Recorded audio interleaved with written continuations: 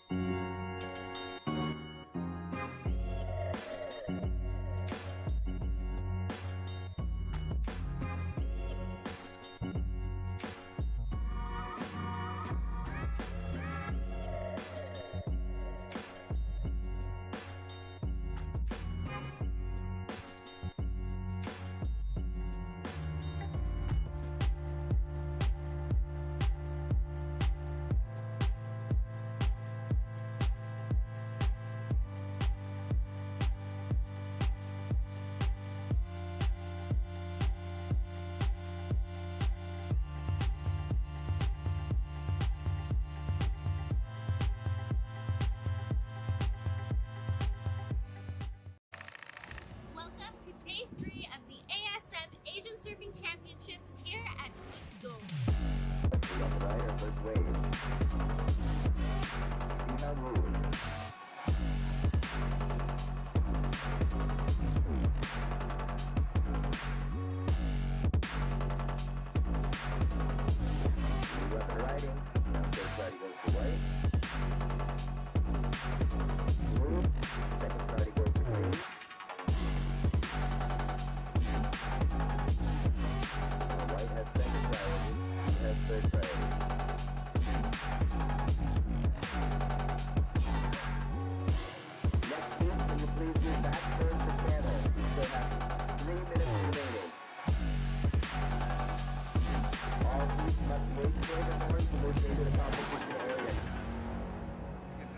White water point.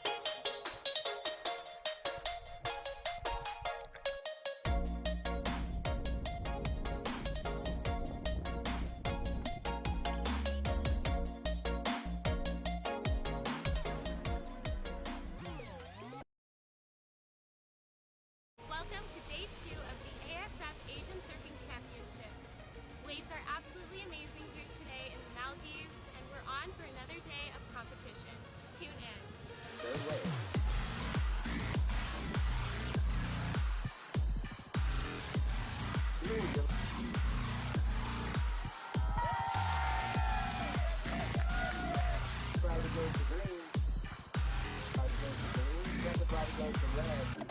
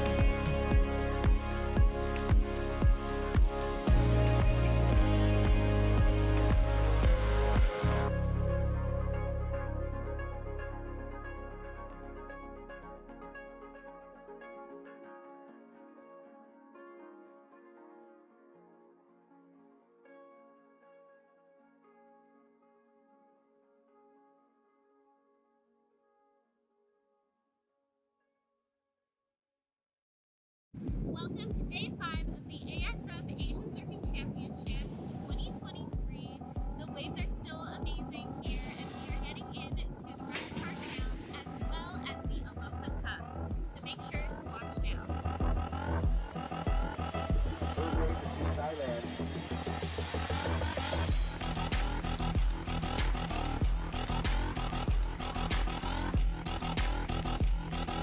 The third wave is Japan, Nano, Takahashi.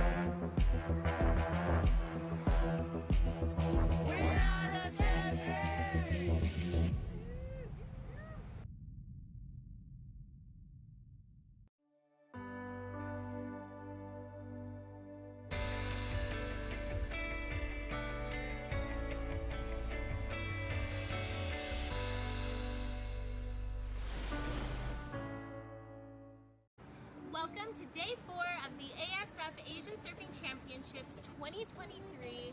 The waves are still absolutely pumping. Nations from all over Asia are here to compete. Tune in for all of the action.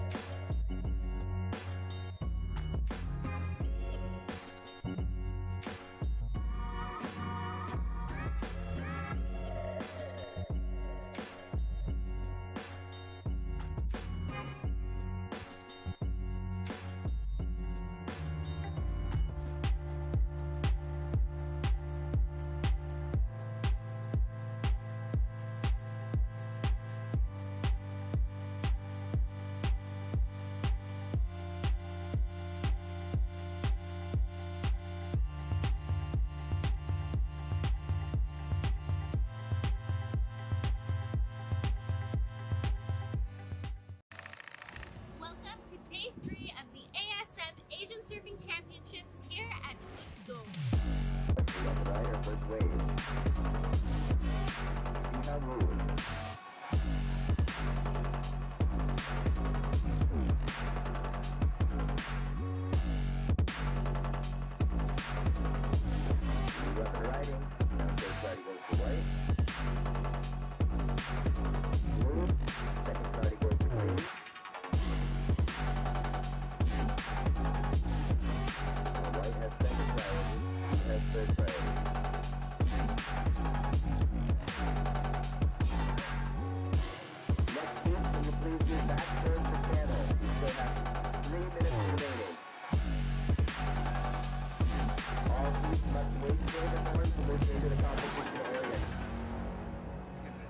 White little point.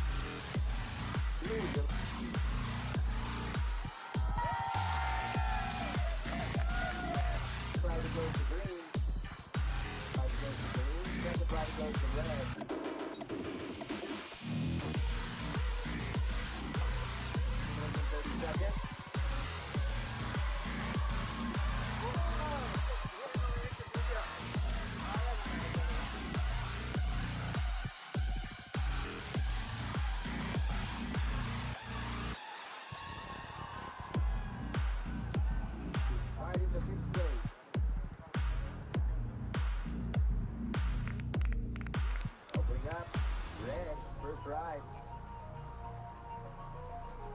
Stand equal Watanabe.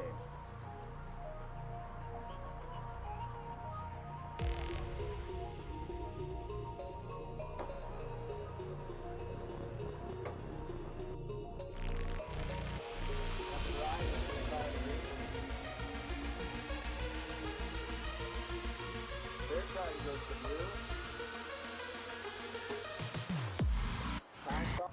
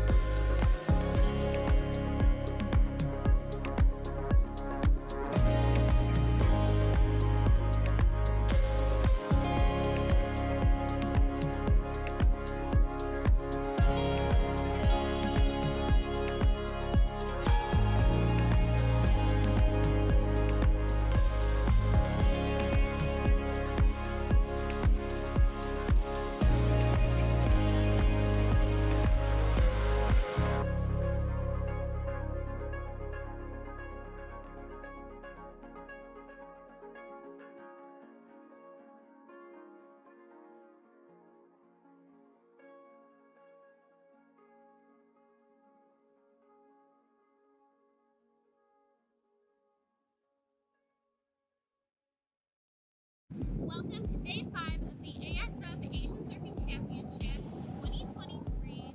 The waves are still amazing here, and we are getting into the rest of our rounds as well as the Aloha Cup. So make sure to watch now. Third wave to Thailand.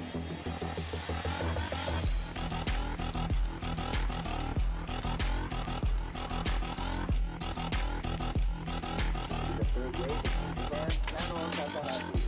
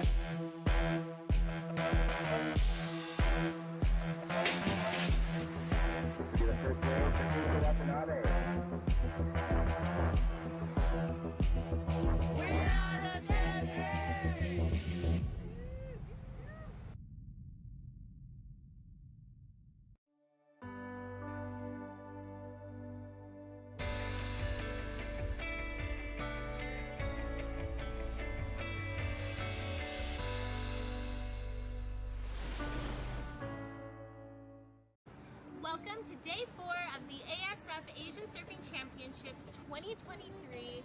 The waves are still absolutely pumping. Nations from all over Asia are here to compete. Tune in for all of the action.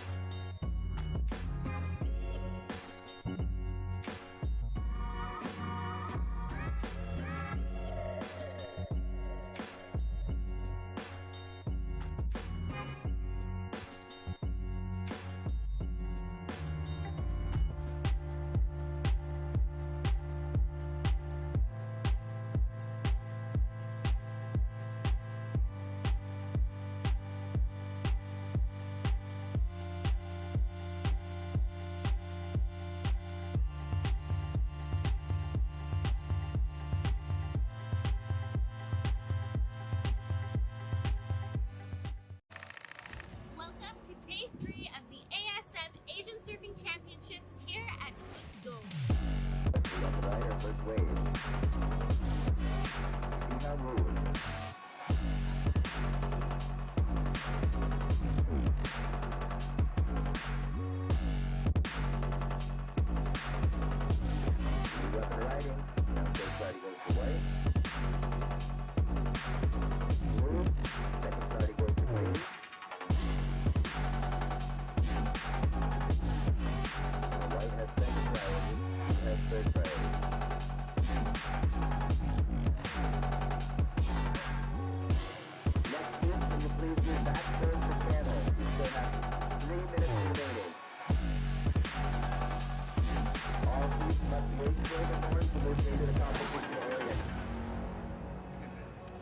Little point.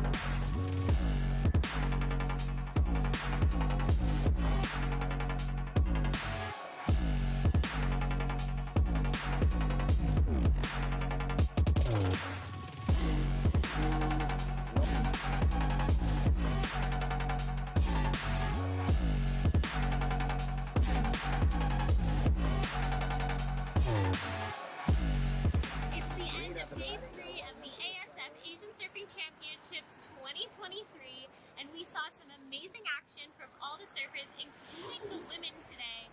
Tune in tomorrow for more.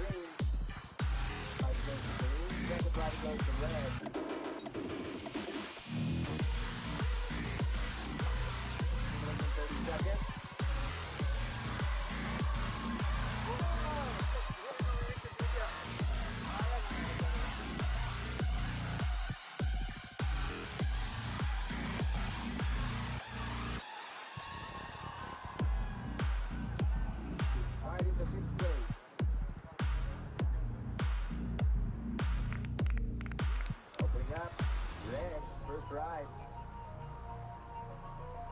Keep the band, keep Watanabe.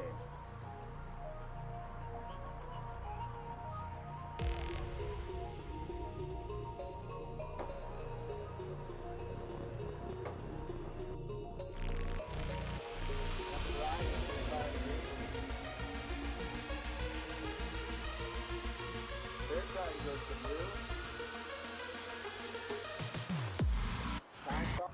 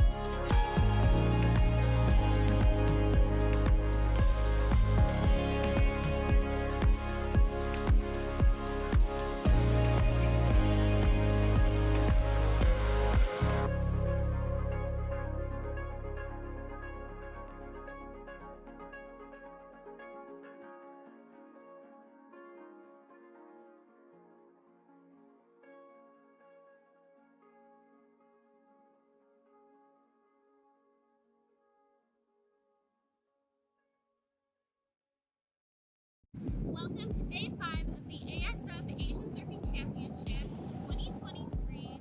The waves are still amazing here, and we are getting into the repertoire sounds as well as the Aloha Cup. So make sure to watch now. Third wave to Thailand.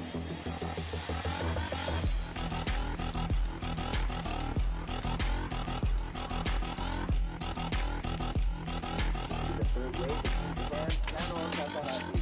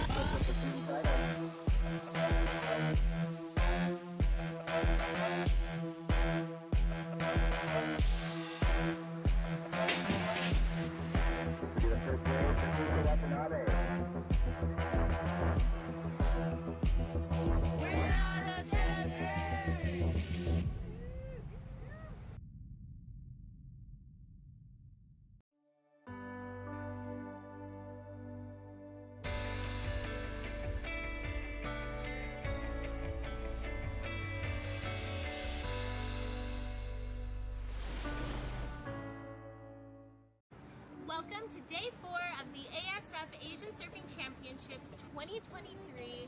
The waves are still absolutely pumping. Nations from all over Asia are here to compete. Tune in for all of the action.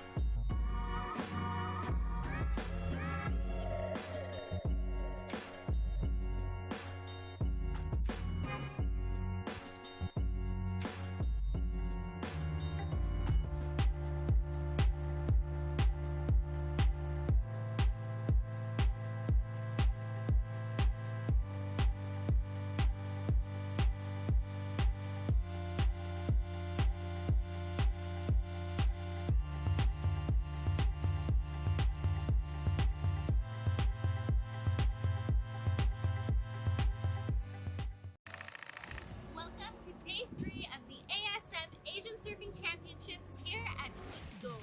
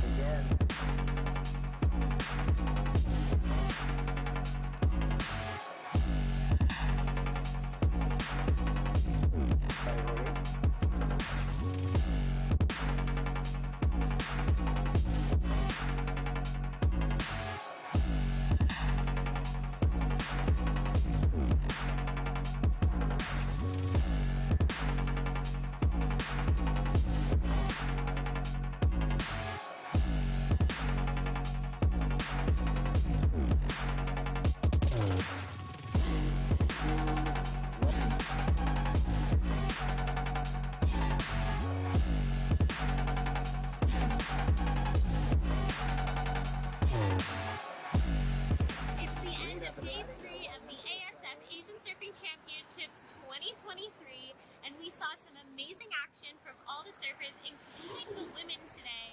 Tune in tomorrow for more.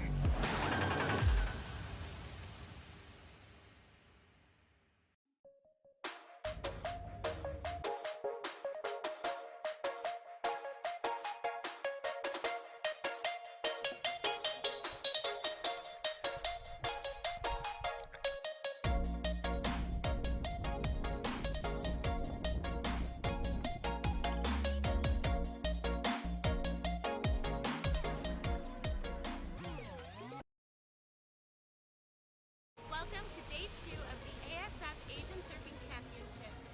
Waves are absolutely amazing here today in the Maldives, and we're on for another day of competition. Tune in. Third wave.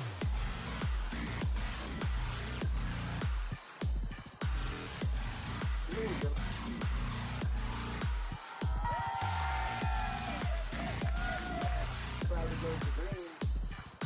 Flag goes to green. Then the flag goes to red.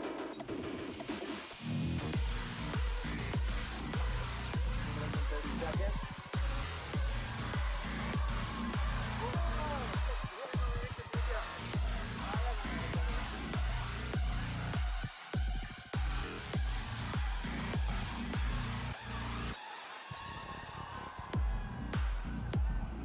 Right in the fifth wave.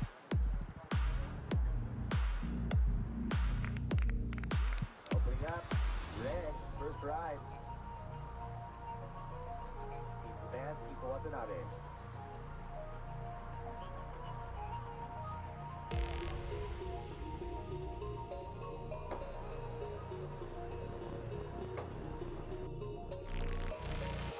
Second ride, flag green. Third ride goes to blue. Time stop.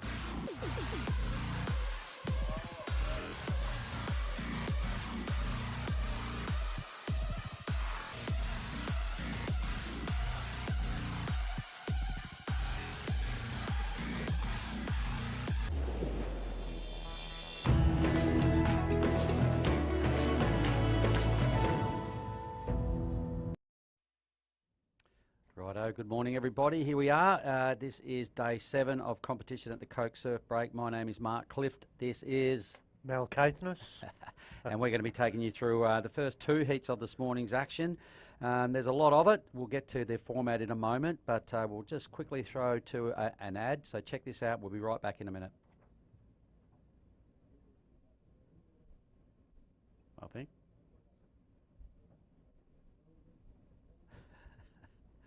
All right, maybe we'll...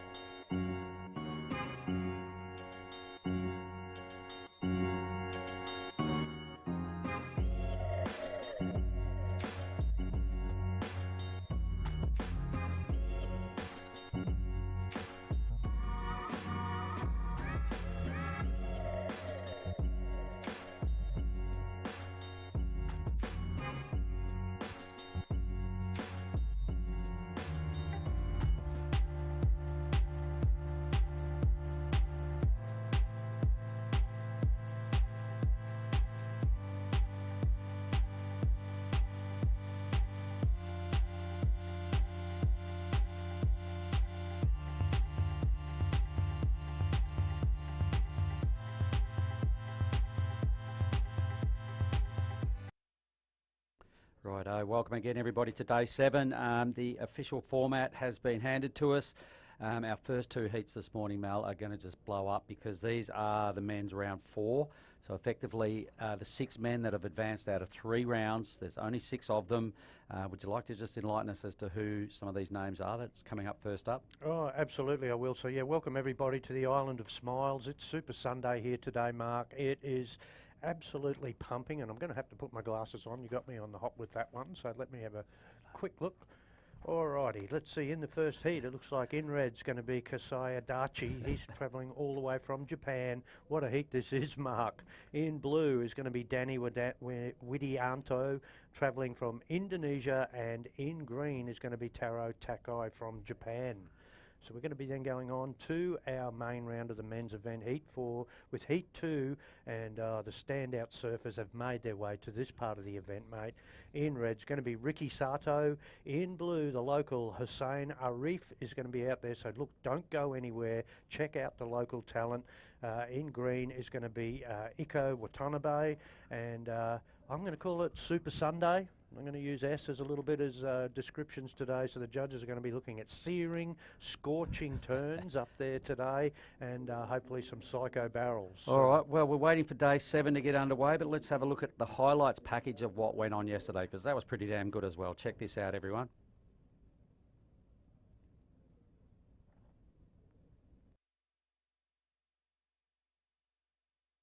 Oh, there were a lot of it. We've just been told they haven't actually got them, but let's go with this. Being Saturday here on Thulusdhoo, Mal, it is our round 4 men's heat coming up. There's 2 of those heats, 3-person heats. There's one of them in the chute right now, so we've got the best of the main round men's about to bounce down.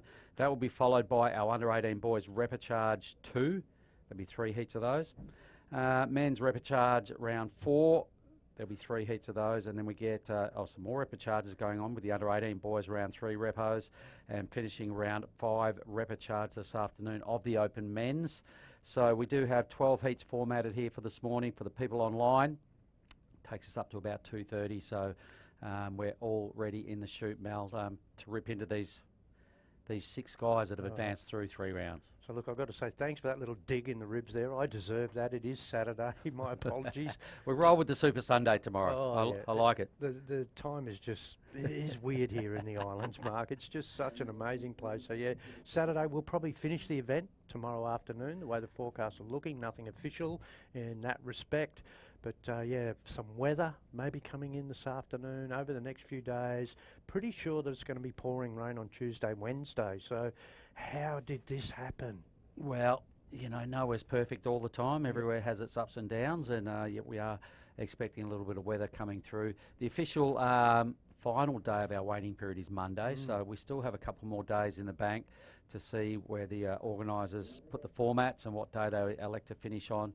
I imagine it will all come down to what the swell's doing and a bit of input from the local board riders as to what we can expect. Have you heard any whispers, swell-wise? Yeah, I'm thinking that the swell's probably going to stay good for the next couple of days.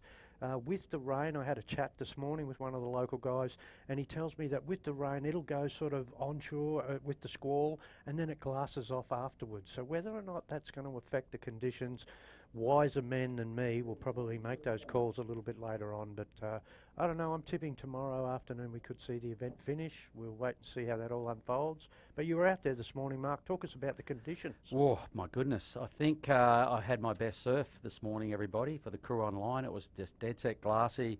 Did the long paddle around from Bikini Beach. Took about 10 minutes to paddle out there in the dark. Had a good 40 minutes to myself there. It was really clean, Mel. It's a little bigger than yesterday. It was really quite lined up. I was having a great old time. That was about, you know, sort of 5:45 till about 7 o'clock. Things looked like they might have changed a little, but everyone that paddled out this morning, I think, got barreled.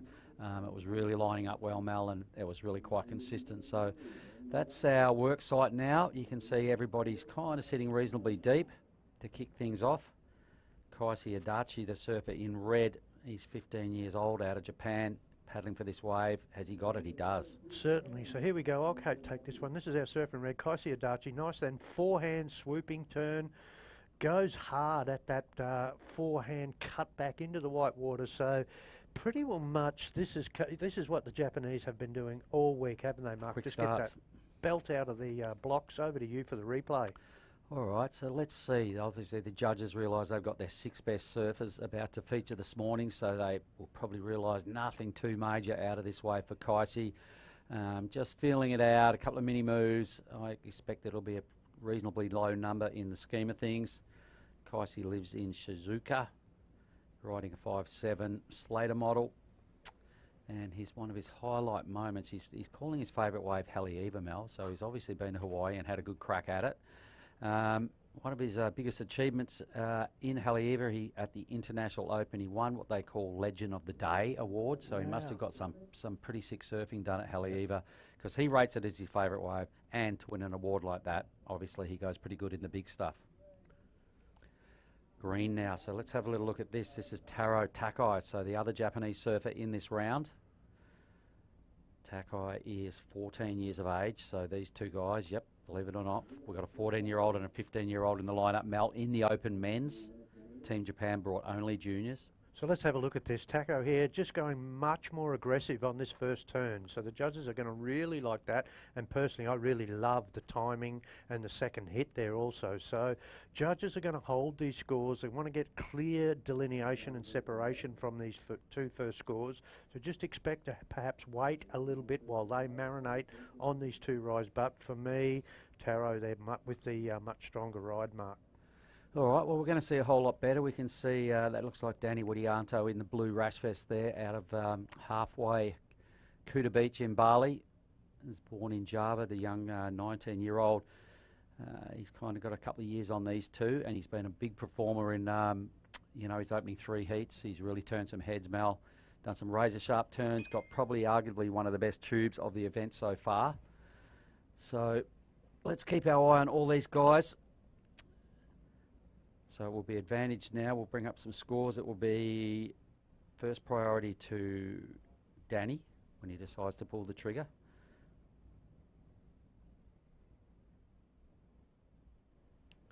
"22 minutes remaining, all 25-minute matchups again. 12 of them, everybody. Takes us up to 12:30 here this 2:30 this afternoon.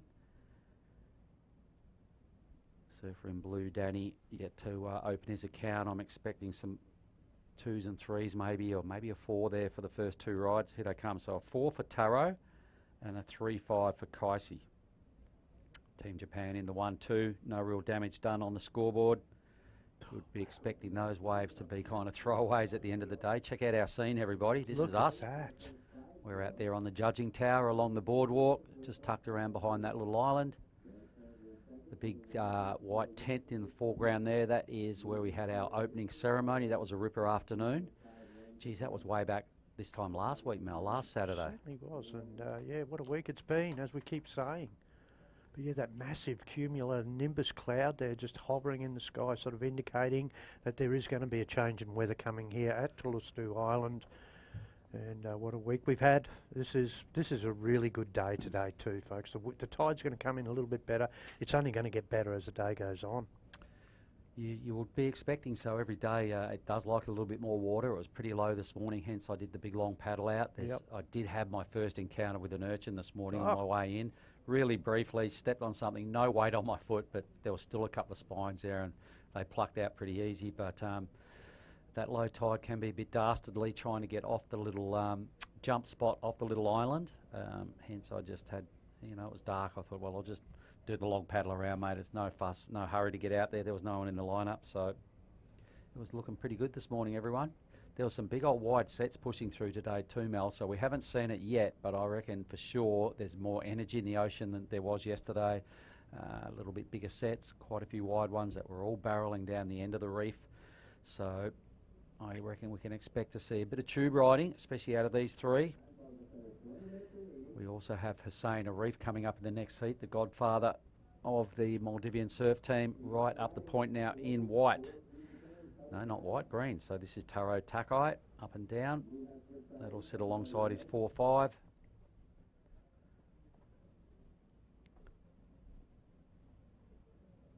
So yeah, Taro Takai just deciding he's going to go up the reef here, Mark. So yeah, this wave here just bogs that inside rail there. 0.5 coming into his score will probably mean he's going to be around about a 5-point total there. I don't know, what have they gone there? Well, 1-point ride? 133. 133. So you wouldn't expect that's going to be in his 2-wave tally towards the end of the... No, got plenty of time to burn heat, that off. Yeah. All right, so I did notice that this morning too, Mel. There was a couple of deep runners that were lining up all the way that kind of had my attention and kept continually wanting to drag yourself up the point. But for me, I think the better spot this morning was kind of halfway down, like more right in front of that orange tent, right about there, because the M bowl was doing its thing. It was really, it was pretty barreling. Even Jed, our safety jet ski rider, Jed Maddo, he came out for a brief surf. He got stuck down the end of the reef and loving it. Didn't see him for ages because he's gone, oh man, every wave I got down there, I was getting barreled, and I'm like, damn, when I paddled up the reef, my wave count went down. I probably should have taken a little leaf out of Hood Ahmed's read on the play as well. He sat down the reef. There's our water patrol. That's Jed on the right-hand side. There's another backup local rider there. That's Water Patrol Australia here in the Maldives in Thulusdhoo Island. But look, Jed Mattinson, best on ground the other afternoon. I had a lot of people who were watching that free surfing session go down, and Jed just got 2 amazing waves, Mark. He's a great surfer in his own right, and then got himself a really good little barrel at the end of the day. So big shout out to Jed. The reward's sometimes there for sitting on that thing, that water horse, all day. Well, he put in 10 hours the other day on the ski, mate.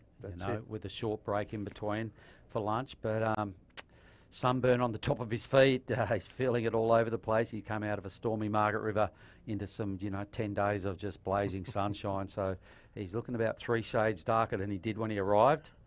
But he's a unit, and he's keeping the scene clear and safe there on the jet ski. So such a good kid. He is my roommate, and just a big shout out to Neil and Alison. Got to be proud of your son, guys. He's a jet. Now, we did have some stats yesterday as well on the whole Maldivian chain of islands. Almost 1,200 islands, Mel. 26 atolls make up the whole chain.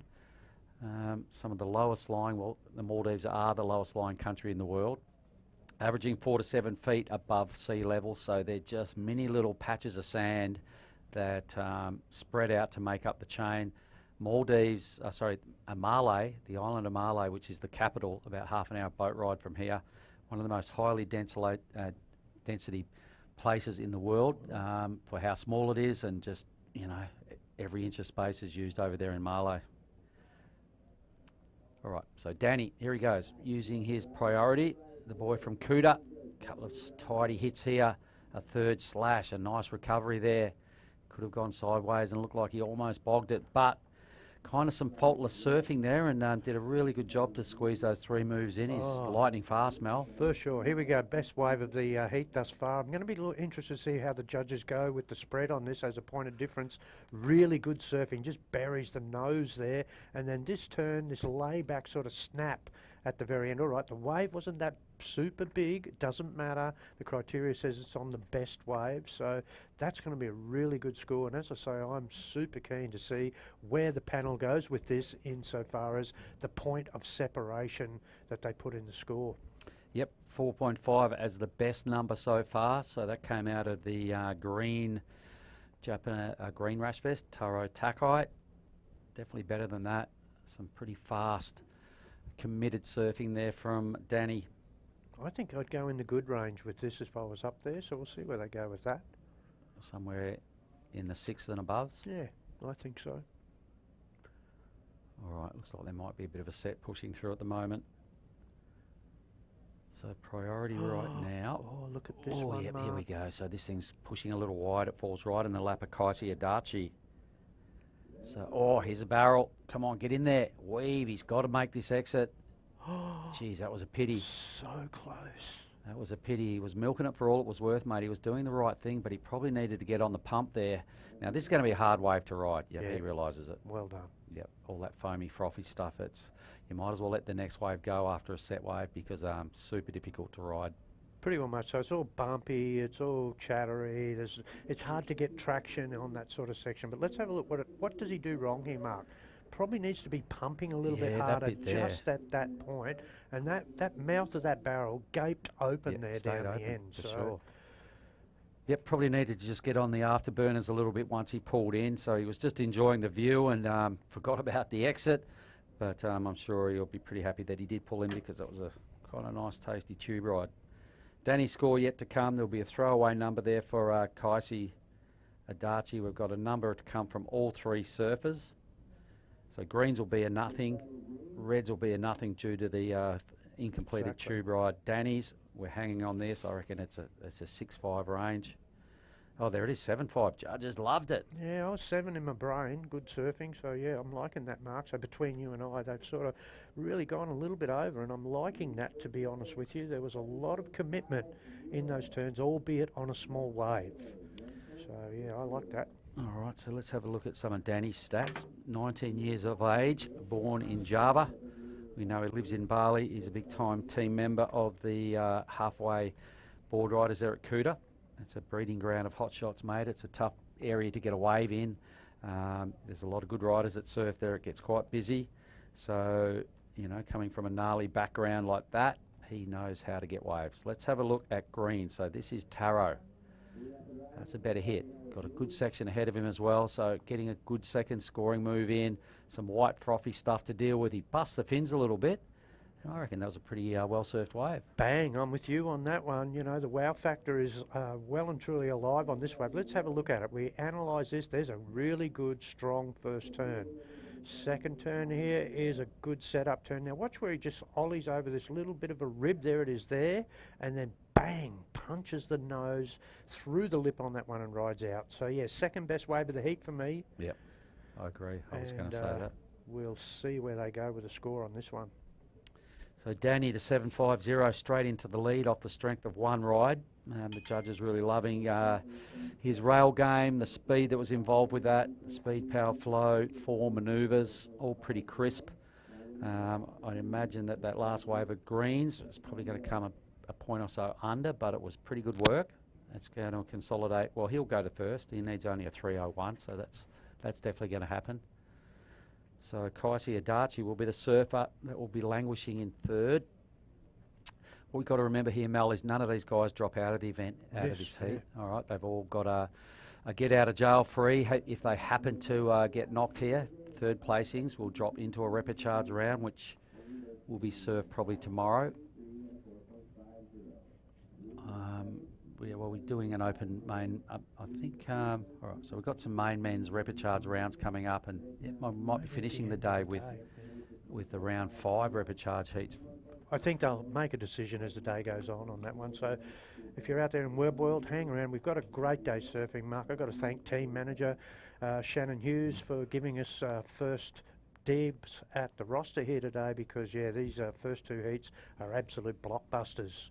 Can't wait to see Hussein Arif back out there again in the next heat. Spoke with him this morning after my surf, and he was out there watching, and I asked him if he was going to have a free surf. He said no. He goes, I think I'll just save my energy. Good. He knows what needs to be done. He watched his good mate Hood Ahmed out there having a real great free surf this morning. He got a whole lot of barrels on his backhand. So Ibu, being a backhander as well, he was probably watching Hood Ahmed just going through his paces and going, righto, because Hood actually sat wider than anyone this morning, mate. Okay. And he got a lot of waves. I barely saw him. So I was kind of, you know, by then, once a few people hit the lineup, I tried to stick with the deeper theory, which didn't do wonders for my wave count. But Hood said, yep, there's a little spot that you need to sit when it's like that. And he knows my it. tip for the event, he's going to be in that second heat too, and that's Iko Watanabe. I think yesterday he was really just sort of not in sync, not in tune. So whether or not the coach has got him and given him a bit of a schwack around the ears last night and said, look, need to finish wave. So Iko in heat 2, I'm going to be super interested. I think this guy is going to go all the way personally. All right, 10 minutes. So 15 minutes off the clock at day 7, everybody. The biggest number, Taro goes into the lead. His last wave, let's have a little look, a 5.33. All right, so almost a 2-point spread between himself and Danny's best wave. So he's trying to improve on a 4.50. Danny to regain the lead, a 2.33 is needed for blue. Red, though, the question being asked for Kaisi. He needs a 4.01. He's got second priority. Danny has first priority and only one wave, so that's kind of a good position for the Balinese surfer. Really deep on the reef is Taro. So a small little wave, doesn't appear to have a lot of power to this wave, so he's got to just try and develop his own, manufacture his own speed. It doesn't work. That's a throwaway score. It's not going to improve on the 4.5. Well, he pretty well much telegraphed his intentions there, as it were, by looking at this. So let's have a look. He's up the reef. He's just got a little inside runner here, so a little set-up turn, but there it is. He's now thinking, okay, I need to be able to just boost a little bit on this one. Goes for the rotation, little flat spin air there. Probably even if he had landed at mark, I don't think there would have been too much in that score. That's what I was just thinking, yeah. There was nothing really major about that. We've got to remember, these are the 6 best guys out of the men's side of the draw. So here goes Danny Widianto. Gets on the speed train straight away. Good section now to belt. Hits the lip head on, but it's pretty tough to do that when you've got that much speed, stuff can go wrong really easy. So Danny did not get a good read on that one hit of that wave. So a little wasted opportunity for Widianto. So let's have a look. What I like about him is he's just got pedal to the metal here compared to the wave of red. So Danny here though, then elects to go for the manoeuvre, and exactly right, Mark, that was just too late to the party. Yeah, with that much speed, it's really easy to make an error. So yeah, he had to do something. The wave he caught, once he started getting the speed run going, mate, he probably realised, oh, damn, this thing isn't backing off enough to get a big full-face slap. So he had to hit the lip and just kind of was a bit late to the party. So that'll be a throwaway number, a 133 there for Danny. But geez, he generates speed really quickly. Got a really good, quick, prone to feet. Gets up, gets going. And I agree with you, that was one of the best tube rides we saw the other day come from Danny, and in fact it was the longest tube ride that we've seen at the event thus far. So no stranger to then hiding behind the curtain, getting shacked and then just coming out the end. And also that quick speed off the takeoff, mate. It's got to be a product of being a beach break surfer. Yep. At Kuta Beach there. It's a pretty fast wave. When you get one, you've got to always take that speed race first and then start to think about some moves. So Danny's favourite waves are halfway there at Kuta and Canggu. He likes badminton. Indonesia are huge in badminton, mate. They're world champions, always doing stuff, good things at the Olympics. And he loves his satay A-arm, so who doesn't? But yeah, that badminton's got to be good for his, his twitch reflexes and, I guess there's a lot of fast movement and timing and hand-eye coordination that would help him in his surfing. So yeah. Rating that. Well, that's like you with your ping pong. I love me ping pong. Two things, surfing and ping pong. Righto, let's just have a look at some of these replays, Mel. Kaisi Adachi. Absolutely. Okay, so let's have a look. This is Kaisi's best wave, this wave. Really nicely surfed, but just once again languishing a little bit there with anything of meat and potatoes. That was sort of probably just the entree that we're going to want to see from him. So these are the first two waves ridden of the heat. So they were only a 4.5 for this and only a 3.5 for Kaisi's. So really the only, two kind of highlights. The 7.50 Danny Widianto, his first ride was really good. The 5.33 from Taro was, at this stage, still looking like a pretty good decision because we're down to 6 minutes. Well, you'd sort of want that 5.33 if you were Taro as your backup score. So it is a good backup score to have, but no, clearly, Mark, at this level, you're really going to only be something better off. Over to you, buddy. Kaisi Adachi, nice slice off the top, keeps his speed really well, hits that section again. That's what we were talking about earlier, mate. When you hit that going really fast, it doesn't take much to get it wrong. Green now, Taro Takai. Nice full slice there. Hits the lip, spins the wheels, lays back in the wash and completes that, Mal. What do you reckon? Ooh, I really, really like this wave, ladies and gentlemen. Check this out by the benefit of the replay. Now, look at the rotation on this first turn. Look at that. He has really dug in, and he's managed to pull that thing off. And then now, very, very critical manoeuvre, hard to land, and belts it. So 2 turns. I'm thinking this is going to factor, up in that high score of the heat thus far. Well, as you were suggesting, he wants that 5.33 to become a backup number. I think it now is. It will be. So red here, I think this was the replay. Yeah, that's super hard to hit that section. You've almost got to project along the lip line a little bit with it to give yourself a better chance of landing. So tried to go up and down on that section, and that's where the error came for Kaisi. And then I think in a point of difference between red and green there, Taro, he got it up in the lip, but then he was able to get the board to pretty well much hairpin bend, turn that in the top, and then get it back down to the bottom of the wave, spearing it at 6 o'clock. Our surfer in red, if you have a look at his, he grinds it across the lip, but then when he brings it back down, he doesn't get the nose to 6, and he catches that hillside rail, and that's what Bronco bucked him off. Either way, the boys have got 4 minutes to kind of stake a claim here. Kaisi Adachi only sitting on a 5.10 two-wave total. So he's got a bit of work to do. He needs a 5.34 right now to, avoid that requal round. His last wave actually a 2.8. So it still doesn't bring his requirement down. 5.34, let's remember that for red. Needs it. to move on through directly into the next round of requals. Danny needs a 4.16, the Indonesian in blue, to win the heat. Taro Takai, let's see what his number does there. It's a 6.33 mile, so it goes a full point better than his second backup score. So the 5.33 remains as his second score. The 6.33 is his new addition. Well done, champ. That was good. Yeah, judges have nailed that. If you look and you add first and third waves together, and I'm not quite sure of the maths on here, but that wave there should factor almost exactly halfway and possibly comes close to doing that. It's a 6.33, that last wave. So, yeah, he's best. So, good work. Yep, the real highlight of the heat, though, is Danny's wave still. The 7.5 is, you know. Well, he's in the power position now, isn't he? You know, he's got that best wave. What's he got to improve on? He's got priority.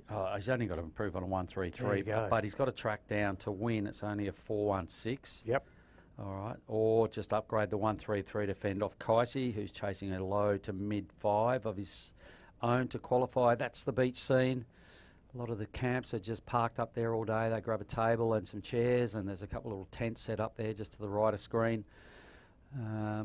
So they can just park up and enjoy the shade and check the show. Cool. And you've got the nice water right in front of you. You've got a few stalls at the back to buy a bit of food. And there was a little shout out for our volunteer helper today, Mark. Haley. Yeah. All right, so the heat at the moment being led by the youngest surfer in the lineup, 14 years old, Taro Takai. It was cool speaking with their team manager yesterday, Junior. How good was he? Yeah, he spoke really well. He was involved heavily in setting up the Olympics last time, and when they were in Japan for the surfing, the first ever surfing experience in the Olympics. He said it was unbelievable, one of the highlights of his life. Why not? So I think we're going to hear at some point today from Team India. We kind of got them rostered in to have a little a chat. We met a few of them last night, Mel. They seem to be a pretty good bunch of fellas. They certainly are. Big shout out to Team India, and well done you guys for coming to the event and just really impressing us with what they've brought to the event. There's a couple of the lads there. One of the organisers there on his phone. The other fella there is the big Iranian. Would that be right? Yeah, Mel? That's him, man. Give us a big shout out. Little g'day, boys. Hey, boys. Morning. Morning. Hey, just realised you can see the big screen down there, so probably I think there's a little time delay, so they probably realise that, oh, God, we are on camera. There you go. Indeed you are, fellas. 1 minute. 1 minute, and for me to see the powerhouse surfer of the event, in my opinion, coming out and seeing what sort of strategy is he going to employ here. Who are you talking about? Iko Watanabe. Watanabe. Yeah. Iko. Up next heat. So we've got another 3-person heat at the end of this, but should things remain the same, it's going to be Taro and Danny breezing through into the requal round of round 5. But there is a little swell line pushing through. Kaisi has second priority. The man in red, he needs a wave. 5.34. 15 seconds. Someone's got to catch this, or it's the result will stand. 8 seconds now. Nobody goes. All right, so that will be the result. We'll say congratulations to Taro, the 14-year-old. First position. Second, well done, Danny, with the highlight, the 7.50. And third place, Red, is going to have to regroup and probably surf a requal round late this afternoon.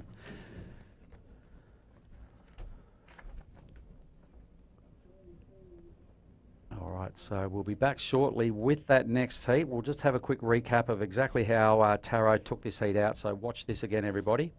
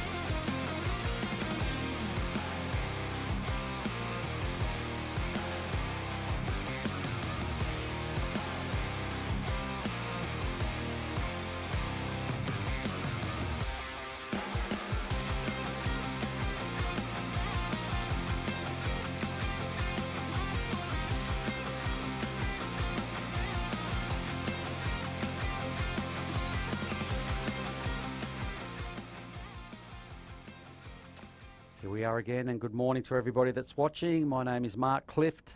This is Mal Caithness. We're both from Western Australia. We're having a great old time. Been in the Maldives about 10 days. It's day 7 of event. The event is got 2 more days in the waiting period after this, which takes us to about Monday. So let's just see what the report is on the swell and what day we actually finish. This is the heat in the lineup. Ricky Sato in the red. The man in green, Iko Watanabe, another Japanese surfer right there, a quick up and down. But Hussein Arif, the whole beach will be watching Hussein. He's in blue. He is the team captain from the Maldives. Get a load of this, everybody. He's 46 years of age, Mel. We've been reading out 14, 15-year-old names all morning.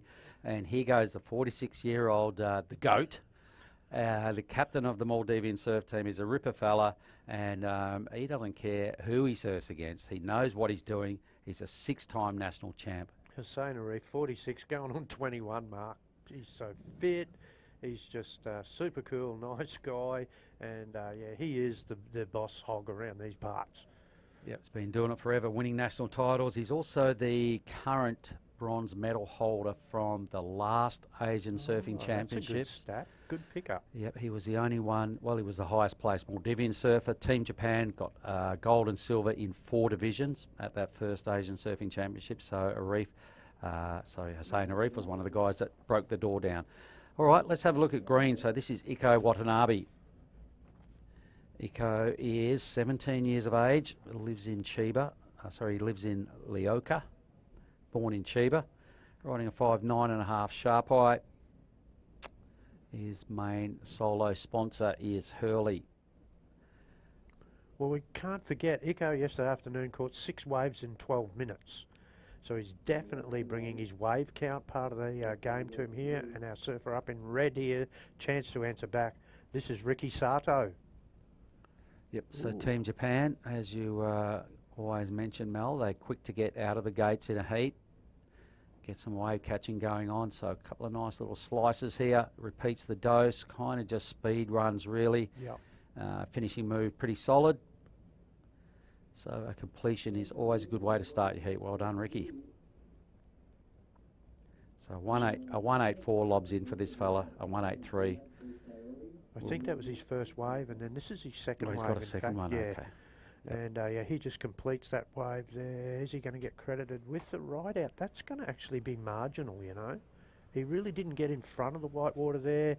He didn't pat the cat, as it were, to get out in front of the whitewater there. I think he sort of took it on board that he was going to come out of that, but I'll be interested to see if they credit that with a completion. Maybe. So either way, Ricky's got a decent number. Iko could have a decent number if he gets some credit for that finishing move. Either way, we're down to 20 minutes remaining. What can we look forward to after this round, Mal? Yeah, so after this round, the schedule will then move to our under-18 boys repechage round 2. So, Mark, we're going to have 3 heats of that. Heats are 25 minutes in duration today, so there's plenty of opportunity out there. And, oh, mate, I'm really looking forward to this one. The under-18 boys, we've got so many surfers surfing in the open division and the boys division as well. And, yeah, that's a chance to, you know, sharpen the scalpels in either division. And yeah, I'm just wanting to see some scorching, some searing, swathing, scything sort of surfing going on from the kids, because if you've just tuned in, I'm calling it Super Saturday here in the Maldives, and in particular Thulusdhoo Island. All right, so it is advantage Ricky Sato with a 5.17. Iko must not have got credit for that finishing move, Mel. It's only a 3.17. So they're the two numbers. They're the 2 numbers that are currently counting as the better scores of the heat. Hussein Arif, the 46-year-old, well, he's just parked up. He's gone, you know what, you young pups can fuss around all you want on those medium waves. He's obviously waiting for a set. He's a goofy footer, Mal. He's watching his good buddy Hood Ahmed surf here this morning. Hood had the tactic of sitting wide, got well barreled a number of times. He's really handy on his backhand, a la Hussein Arif. So with a little set starting to appear now, Hussein will have first priority. Well, he knows at this level he's got to be on the better waves, doesn't he? You know, and he's no slouch for a 46-year-old. No, he's got a really good backhand belt on him, Has, mate. hasn't he? He does when he winds up. So he'll be looking for a bit of room to move so he can give us his signature surfing. Let's have a little look at some of his stats. He lives in Malé. So we're talking about Ibu Hussein Arif. He's got a 3-board quiver. They're all Dahlbergs. Range from a 5.4 up to a 5.8 for when it's slightly bigger. So he's probably on his mid-range board. He's 5.6. The bronze medalist, as we were saying, reigning bronze medalist out of China a couple of years ago. His favourite waves include jails and honkies. And he's out there taking on the young pups to try and advance into qualifying round 5. Yeah, well, I guess that's the other point. First and second does give you a little bit better draw, so that's the other thing. You want an advantage. Over to you, mate. All right, so Iko Watanabe again. Wow, that was a little bizarre. He goes Hussein Arif. So this is the surfer we were just talking about. The whole beach will be watching this ride. He's a famous surfer out here. The GOAT, the team leader, the team captain of Team Maldives. A well-surfed wave, mate. I kind of missed a little bit of what Iko did. No, He took I off saw it. behind him. Let's have a look. Iko here with a flat spin, just gets the rotation in there, but he realises he doesn't have priority, so he hasn't interfered. So we're actually going to see 2 waves scored here, or 2 rides scored on the one wave. But look at this, a reef here, just getting that 5.6 Dahlberg. Nice work down through the inside here, and there's the finish turn. Non-stop motion. Wasn't There's it? a lot of work gone into that wave. So, yeah, you're right. There'll be 2 scores coming out of that wave. The Air Rev by Iko will extract some numbers, and I'm expecting a pretty good score to drop for Hussein Arif. So let's have a look at that. Just a nice little flat spin rotor. Not really going to go ham on it with the judges' score. And meanwhile, I'm liking the way the reef is just goes through this wave. So who have you got for us, Mark? All right, so we're going to go down and have a listen to the heat winner of the last heat, which was Taro Takai. So over to you, Kayla. Let's hear from Taro. Yes, I'm here with Taro Takai from Team Japan, and he won his last heat. He is feeling very strong going through competition. Tell me, have you been sticking to the same strategy, or did you switch it up in this heat? 今1位で上がったけど、ずっと同じ作戦でこの大会来てますが、それとも今の試合何か作戦変えましたか？まあ作戦は変えました。Yeah, I changed the strategy. And what was different for you in this heat? これ何が違う？どう変えましたか？プライオリティの周りとかをちょっと気をつけて、ヒートどの波に自分が乗るべきなのかをちょっと考えながらサーフィンしました。I concentrate on more about the priorities and then thought about more which wave to choose. The choice of the wave was my key for this heat. Amazing. Well, your wave choice was really well, and you are advancing on into the next round. And we look forward to watching you, sending it back to you guys in the booth, Mal and Mark. Unreal. Thanks, Kayla. And the young fella there, Taro, concentrating on wave choice. That's always wise words in a competition. Iko Watanabe now just slicing around out the back, setting up a big hit mid-wave. Blast the top out of this thing. Look at the speed he's attacking the lip with, Mal. I can see already a huge number on this wave. He's still not done with yet. My goodness, the amount of manoeuvres he squeezed into that.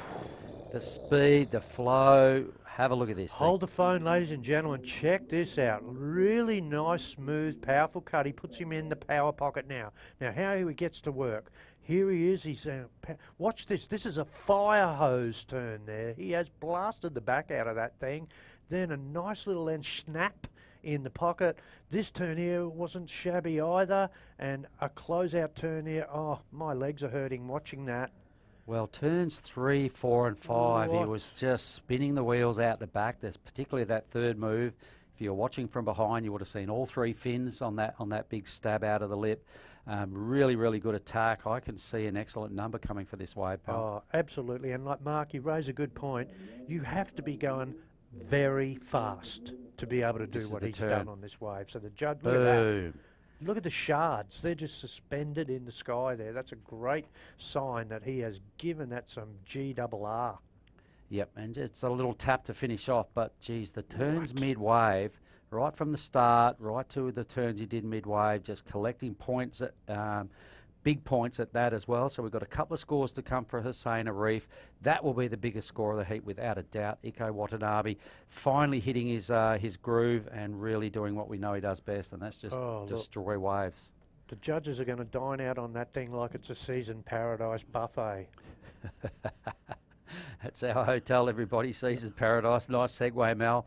It's the place to stay here on Thulusdhoo. There's about 30 guest houses, but that is the big hotel. The big pool up on the 5th floor. The buffet, a big highlight of what goes on at Seasons Paradise. It's a great view of the surf as well from up there, mate. It's pretty killer. All right, so numbers starting to filter through. Hussein Arif on his backhand, a 6.33 and a 6. All right, Iko's second last wave, a 4.83. Here comes a big number. It's a 7.17 for that last wave of Iko's. Okay, I thought there was an 8 involved there, but maybe we saw something the judges didn't. Yep, fair enough. Meanwhile, red, Ricky Sato. So Ricky go, mate, sorry. All right, let's have a look at this. There's some clean green face. First scoring manoeuvre. Eyeballing a second hit. Mixes it up nicely and a well-timed finish. So Ricky there, the 18-year-old Japanese surfer, born in Sakona and living in Chiba. Favourite wave there at Snapper Rocks. Rip Curl team rider. He'll be hoping that was enough to get him off the bottom of the pack. He did have a 5.17. All these surfers are well balanced, mate. Hussein Arif in the lead with a couple of 6s. The 7.17 is really going to hold our Iko Watanabe in good stead. He's only 0.33 behind the GOAT. And Ricky Sato, he needed a 6.84 out of that wave.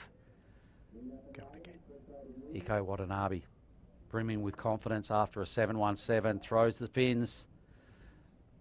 Tries to spin the board, but didn't get this right, Mel. No, exactly. Let's have a look at this. Yeah, that's a nice sort of setup turn, but he realises there's not much on offer again. So he wants to get that frontside rotor on lock, and unfortunately at the moment it's not quite happening for him. He's getting the rotation in, but unfortunately he's not landing. So at this point it raises an interesting question. You know, it's not a beach break. Are the judges going to go big on this? I think they're really going to be leading the bigger scores for the power carving.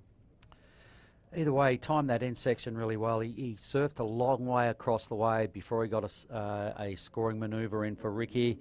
Did get 2 hits at the back end of that wave. Nothing out the back, though, I think might cost him a little. But have a go at Iko Watanabe. He's ridden 5 waves in 14 minutes. There it is. Yeah, that's he's slouching off a little bit today, oh. Yesterday was 6 waves in 12 minutes. Well, that was probably stat. Feeling that he's not prepared to just sit around and let the clock tick down. He knows he's up against a good teammate in Ricky, and he knows he's up against the GOAT. Hussein Arif has strung together 2 waves for its 12.33 2-wave total. Currently in the lead by a little bit, with a score to come for Iko, a score to come for Ricky. There's the little viewing platform. It's one of the Indian coaches right there. Yep. There he is. He's a good fella. Legend lad too. He's a beauty, that bloke. Yep, and the red team there is Clyde, the coach of the Maldivian surf team, and a few of his team members sitting around watching their team captain in Hussein Arif. He's already in the lead. He's got 10 minutes to burn off a 6 and increase his 2-wave total. So numbers starting to come through. Ricky Sato's just put together a 7 for those 2 hits. All right, so the judges really liked it. They must have liked the timing and the power involved in that end move. So it's really closed the gap now. Everybody, wow, Mel, look at this. 0.33 separating all 3 surfers. Oh, I thought it was going to be that, mate. Knew that was going to be the case. Over to you. Who's this? This is Iko Watanabe again. So keeping the fins engaged, some good high-speed surfing. How did he get that big foam climb in to finish off? That was great projection above the lip on a foam climb. Yeah, he's just manufacturing scores. So let's see how he's doing this here. Is it a sharp eye he's riding? Okay, Iko. So that's yes, it is. Yeah, 5.9.5.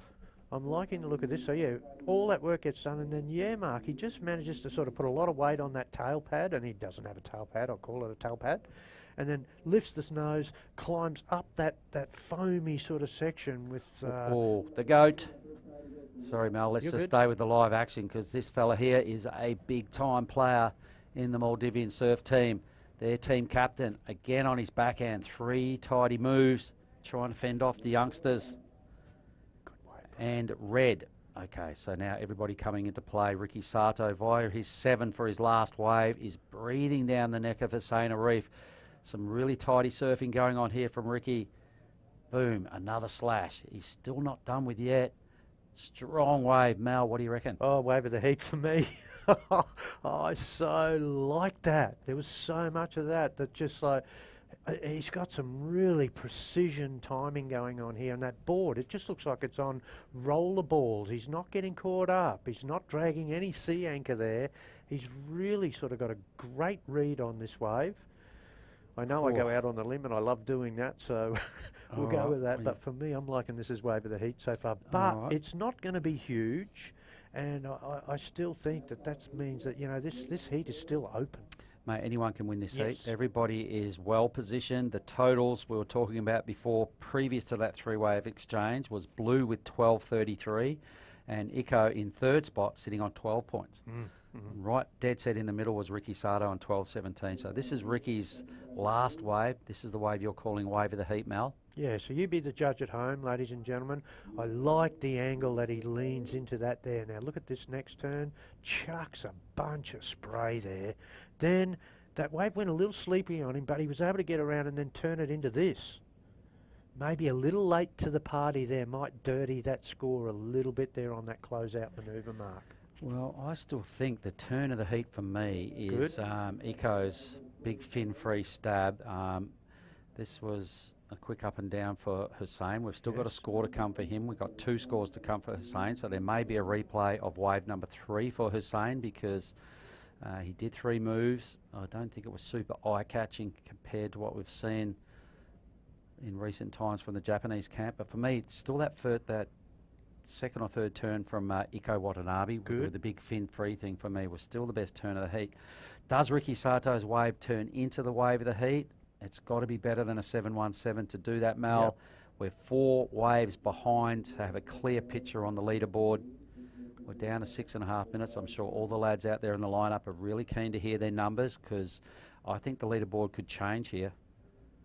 I'm pretty certain it will. I reckon Ricky's about to go to the lead. So Hussein Arif, some scores coming through. There's Ricky's number. It's a 7.07, Mel, so it falls marginally short of the wave of the heat. Oh, I missed by 0.1. That's it, yep, pretty close. You're right in the ballpark. This is a really competitive heat, everybody. I hope you're enjoying this for all the crew that are watching online. It is only 10:15 on Saturday morning. Scores coming in there are 5-6 for Iko, so the leaderboard has reversed itself. It is now the 2 Japanese surfers in 1st and 2nd. With a 14.07 2-wave total. Ricky Sato has gone from 2nd up into the lead. Iko's dragged himself out of 3rd into 2nd via that 5.6 mil. And the GOAT, the team captain now, is 0.44 short of 2nd position. Oh, goodness. The requirement now for Hussein Arif is 6.45. So he was sitting on top and leading for the last 14 minutes or 15 minutes of this heat, but it's all just changed. I love the surf contest for that. You know, you can dice it up and then all of a sudden things just go boom in a wink of an eye, as it were. The best thing is Team Japan trying to give plenty of advice to the boys in the water. It could be a little confusing. How about just one of you give some advice? Everybody's waving and whistling out in the back. You could just be like, what does that mean? That could be a secret team sign. I've never seen that one before. I'm wondering, we might have to have a chat and find out. Oh, well, they're not going to tell us, are they? That's a secret team sign. Good work on the cameraman for getting out there on the boardwalk. We've got the 2 team nations out there supporting their gang. We've got 2 Japanese surfers. They're doing it really well.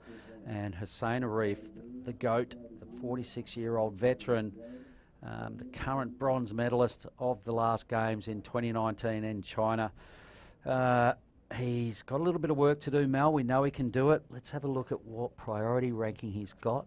He's only got 2nd priority. Iko has 1st pick, the surfer in green. Oh, well. Iko needs a 6.9 to win. Ricky Sato's just got just over a 1 point lead. Great heat. The lead is really seesaw. There's been some big numbers thrown down, a lot of sevens. Nobody's had a fail in this heat, Mel. They're all ripping. So let's watch Iko now. He's in second. Always serves with a lot of speed. Precision hits off the top. Look at that. And as I say it, he just comes unstuck on wave number seven. Yeah, well, as he took off, I'm thinking this isn't a bad-looking wave, but yeah, he's just drawn the error there, and oh wow, what a really exciting heat. May have left the door open for Hussein, who now has top priority. Correct. 3.5 minutes to go. He knows the lineup better than just about everybody down here on the beach today, so he's going to have to dig deep. You'd have to think the Maldivians on that perch out there at the point, they're going to be beating the jungle drums at the moment. They're going to be summoning some sort of swell here to come and give the goat a reef his final chance at this. I'm hoping he gets it, to be honest with you. Well, he's you know, he's a real favourite, put it that way, and the whole beach will be hoping that he can do something here and, you know, rumble the powerhouse Japanese camp that have been running away with just about everything since day one here. Oh no. A couple of wide ones, isn't it? So where is Blue? He's pretty deep. This set here is just stretching out way too much. That's broken a weird spot.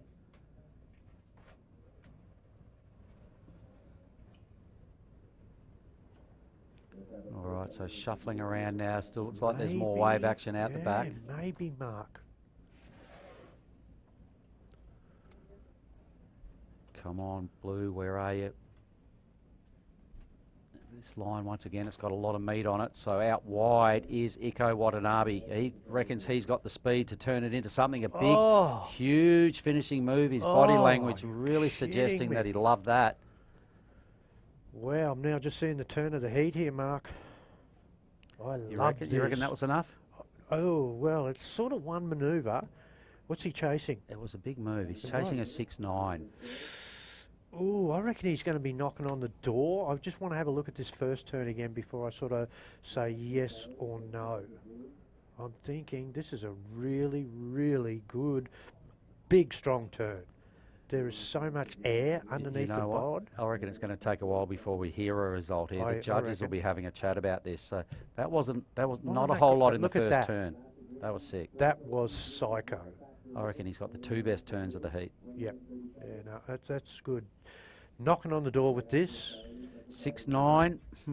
Borderline. It's a big requirement, big ask. His first turn was what you'd probably consider just a mini setup move, really. So. But it wasn't shabby either as a setup turn. You know, there was no loss of speed and power in that. Either way, Hussein Arif, his two-wave total, the requirement may blow out a little here. So what Iko needs to do, if he doesn't get the 6-9, he's got to improve on a 5-6, which I think he will. He's definitely going to do that. So that'll leave Hussein Arif chasing more than the mid-6.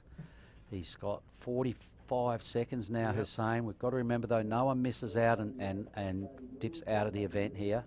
Third place will square off again this afternoon in a repechage round.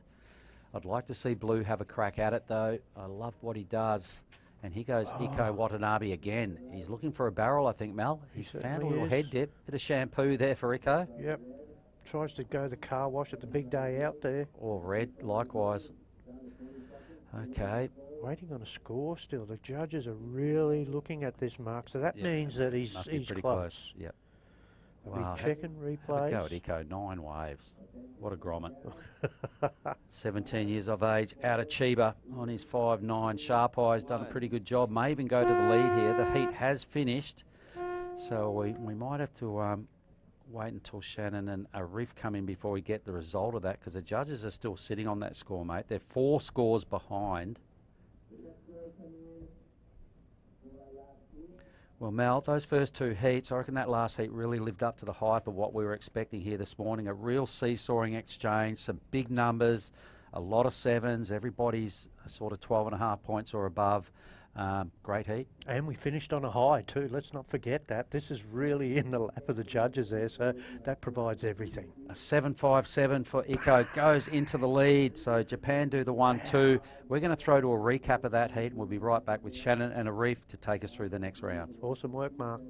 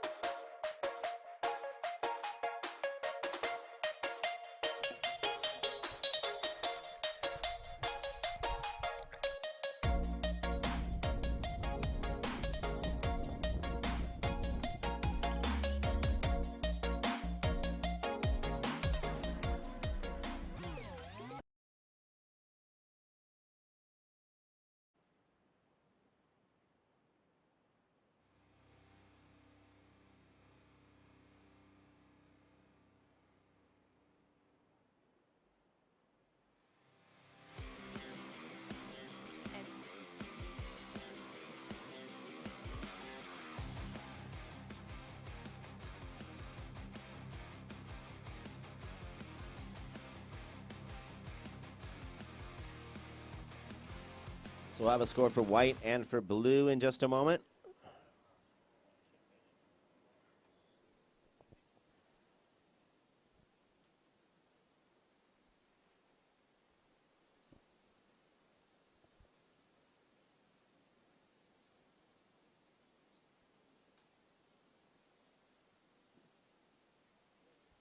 White's first wave, 1.83. White, your first wave was a 1.83.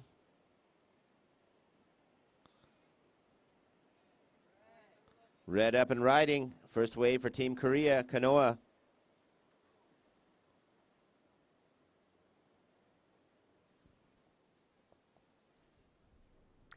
Welcome back to the action here for the ASF Asian Surfing Championships. We are located in the beautiful Maldives Islands, and it has been a great week of surfing so far. Out in the water, we have changed rounds. We're into our under 18 boys repecharge round 2 with heat number 1 underway. We've got 3 heats in this round. As we take a look at a couple of replays, surfers out in the water are Mohammed Inan Abdul Hanan from Maldives here in the blue jersey, getting a couple quick turns. Shanif Shafeg, also for Team Maldives, will be wearing the white. Kanoa Heja Palimano for South Korea will be in the red. And Kishore Kumar for Indonesia will be in green. As we take a look at this first wave, Afri for Kanoa. Yeah, a nice attempt, went vertical and somehow manages to, I'd say, complete the wave. So that was an interesting one from Kanoa, surfer in red from Korea. Here you can see the surfers once again sub 18 repechage to heat 1. And it's not only the two of us, Shannon and myself, Afri, but actually we have a guest in here. That's right. We have Che Soba, who is one of the founding members and chairman of the Maldives Surfing Association of MSA, to join us in the booth to call the action. And I mean, it's been a pretty incredible week so far. Che, you must be frothing with how good the conditions have been. Yeah, thank you very much. Yeah, it's been one of the best weeks of my life, whole life. Yeah, I've been having so much fun here. What's it been like in the lead up to this? How much time has the crew on the ground here, the local crew from Thulusdhoo Surfing, and your national surfing association been putting in behind the scenes? We have been very tirelessly working, especially I would say the local community, the Surfing Association of Thulusdhoo. All the members, you know, they have been working overnight for weeks to put this up. You know, we have got a lot of help from the local community, and our team in MSA has been working on this ever since Afri and the AFS team came in April. Yeah, so since then we've been continuously been very busy with the event, and it's great to see it after, you know, so much work put in happening so nicely. It's been incredible to be able to just be welcomed here and to experience just to really experience the work that you guys have put in behind the scenes. As we take a look here at live action with Kanoa for South Korea, he has the goal to qualify himself for the Challenger Series and to be one of the real front runners out of the South Korean surfing community to start pushing the boundaries of where they're at within competitive surfing. We're taking another look here. Afri, what are your thoughts? Yeah, on his backside, once again, he really goes for the radical maneuvers, and you will see it especially towards the end. He really wants to show the judges, or give them an exclamation mark. Nice jump there at the very end. So, Che, tell us, what does this event, the Asian Surfing Championships, mean to you, to the MSA, and to the whole Maldives? MSAs had come a long way. We were established in 2000, and since then we first organized a QS back then with ASP for 3 or 4 years, and then after that, this is the first international event that we are hosting in the Maldives. So I believe that this gives a great opportunity for our athletes, especially the juniors, to compete against the Asian, the big names, and, you know, really showcase their talent and kind of benchmark, you know, and see where they stand in terms of Asian surfing. So this is a great opportunity for us as organizers and as well as to our athletes. That's amazing to know that, you know, 23 years ago in the year 2000, MSA was founded, able to get the highest, some of the highest level of competitive surfing happening here in the Maldives straight out of that, with QS events on the calendar. I know there's been plenty of other great events that have run around the islands. The fun Twin Fin event, I believe, is at Sultan's. There's been Longboard World Tour events happening back in the day as well here, I believe at Pasta Point, maybe in 2008. I'm not sure about the dates specifically. There's been such a great run of competitive surfing, but now there's been a few years where it's just kind of dissipated and hasn't had that international flavor. So I love what you're saying about the inclusion of international surfing here, specifically so that the young and up-and-coming surfers, the next generation of Maldivian surfers, has that exposure to the international field to know what they're going to be up against should they be trying to push their own competitive surfing. We are also trying hard to get the talents from across the country.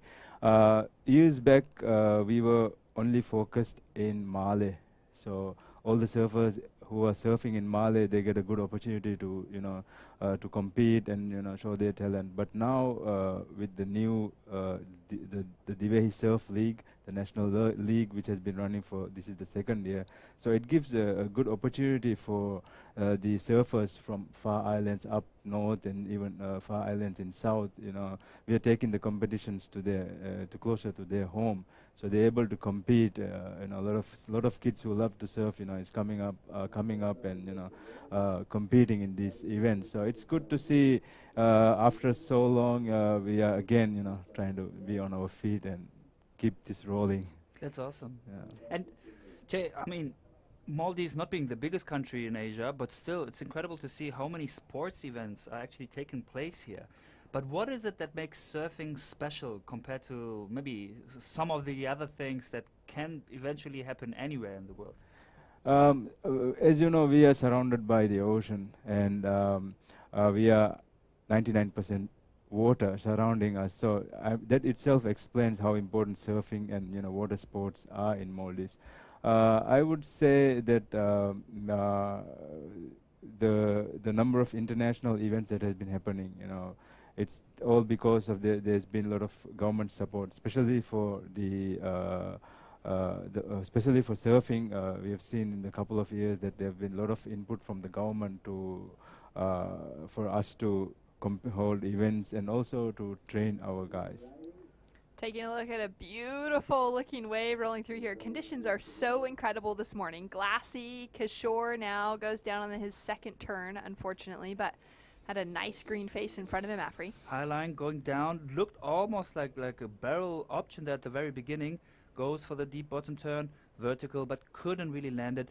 Nevertheless, I'm still amazed by the surfers from India. 6 weeks ago in El Salvador, almost the same crew was surfing, and you can really see the development, the progress of these surfers. So yeah, I'm amazed to see that, because India is not known for having similar waves like we have here in this competition and the Asian Surfing Championships in Thulusdhoo, Maldives. So it's really amazing to see how they actually deal with this wave. Yeah, it's been so cool to see them. They've been absolutely charging. Kishore has had some great waves so far in this event. Unfortunately, finds himself now in the rapid charge round. But he actually put down a 5.5 for his first wave in the heat. He's now going to build on that with a second score. Won't be huge because he fell in the second turn, but he got that maneuver in and could be taking away the lead. Yep, he just needs a 1.66, so he'll go into the lead over Kanoa.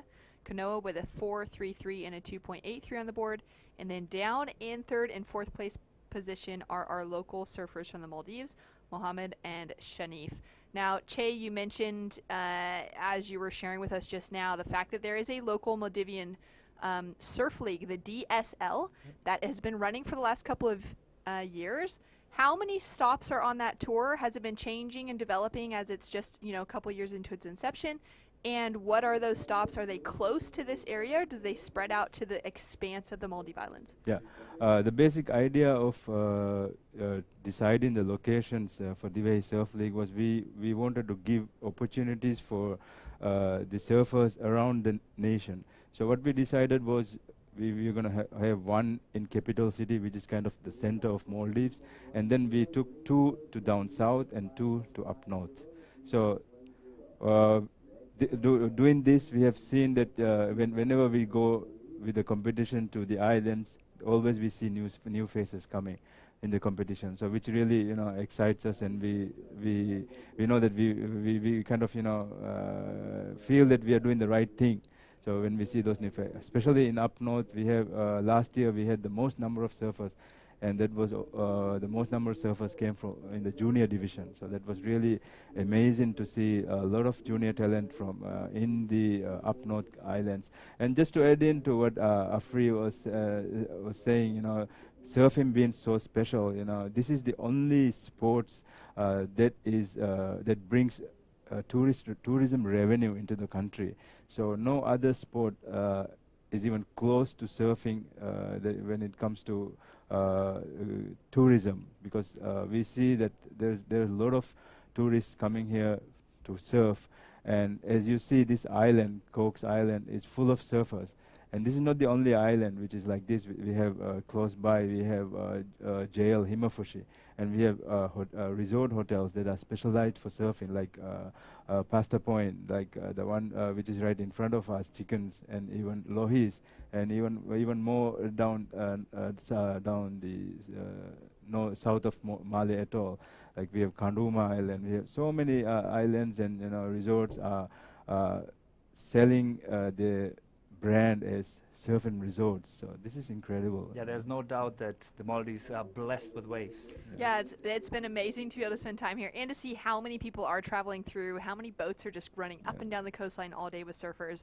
We'll get back to that conversation in a moment. We've got 11 minutes left on the clock, and we do have Kayla Moore ready to go down to the beach with a surfer from that last heat.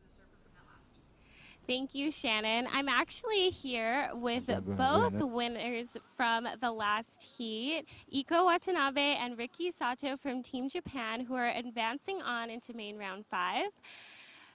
How was it getting that score in the final moments of the heat and advancing into first place?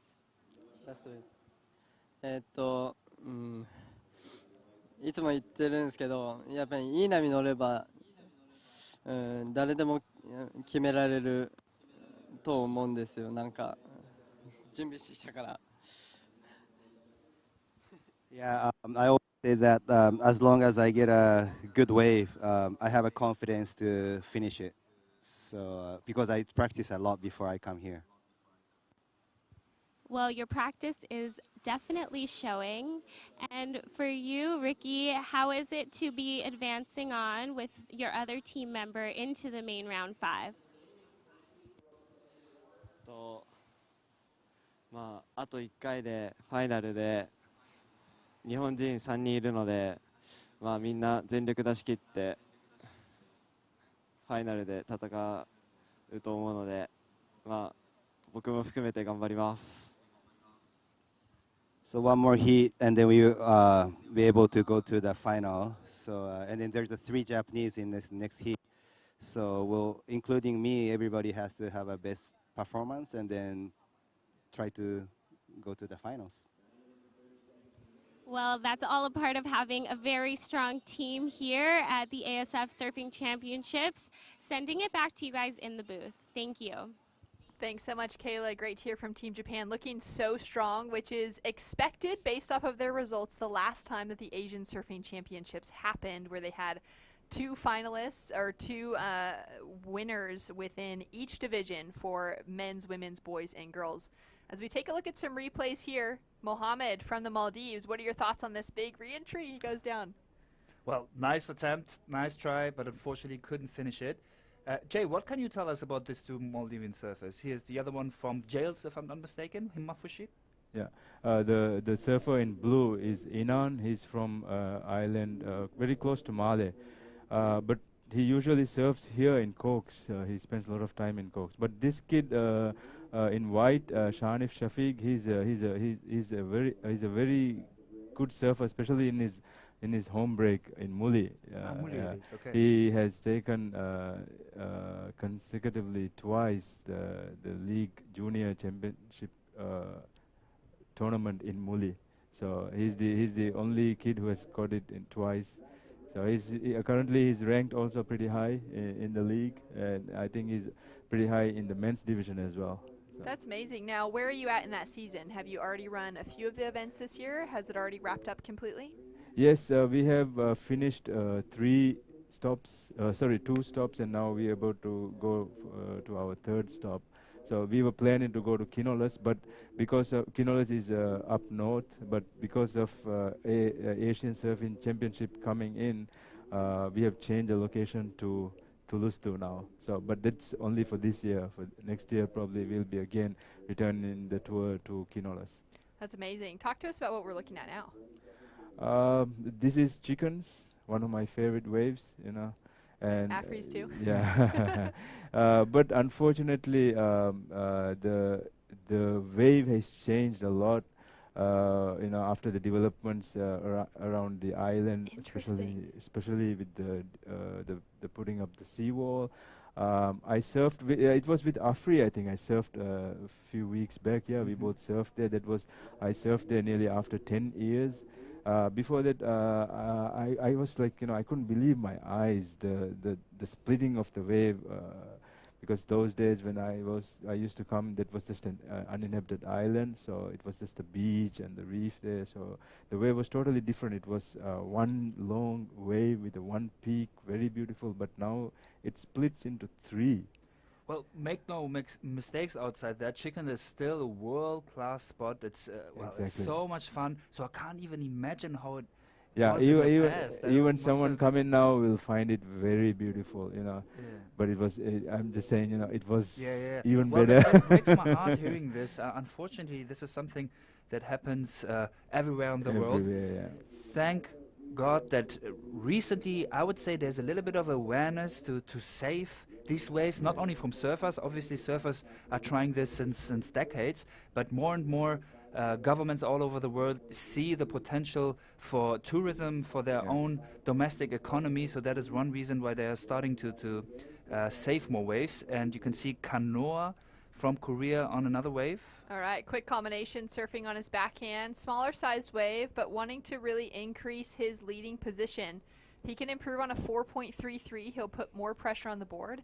Now, for those of you tuning in back home, we've got 5 minutes, 30 seconds on the clock. Kanoa dropping in a 6.5 for his previous wave, setting him up into the leading position. One of the smaller waves he took, but again, he took a lot of waves, surfing it nicely. It feels like Kanoa is just getting better and better the longer this tournament takes place. And already in El Salvador 6 weeks ago, at the World Surfing Games, Kanoa really showed what he is capable to do. As we take a look at the young Inan, great surfing, looks really fast and electric on the wave, Che. Yeah, they are very young compared to the surfers they're competing against. Most of our kids, junior surfers, they've been surfing only for a couple of years.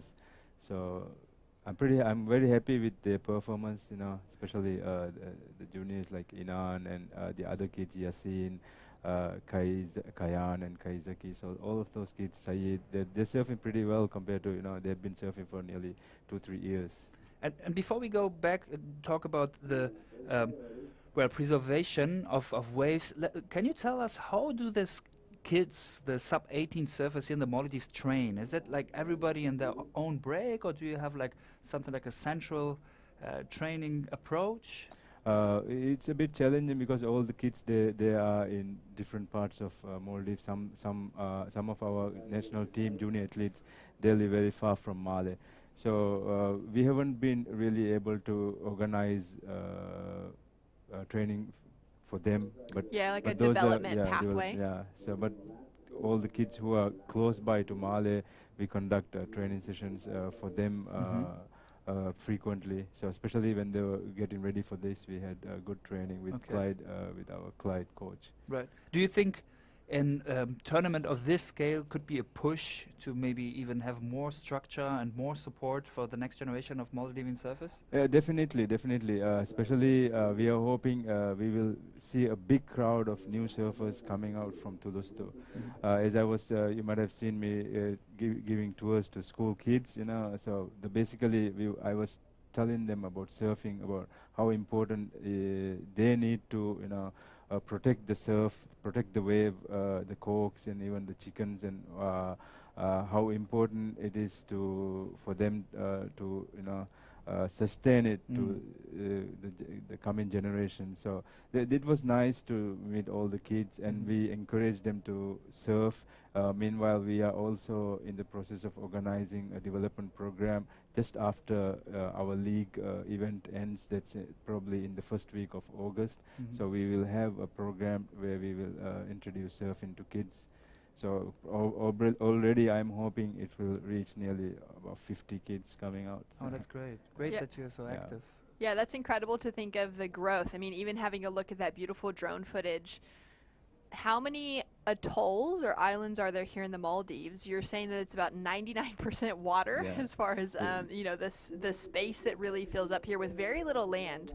Yeah. But that shows that there is just, I feel like, such an untapped number of young kids across all of the islands that could learn how to surf. And you guys could become seriously like the power surfing nation globally because of how many world-class waves you have here. We have nearly 1,200 islands. Wow. So and there are a lot of waves, and one thing that we learned when we had the event up in north last year, there were kids coming from islands that we never thought they will be surfers, and those kids, they come compete, and they were in the quarterfinals, and we were like, wow, how did this happen? So we spoke to them, in their phone they showed us the wave and the waves nearby the island. So we were like, we didn't even hear about those waves. So there are plenty of playgrounds around Maldives,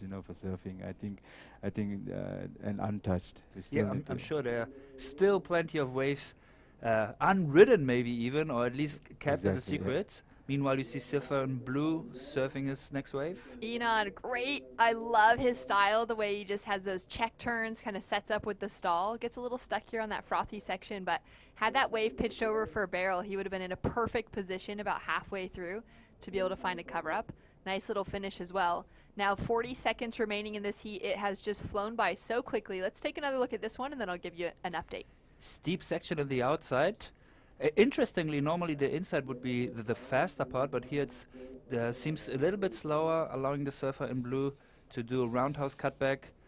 Tries to generate some more speed to the end, but then, fortunately, not too much he could do there. Still finishes the wave nicely, so will be one of his better scores for Surfer in Blue. Kanoa up and riding, and he's still holding on to the leading position. We do, however, have scores dropping in across the board, and he goes down on the final maneuver. Hopefully avoids the sea urchins that are down there. Yeah. Jay, what are your thoughts on this last wave of Kanoa? Oh, it's beautiful, and he's been surfing really well throughout the whole competition. All the Japanese surfers are really good. I've seen them, perform really good. Jay, quickly before you let you go, because we know you're very busy in this competition, can you tell us, are there any approaches, any attempts to maybe have chickens the wave as it was in the 5 years ago? Is there any chance we can have that world-class wave be even as good as it was in the past? We hope so, but now there's a hotel being already completed. I heard that when they started building the hotel, they didn't have the knowledge about how good the waves and how important the chicken wave was. And after doing all those things, then they realized it. And I heard that they have now kind of wanted to undo it, but that cost a lot. So it's a matter of will they invest to undo it? I heard I was told that it costs about 37 million or something. Wow. To undo the whole thing. Yeah, to try and kind of take back the changes that have come. But we even discussed that with the Ministry of Tourism, and Ministry of Tourism also wanted to do that, but I don't know how things gonna go. How we've realistic been it is. really watching for that. So we hope that. But the good thing is now there's a lot of awareness, about this, about saving the waves, protecting it, and not destroying it through reclamation of land or through building sea walls and stuff. So we hope that in the future it will still get better.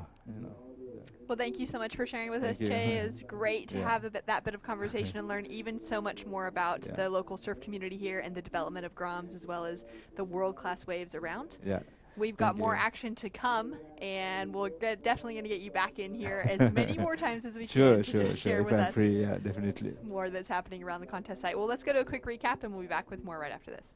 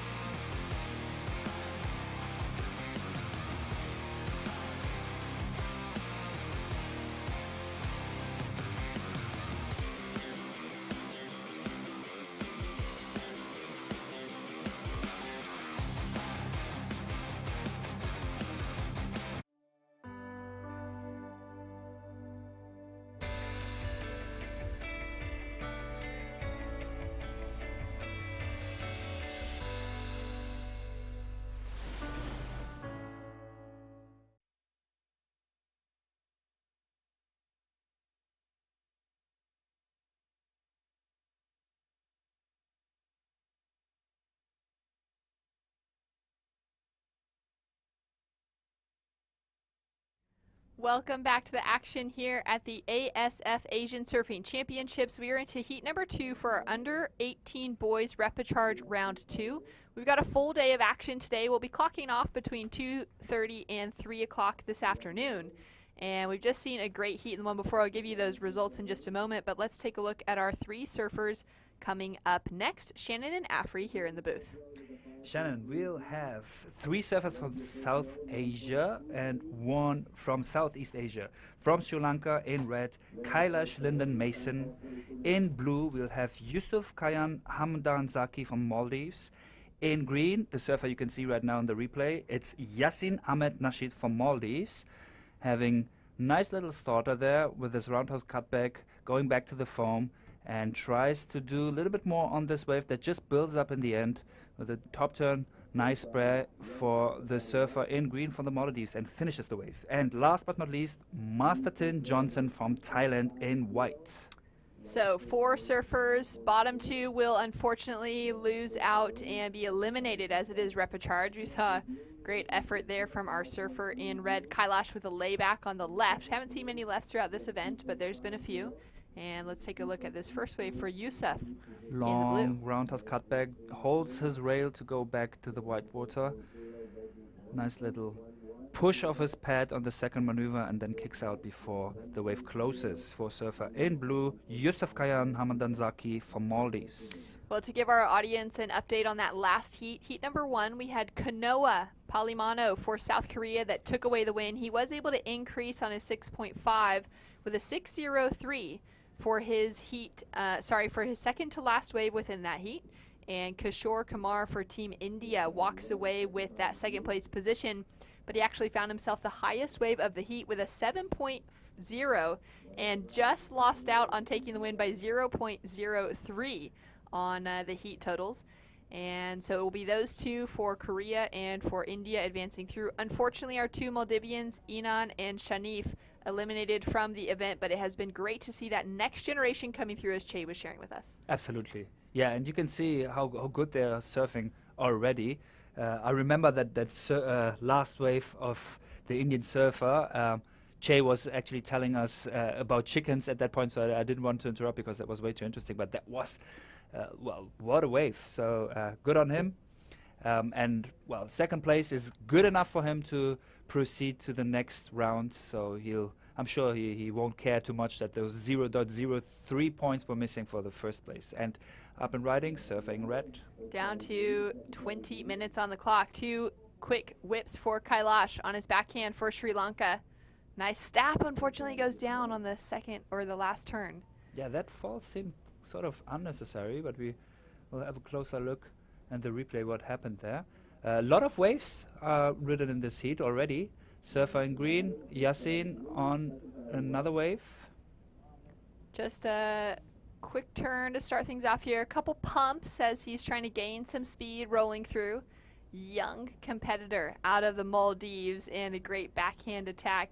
I wonder how big his board is. It looks tiny. It looks like it's about 4 foot. And we'll take one more look at this before we head down to sidelines. Surf and red from Sri Lanka. Yeah, well, backside surfing, focused. You can really see how he uses his shoulder and hands to go up to give that push. But then here, yeah, strange. Like the outer rail sort of got caught by the wave and he just fell. So I guess he was too focused for the next maneuver already without finishing the maneuver he was into. And here's the surfer in green once again with his tiny little board, pumping his ray on the roundhouse cutback to get back to the foam. But then nice finish, gets the whole board, half of his board out and finishes properly. All right, well, scores to drop through at the moment. Yassin is sitting in the lead with a 5.33 in the green jersey and waiting for scores to come through for the rest. One paddle, he's unable to get into it for Yusuf, so let's go down to the beach to catch up with Kayla Moore.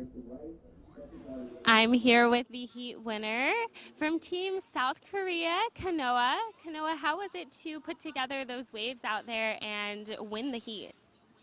I just try my best to get my score early and try and build up on that.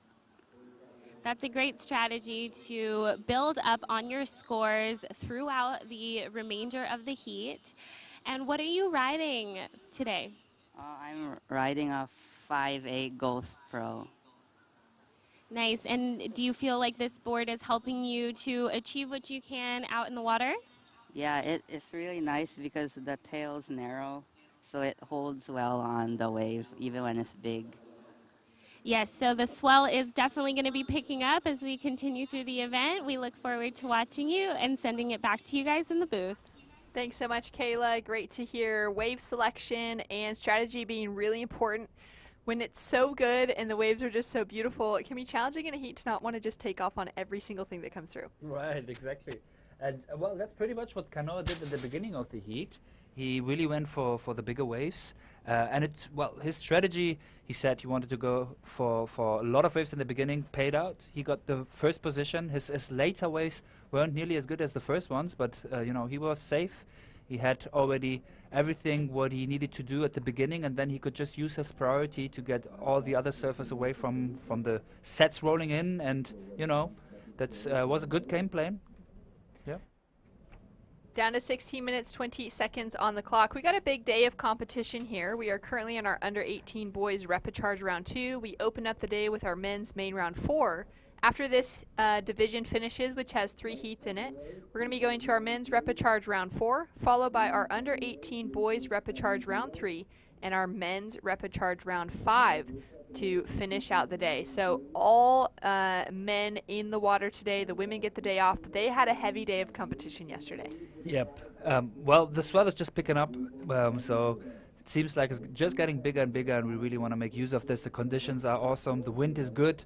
So, I mean, look, tomorrow we are facing another great day, but yeah, we really want to focus on the very last heats, the final heat, so we'll have the chance to make the best out of this day, and then have plenty of time to select the best slot for the finals in the next days. Yeah, exciting to know. We're really down to, close to being at the end of competition as we're just rolling through. Surfer from Thailand, Tin Johnson, tries to get away into that first opening maneuver of this wave. Nice and beautiful as he drops into it. Yeah, it seems like he was surprised himself that the wave was throwing. Shall I go to the barrel? Shall I not? No, maybe not.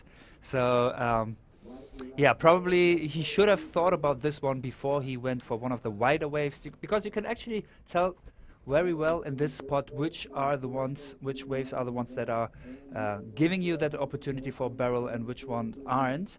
So Master Tin here lost his priority, has to paddle back, but since it's still almost 50 minutes left, he will have plenty of time to be able to stay in this competition, because it is the repechage round. That means 3rd and 4th position, unfortunately, will leave this event.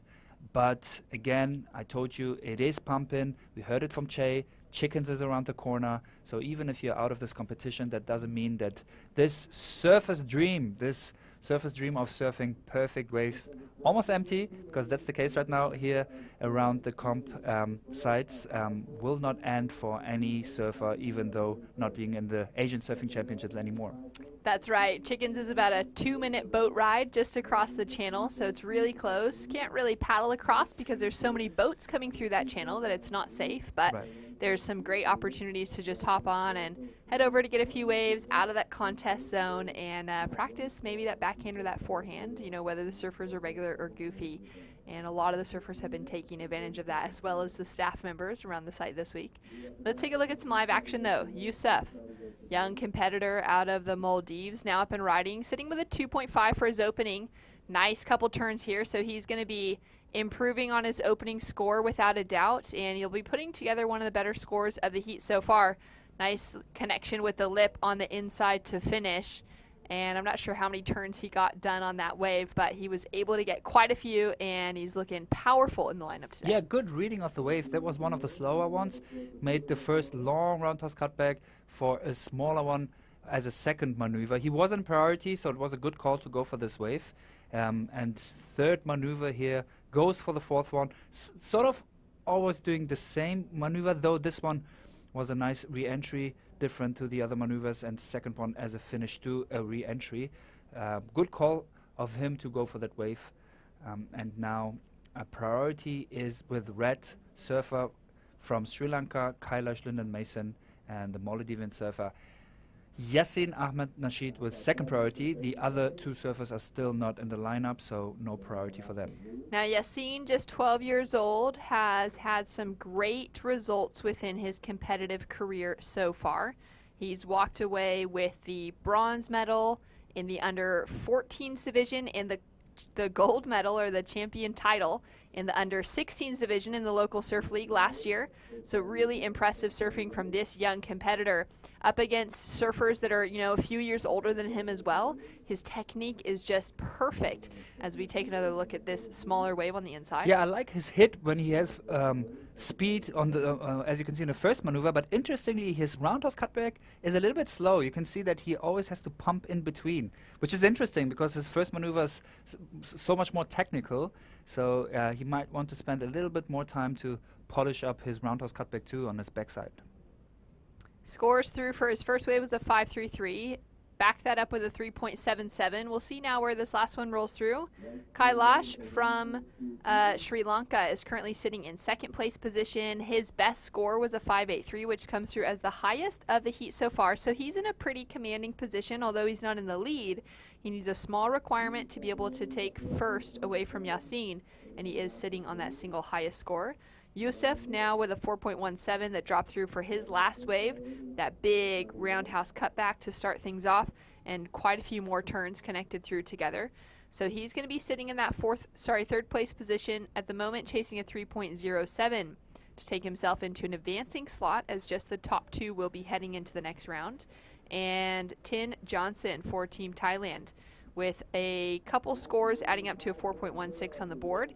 He's chasing a 4.31 to get himself into the advancing position. And our heat leaders just dropped in another 5 on the board for Yassin Nasheed. So he is currently sitting in a pretty commanding position, putting a 4.5 requirement on the surfer in second. As we take a look now at Tin Johnson. Great snap, but can't hold on to the finish. Legs a little straight there, knees not bent enough to be able to ride out. Yeah, it seems like that Master Tin is struggling a little bit with wave selection. He had second priority and went again for a wave where it was almost obvious that it is a closeout, so he might thought that he is going to do one major maneuver and maybe gets back to the lineup before the other surfers to remain in his priority seat, priority 2. But couldn't finish his wave, so now he has to paddle back.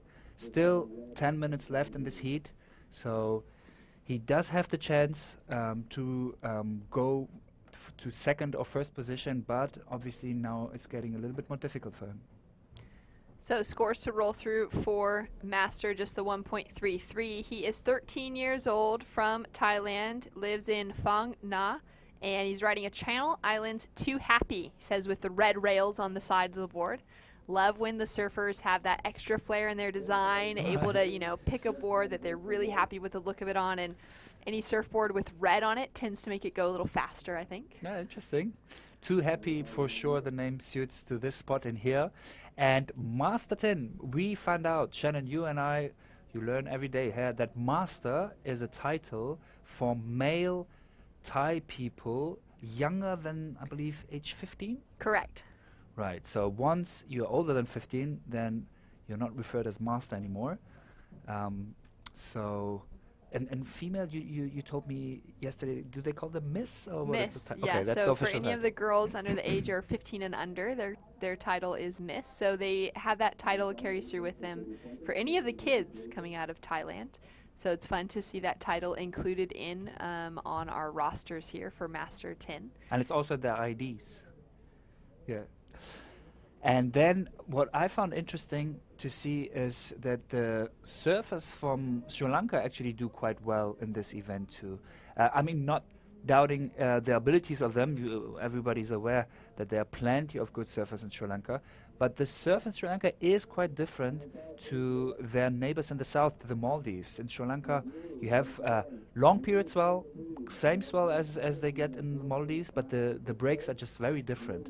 You have Arugambe, famous right-hander with plenty of other point breaks around during their dry season, which is pretty much right now.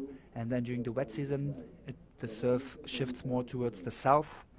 And very nice, clean beach breaks, couple of reef breaks too, but nothing compared to the sharp corals that we surf in here. So yeah, you can see that having the diversity that they have in Sri Lanka actually allows them to be prepared for different conditions too. So it's always interesting to see how your training ground affects your whole surfing career. Some argue even that a reason why the Brazilians international do so good is because their waves are so bad. Well, I couldn't agree more. I mean, thinking of the great Kelly Slater, 11-time world champion, and the GOAT, I mean, the greatest of all time, that will probably never be surpassed, you know, from a world titles perspective, aside from maybe on the women's side with Steph getting into her 8th. Carissa's on a roll at the moment, too. I wouldn't be surprised if Carissa passes by Steph before retirement.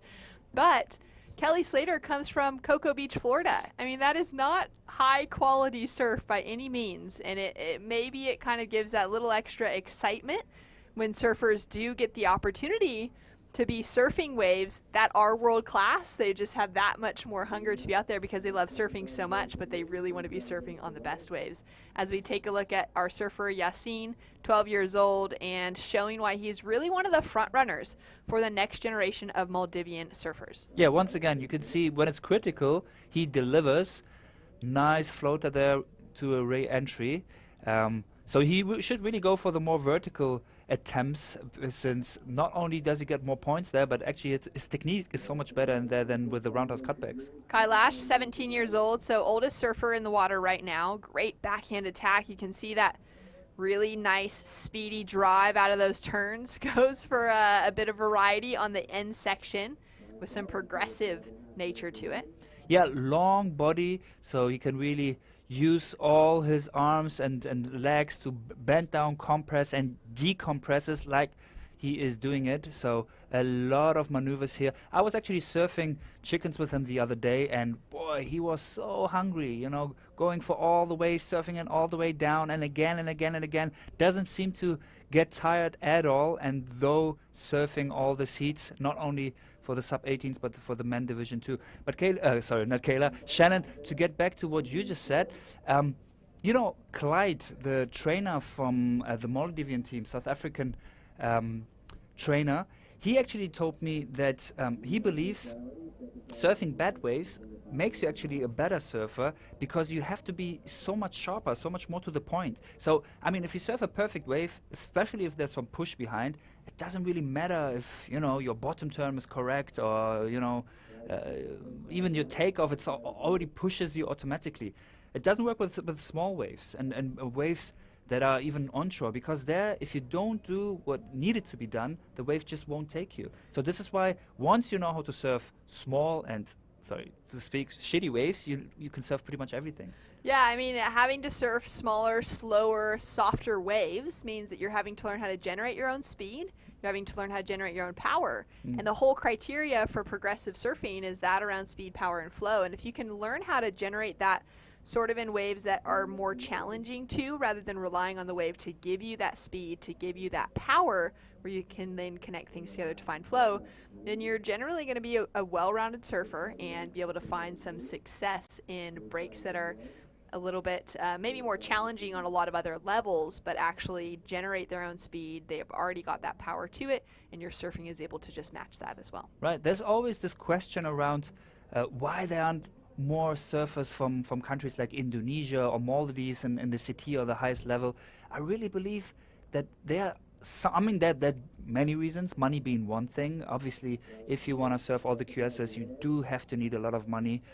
So that is probably the biggest reason. But the other one is you just get spoiled if you surf perfection all the time, you know. And not only that, it's difficult to develop a good understanding of different breaks of waves if you just see perfection all the time. And I think another factor that might be counterintuitive but actually helps you long term to get better is to have spots that are crowded. think of all the Gold Coast surfers. They too really need to understand the wave properly, need to know how to position themselves, because otherwise they will just not be able to catch any waves. That's such a good bit of insight. I mean, it's not the best selling point to say, well, okay, come move to the Gold Coast because it's crowded surf, but also you're getting to surf with really high-level surfers often. You got a really fantastic, you get so many good waves in that region, as well as just being pushed to have to like do a little bit of hassling, figure out those waves, really capitalize on them when you get a good one, and it's really produced some of the best surfers in the world. As we see our Thai surfer now up and riding, can't make it around to the face of that wave. It's been a great morning of surfing here so far. We've got some solid scores on the board, which I'll walk through after we take a look at this one. Once again, unfortunately for Master Tin, the wave was just too fast. So it seems like he's sitting too deep or choosing the waves that are too wide, which is a pity, because I have seen him surfing in the free surf, and he's definitely capable to produce some nice maneuvers on conditions like this. But unfortunately, due to the wave selection, it's difficult for him right now to show what he's able to do. Yeah, he's chasing a 7.14. He's had 5 different waves, hasn't been able to capitalize on them though, only due to that wave selection like you said. So he's sitting in a challenging position at the moment. Our surfer in 3rd place, Yusuf for the Maldives, is chasing a 6.16 to be able to take himself into the 2nd place position. We got some of the Maldivian crew down there as well, just watching and waiting for scores to drop in. Yassine now in 2nd for the Maldives, sitting with a 6.83 as his requirement to take first away, because the Sri Lankan in Kailash has been able to take away first. His last score was a 6.33, drops in and takes his heat total about 2 points higher than what we have for Yassine, who's got a 5.33 and a 5 on the board. His last wave was a 4.40, fortunately doesn't factor into his top 2. Yusuf's last wave was that 4.17. So Yusuf being the most picky within the water at the moment, he hasn't had too many waves. He's also sitting down in 3rd priority, so he may have the most challenging position of them all to be able to get that requirement. And we're down to 30 seconds on the clock, so we'll see after this set rolls through. If the ocean goes a bit quiet, it could be looking very favorable for Kailash and Yassine. Yeah, it will be difficult for surfer in blue and white, with not having priority 1 and 2 to be able to get another wave in this last 15 seconds. And since it is the rapid charge round, unfortunately that will mean that we have to say goodbye to these 2 surfers from the Asian Surfing Championships here in Thulusdhoo, Maldives. Countdown, and that's it for our surfers in blue and white. Proceeding are surfers in red, Kailash London Mason and Yassine Ahmed Nasheed from Maldives to Rapid Charge 3. So great surfing for Kailash to be able to take away the win in the finish. He has won on the Red Bull Ride My Waves side of things in the past in the under-18s division. So he's had some really solid surfing, and great to see him walk through with the win, with our other surfers unfortunately falling out in that 2nd and 3rd place position. And we've got more action to come today. Shannon Hughes here alongside Afri Amu to call some of the action, but we're going to be welcoming in Mark and Mal alongside with a guest for the next heat. So stay tuned right after this recap.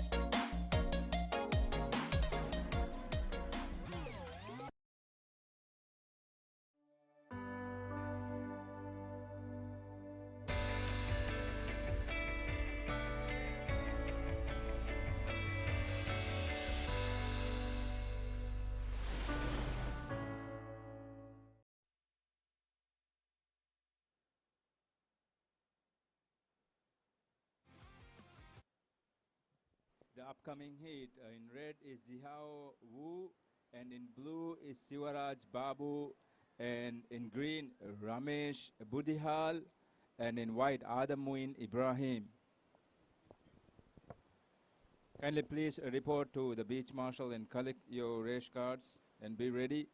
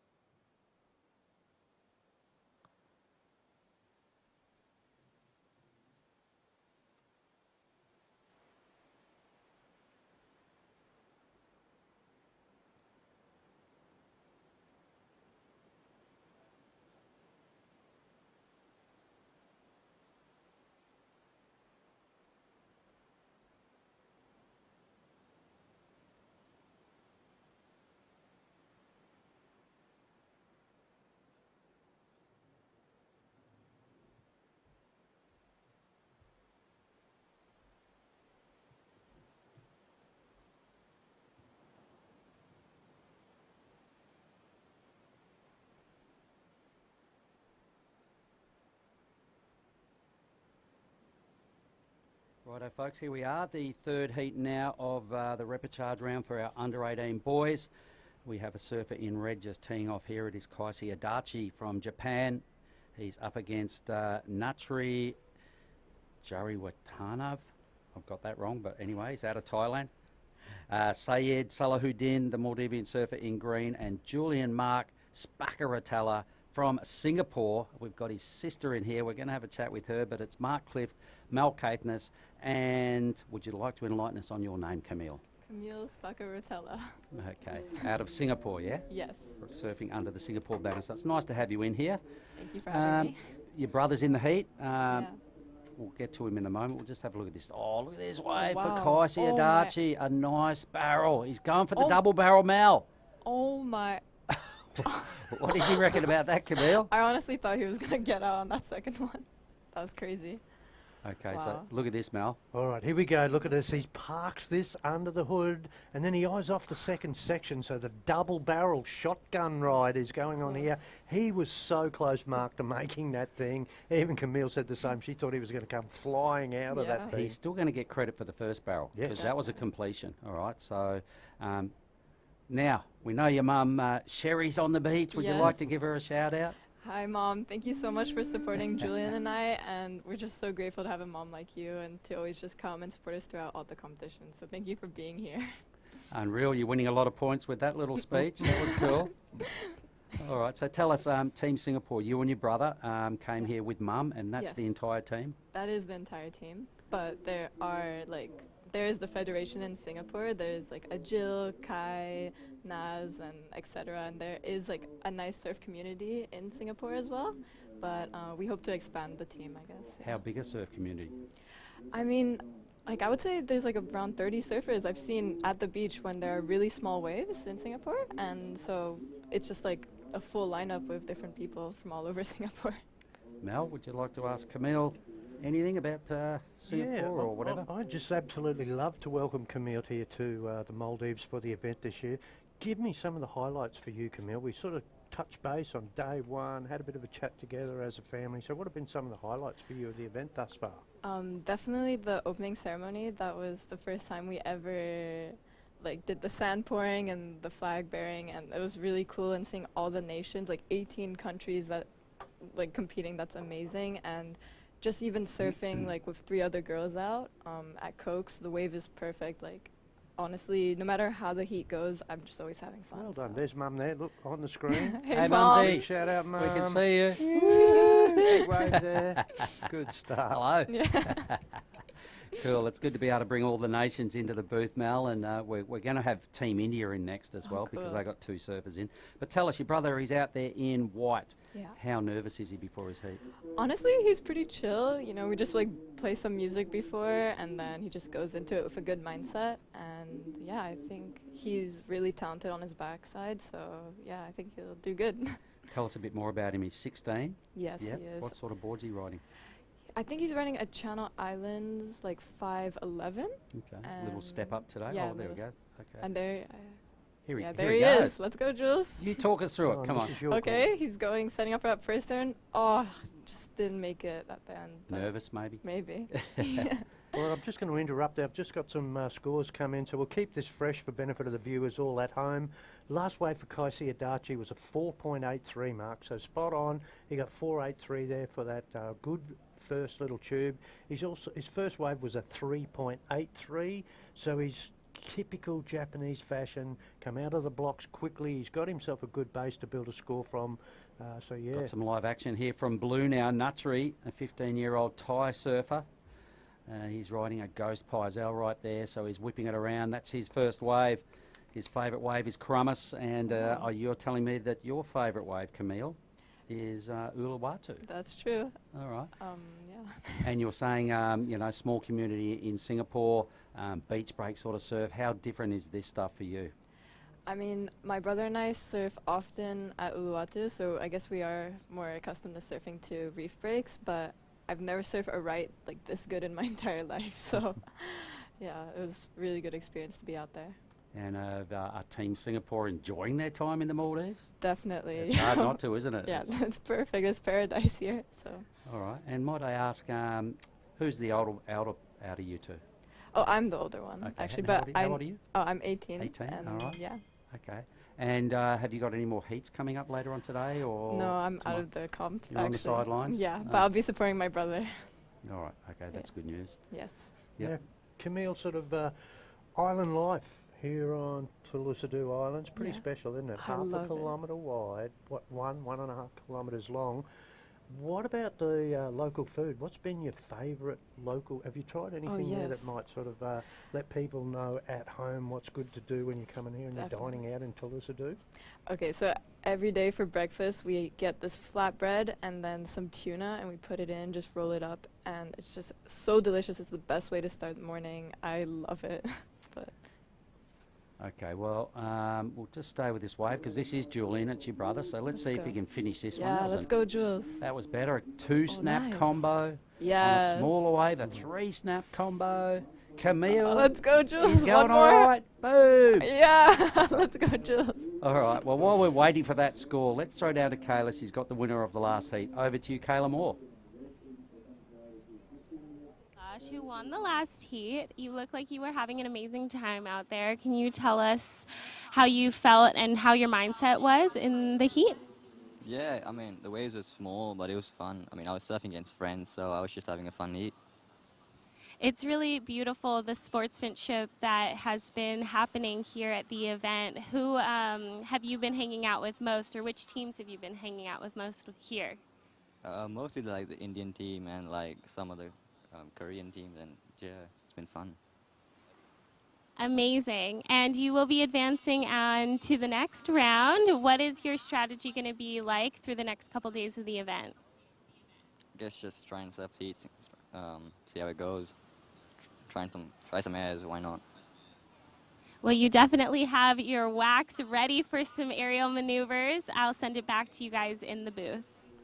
Righto, good on you. Thank you, Kayla. And this heat now live action straight into it, green. So this is a good looking wave now for Sayed Salahuddin out of the Maldivian outfit. Good use of the rails. That's a tidy scoring manoeuvre. Another little snap, eyeballing the end section, and goes a little bit too berserk on that end move and overcooks it. Probably didn't need to do that. Now, we're going to ask you, Camille, what sort of number you reckon your brother might have got for his last wave? I think somewhere between like 4 or 5 points. I'm not sure. I think so. Is it in there yet, Mel? At this stage, where are we? Julian. Julian's he got last is a in 3.5. 3.5. So just on that point, I'll give everyone an update on the scores here at the moment. In first place is Kaisi Adachi. So Kaisi's got himself a 4.83 with and a 3.83, but there is one score to drop here. So Kaisi Adachi in first place. In second place is your brother Camille. Yes. Julian's in second at the moment. His last wave was a 3.5. He needs to improve on a 1.2 and presently holding down second spot. And then third place is Natri. He's got a 3-point ride, and we're still waiting on that last wave of Said to drop. So at this point, red is first, white is second, blue is third, green is fourth, and we're still waiting on scores, Mark. All right, thanks, Mel. A fresh update. So, yep, Surfer in Red, highlight of the heat. That tube ride looked really, really good.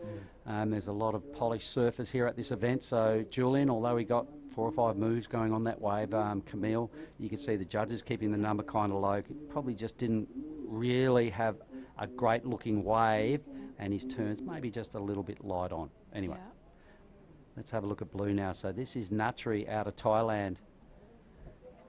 Natri's 15 years of age. He was born in Bangkok and he lives in Kalalak.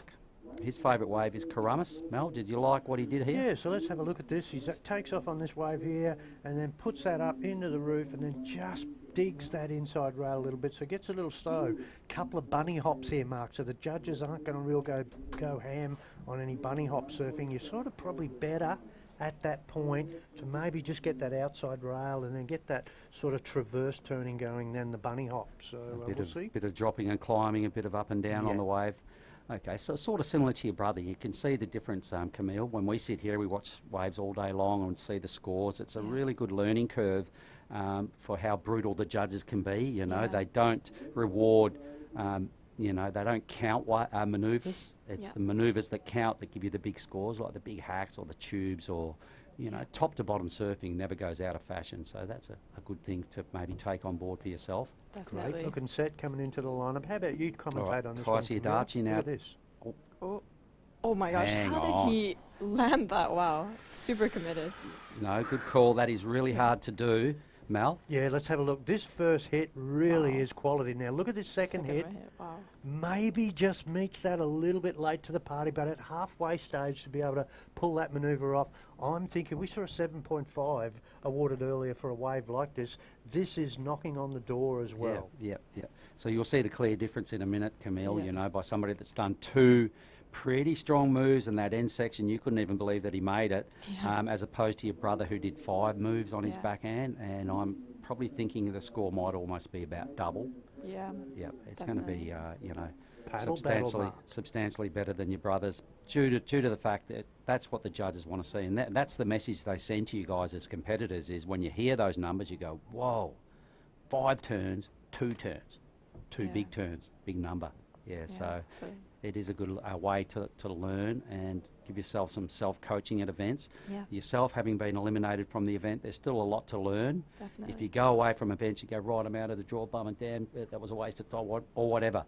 You're better off to sit around and watch all the best surfers and all these quarters and semis that are coming up in the next couple of days, and watching how people compete, watching what they do on waves, because there's still a lot of learning to be had at this Asian Surfing Championships. Yes. Camille, can you do me a favour? Yes. Can you read out that last score, please, for Red? Oh, wow. Okay, so Red just got an 8.00 for that last There wave. you go. So more than double your brother's 5 turns, all right? So the judge is really rating. Here it is again. Let's have a look at this again. As I said, spanks that first turn. That's good. And then really hard turn to meet that at that point that he met it. Comes down with the lip mark, crunches that turn into the flats. Wow, we saw a 7.5 for something similar. We knew this was going to be well and truly in that range, and good scores there, 8 points. Green, the Maldivian surfer swings into play, and he's getting a bit funky on that first move. Bearing some nice rail, though. He's looking pretty good. He's got that little drop wallet thing going on his first 3 moves. He's stabbing away in the pocket, so 5 moves here, but his first couple looked pretty good. Geez, he picked off a real runner here. He's only 16 years of age. His favourite wave, Mushrooms Beach. He's riding a 510 Pike model shaped by Fabio. Mel, did you like it? Yeah, here we go. Like shades of Dane Reynolds there from the Maldivian surfer in that first turn. I really like that. Just lets the fins drift in that wave. Carving turns now. Look, goes for the little Larry lay back there as well. Almost a little laconic with the pace of this wave at this point. So yeah, I'm going to make a call, and the larrikin with the laconic style has got himself a good score here. Okay, so in comparison to your brother's 5 moves, that was a slightly bigger wave, a little more top to bottom, and really good, you know, full direction change of his surfboard when he was doing his moves. So, whereas your brother's surfing was was a lot of the same stuff. Yeah, that's all right, true. he mixed it up a little bit better on a slightly better wave. That all gets taken into account. So, I think that score is going to be probably a couple of points better than your brother's ride as well. I think so too. All right, so what else can you give us out of what goes on in Singapore? Well, it's definitely not like, they don't really have surf culture there, but apparently there's going to be a wave pool being built. So I think that might be like the beginning of surfing in Singapore, so that's pretty exciting. But I think most surfers from Singapore, they just travel to Malaysia because it's the closest like wave, and you can just take a car. Here goes your brother. Take us through this wave, Camille. All right, Julian, setting up for a big first turn, getting back to the whitewater, hitting another turn, nice. And will he hit it again? Yes. And one more. Okay, definitely more critical than his other wave. I like that, yes, I think so. I'm with you on that. Oh, and is he finishing it? Yes. Boom. He finished it. I think that would be Yeah, a good he score, likes it. little claim. All right, so the heat is starting to tighten up, Mel. What did you like about this? Yeah, I think what we were talking about, Mark, look at this. He goes up into the top part of the wave. Now, the first turn's a set-up turn, but from here on in now, a little bit more from that 5 o'clock to around about 10 o'clock. So that's staying close to the optimum rise and fall line. And then, yeah, it gets to town a little bit on the inside there. So he has some intent to just become a little bit angrier and a little bit more aggressive, and then, boom, finishes this turn. So by far and away his best wave. And where the judges go with this will be good. What does he need? Let's have a look. Yeah, well, I imagine we're owed about 3 or 4 waves, or maybe 3 waves yet to lock in. Mel, have we got an accurate situation, or is there still some numbers coming? We are waiting on that score to drop, but Mark, no, Kaisia Dachi, he's in front with that 8-point ride. He only needs to burn off a 4.83, so in first place. At this point, Saeed Sahaluddin, he's in second place. His best wave mark is a 5.83. He needs to torch a 4.6 to improve his position there in second. Third place, there's the score in for your brother. Camille, how about reading that one out for us? That's his best wave. Yes, he got a 4.57. Nice work Good there job. from Julian Mark Spaccaratella from Singapore.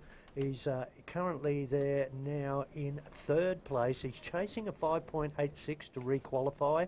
And our fourth place surfer, Mark, the guy with the hardest name to pronounce, I'm going to have a crack at it. Good luck. Natri Jariya Watanawijit. And he's in fourth place. He needs to improve on a 2.23, but he's needing a 7.43 to get to requalification. Nice. And how long we got? Just over 5? Yeah, All buddy, right. just 5 minutes and 30 All right, let's seconds. have a look at Kaisi here, because he is a red-hot competitor, real quality surfer. When he pushes, when he does turns, he doesn't mess around. How's the big fin blow? My goodness. Oh, the slow-mo on this is going to be massive. Let's have a look. Look at this, ladies and gentlemen. This is if you're in Web World. Check this out. This is one of the turns of the event. Yeah. Here we go. Looks at that. Jags. Oh, my God. He actually, like, fully coping grind rail drifts that thing. 3 fins were out of the water. He was able to put his pressure on that front foot mark and then drive that thing back down. And he didn't lose too much speed during that whole manoeuvre. Or control, you know. It would have been really easy to wobble like crazy and make it look worse than that. But here it is again. So our second replay of this manoeuvre. Just the speed, the degree of difficulty, ticking all those parts of the criteria, the control to nail that with a big fin blow like that, probably more than about a third of his board, the back of his board out of the back of the wave. Huge manoeuvre. All right, so huge manoeuvre there. So he'll be really stoked that he made the manoeuvre. He was sitting in the lead. Mel, what was his second highest scoring wave? Okay, second highest scoring wave then for Red, are you asking Rest, for? yes. Yeah, that was a 4.83, buddy. Let's watch blue here now. So Natri out of Thailand. Wave Personally, I'm thinking he might even improve on this 8. Let's see if the I'm judges. going to go with this. Mel, here goes a replay of Natri, the Thai surfer. Oh, so All right, anyway, so his favourite wave is Karamas. He's 15 years of age, out of Bangkok, born in Bangkok, representing Thailand. Representing Thailand, obviously doing a pretty good job. What did he need to get out of 4th place, Mel? okay, let's see. In 4th place, a surfer from Thailand needed a 6.5. 6.5 for the surfer from Thailand, and the scores are in there for Kai Si, so a 6.83 mark. Wow. So yeah, the judges did like that. Pretty well much one big, One turn, massive 683. 683. That's a really good score. It's a good reward because it was a flat-out hit, and as you were suggesting, Mel, one of the turns of the event, I'm sure that's going to stack up as one of the, on our highlights reel all day, and probably the whole event highlight once we finish there. Banging turn there. It was pretty sick. So conditions are firing out in front. It's wave after wave. Here goes Kaisi again, ladies and gentlemen. So he's got an 8. Oh, wow. He's just continually blowing the back out of these waves. Look at the confidence now coming out of Kaisi Adachi, Japanese surfer, 15 years of age. He's another name to remember, everybody, because he is a big-time competitor. I'm loving what he's doing. Meanwhile, Sayed Salahuddin, the Maldivian, a slender second placing over Julian. Winding down the line here. So this will be interesting, Mel, once these numbers drop. So yeah, I'm really liking now. This is the first turn hit. So by comparison, let's have a look at this one. Up there, yeah, freeze the fins. Probably going to suffer a little bit of lack of control there, being able to make that back. But look, what does he do here? Just really puts the exclamation mark on this wave here, winding its way down the line. Wants to get a closeout closeout floater on that, but just comes unstuck. So yeah, it's that's an interesting ride. That first move was to die for. Yeah. Once again, just a big fins free. So really leaning on the progressive, innovative and progressive side of the judging criteria. Wow, you can just see the confidence now, Camille, of that young fella, because he's got some really big scores. Pressure's off. He's got a really strong lead, and you can really see that he's freed up to bust that first turn like that. He's really feeling it. Who's been your favourite surfer during this event, Camille? Oh, definitely. I don't know if I'm saying it right. CG Yang, the Chinese surfer. She's just amazing to watch, and she has an amazing style and super critical, and definitely an inspiration to all of us. I think. All of us, everyone, male or female, big-time competitor or first-timer. Let's watch Natri now, finishing off a wave here. Nice. Yep, so he's starting to get his groove on towards the end of this heat. How many waves has Natri had now, Mel? Okay, so Natri's got 3 waves. His best is a 3.93, and he needs to get rid of a 3. Green just doing his thing again, the Maldivian surfer. 1 minute remaining in this heat, so we might get a rundown of scores and positions in a minute, Mel, soon as we're almost done with this one. Absolutely. So Kaisi Adachi, I believe there might be one more wave to come in for Kaisi here at the moment, but he's in first place. And in second place is our surfer in green. So red's in first, green's in second. Green's only needing to improve there on a, where are we? Oops, that screen's just gone blank then. Oh, back. Where's back?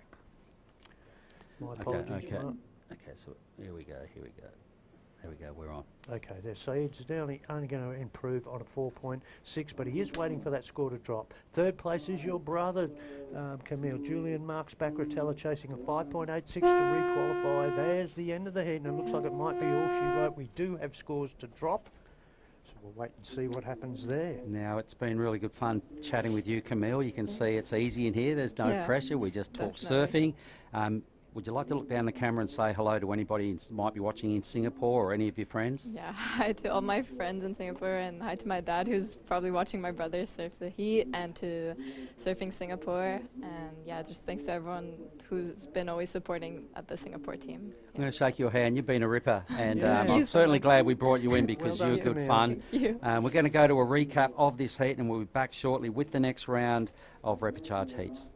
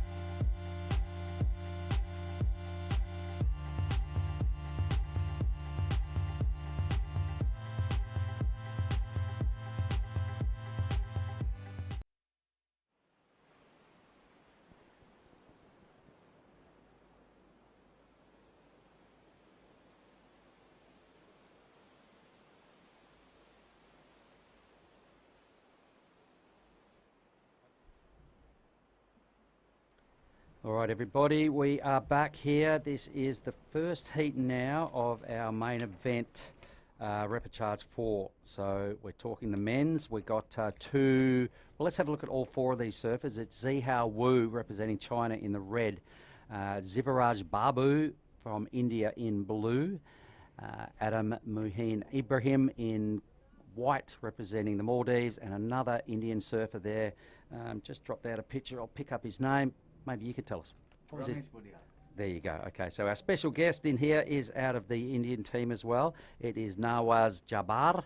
And would you like to tell us, Nawaz, what is your title? What are you doing here with the Indian team? I'm the treasurer for the Surfing Federation of India. Here, part of the team is one of the officials and supporting the team here. It's the first time we're out here with this many surfers, so it's quite exciting. Let's stay with this live action. It is Adam Ibrahim from the Maldives. That's him in the white. The two Indian surfers are in blue and green. Chinese surfer in the red. This is effectively first heat of Repechage round 4 for the main event, being the men's. All right, so how is Team India faring? We're actually very happy with where we are right now. We've only lost one athlete in the last heat, which was very, very close as well. So it's promising. And everyone's still in the game. So we couldn't ask for anything better. All right, it's a good-looking set just rolling through here. Nobody electing to take this first wave. Maybe this could be one of your boys. It's Ramesh. Yeah, take us through this wave. All right, nice clean first turn. Nice carve there. All right. And he manages to, just about. 23 years of age? Yes, he is. He is. Okay, and he lives in Kovalam, would that be right? Yes, Kovalam in the, that's in the west coast of India, in Kerala. So Ramesh is, I mean, all the boys that are surfing. Here we are, Nawaz. I'm sure you've got some boys on the beach that might be watching. Do you want to give a shout out to Team India? Yes, big shout out to Team India. Big shout out to everyone watching back home and supporting. We've had so much support this time. It's amazing. And it's the first time a lot of us officials are here as well, so we're very excited. And yeah, and hoping for a good result. And we're still on track for it, so looking forward to it. Yeah, no, I'm going to say welcome to the booth, Nawaz. Geez, I tell you what, you guys from India have so impressed me, even in just that last exchange then. What's going on there? What's in the water in India? What is going on with you guys? How come you're sort of now really emerging as quite a strong surfing nation in this Asian region? Firstly, thank you so much for that welcome, and that feedback from the surfing means a lot to us. Actually, what we've been doing the last couple of years specifically is a lot of training, grassroots level training as well as high performance training, some focused programs that we have as well. Our wave conditions in India are, I wouldn't say at this level, but we do have some consistent waves both in the east and the west coast. But what we realize is that the more the athletes practice in other conditions like the Maldives and Sri Lanka, at least places that are close by. Absolutely. So that's something we've been doing a lot more in the last couple of years, and the results are showing. Just more exposure, basically, getting them out there. Live action here, guys. We'll stay with this Sivaraj Babu. So Sivaraj, a 20-year-old fellow Indian surfer. Would you like to tell us a little bit of some stats about Sivaraj? Yes, Sivaraj is from Mahabalipuram. That's a city in southeast. He is, well, a skater and now a surfer, and he was one of the members who attended the World Surfing Games. Okay, and is Adam Ibrahim, that's Maldives surfer, on his backhand. His second wave, I think his first wave is probably going to stack up as a reasonable number as well, so I imagine he's probably going to go into the lead, but let's watch Ramesh here. Really strong first hit, really leans into that bottom turn and back on the inside rail, so really manufacturing his own speed here and looking really committed. If he rides out of this, I can see a big number, but a little bit of an untimely fall off there for your boy, the 23-year-old Ramesh. How many team members did India bring? We have 6. We have 4 in the Open, and these are the 4 that were part of the Indian team that attended El Salvador, the World Games. All right. And we have 2 in the juniors. Okay. So a total of 6. All right, and then yourself. Oh, let's watch white now. So here we go. So this is the Maldivian surfer again. wave number 3, I think, Mel. We might catch up with some numbers when they become available. Okay, so how much fun have you guys been having since you've been in the Maldives? Too much. Too much. Too much. It's been surreal. Yeah. Right from it's a lot of us, for a lot of us, it's our first time in Maldives. Right from the landing, everything has just been surreal. Yeah. It's another experience, and it's a reminder for us that we should come here more to experience what they have and to experience these conditions. I think it's amazing that we have this so close by, and we should definitely do more of this. We should, and we'll let everybody know in a minute why we should visit the Maldives while you're still alive and kicking everybody. It's a great part of the world, and B, it might not be around in 50 years' time with the rising seas. Some stats just for yourself really quickly, Nawaz, is it's averaging 4 to 7 foot above sea level, every island. It's really small, and it's in threat of the rising oceans. That's a shame. It is a shame. That is a shame. Okay, I believe, though, we are going to hear some good news out of Kayla Moore. Let's just stay with Red's wave here because this is the Chinese surfer. We'll get to Kayla in a moment. Some strong surfing going on here. It's only his second wave. Doesn't finish it, though, so we might throw down to Kayla Moore and we'll get back to the leaderboard in a moment. I'm here with Team Singapore's Julian, whose sister was in the booth while he was surfing in his heat, and his mom was cheering on the beach. What has it been like being here with your family? Being here with my family has been so good because I get like so much support from them and love from them, and it's just we've all had fun together in the Maldives, and yeah, it's just super nice to have them here, and I wouldn't be here with anyone else. That's so beautiful. Being with family is so important, and to keep the spirits high. What are your goals as you continue surfing for Team Singapore? My goals is to surf more during the next years and do more competitions and try and get a good result. Yeah. Well, those are some amazing goals. Thank you for sharing this with everyone here. Back to you guys in the booth.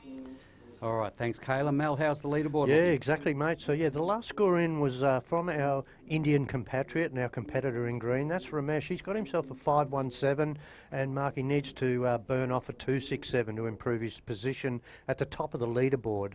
Currently in second place is Adam Maheen, and Adam is got himself there a 2.27, a 2.4, so not too much going on there. Zihao Wu has got the last wave being a 3.4 for Zihao Wu, so he's currently holding down third spot.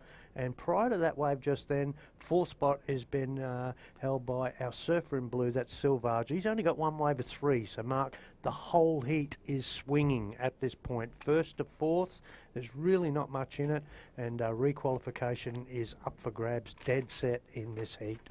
All right, so a close heat, no blockbuster numbers is keeping everybody in this. We're down to 15 minutes exactly.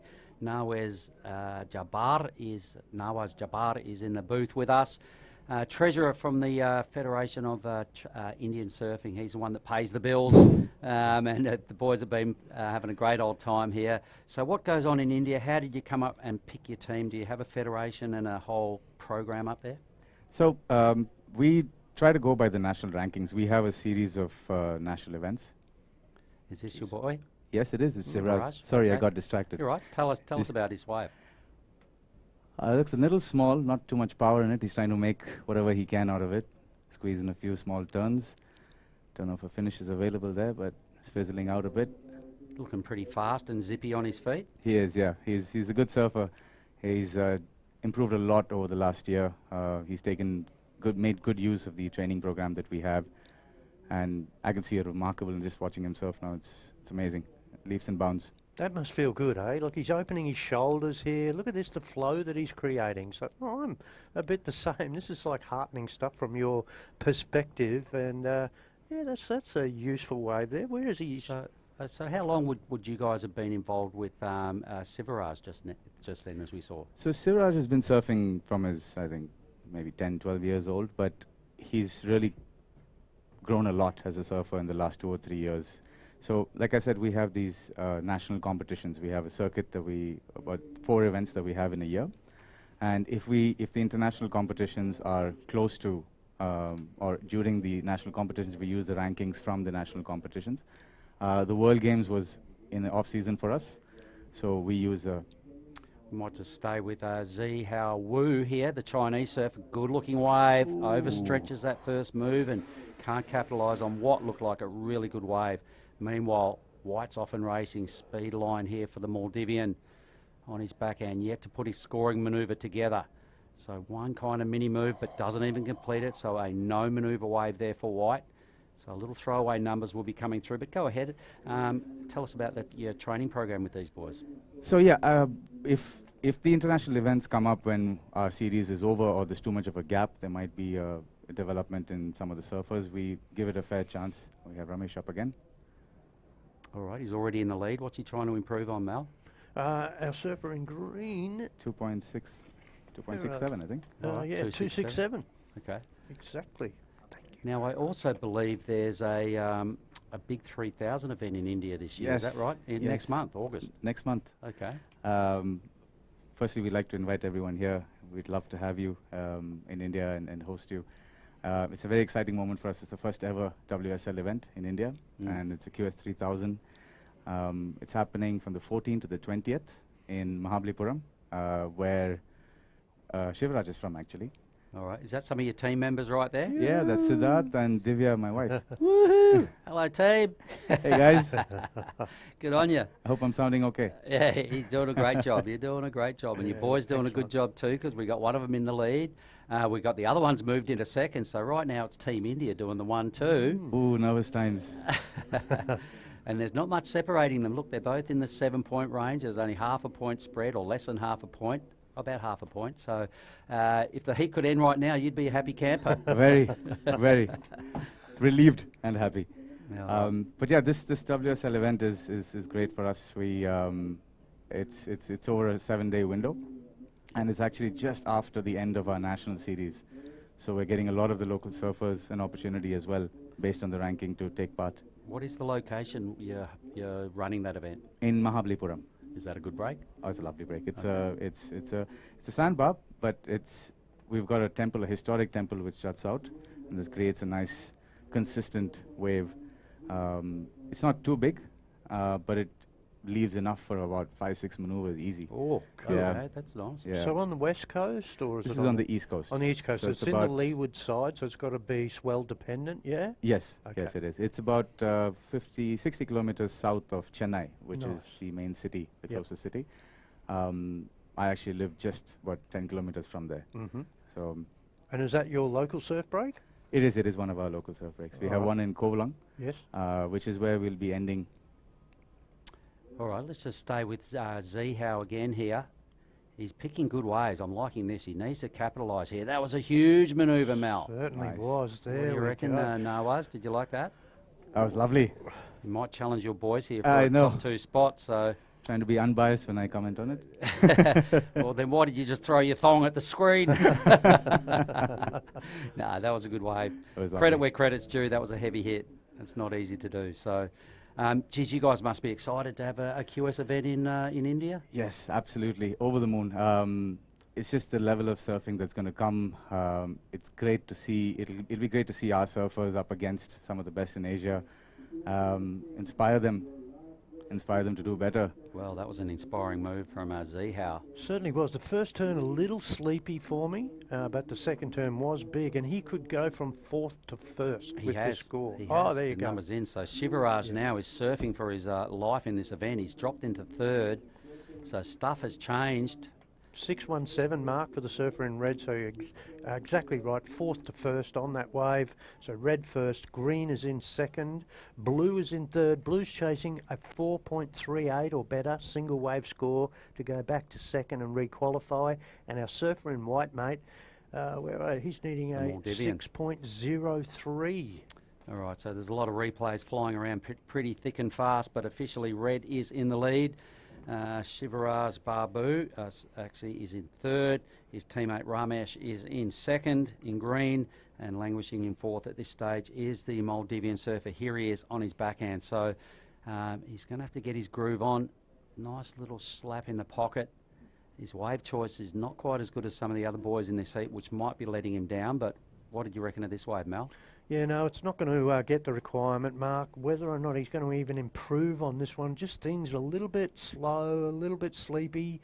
That's his best turn out of the whole wave, and then yeah, he elects to eject on that thing. But Nawaz, you're talking to me. You told me that your local breakers where they're going to be running this QS event, so that's really cool.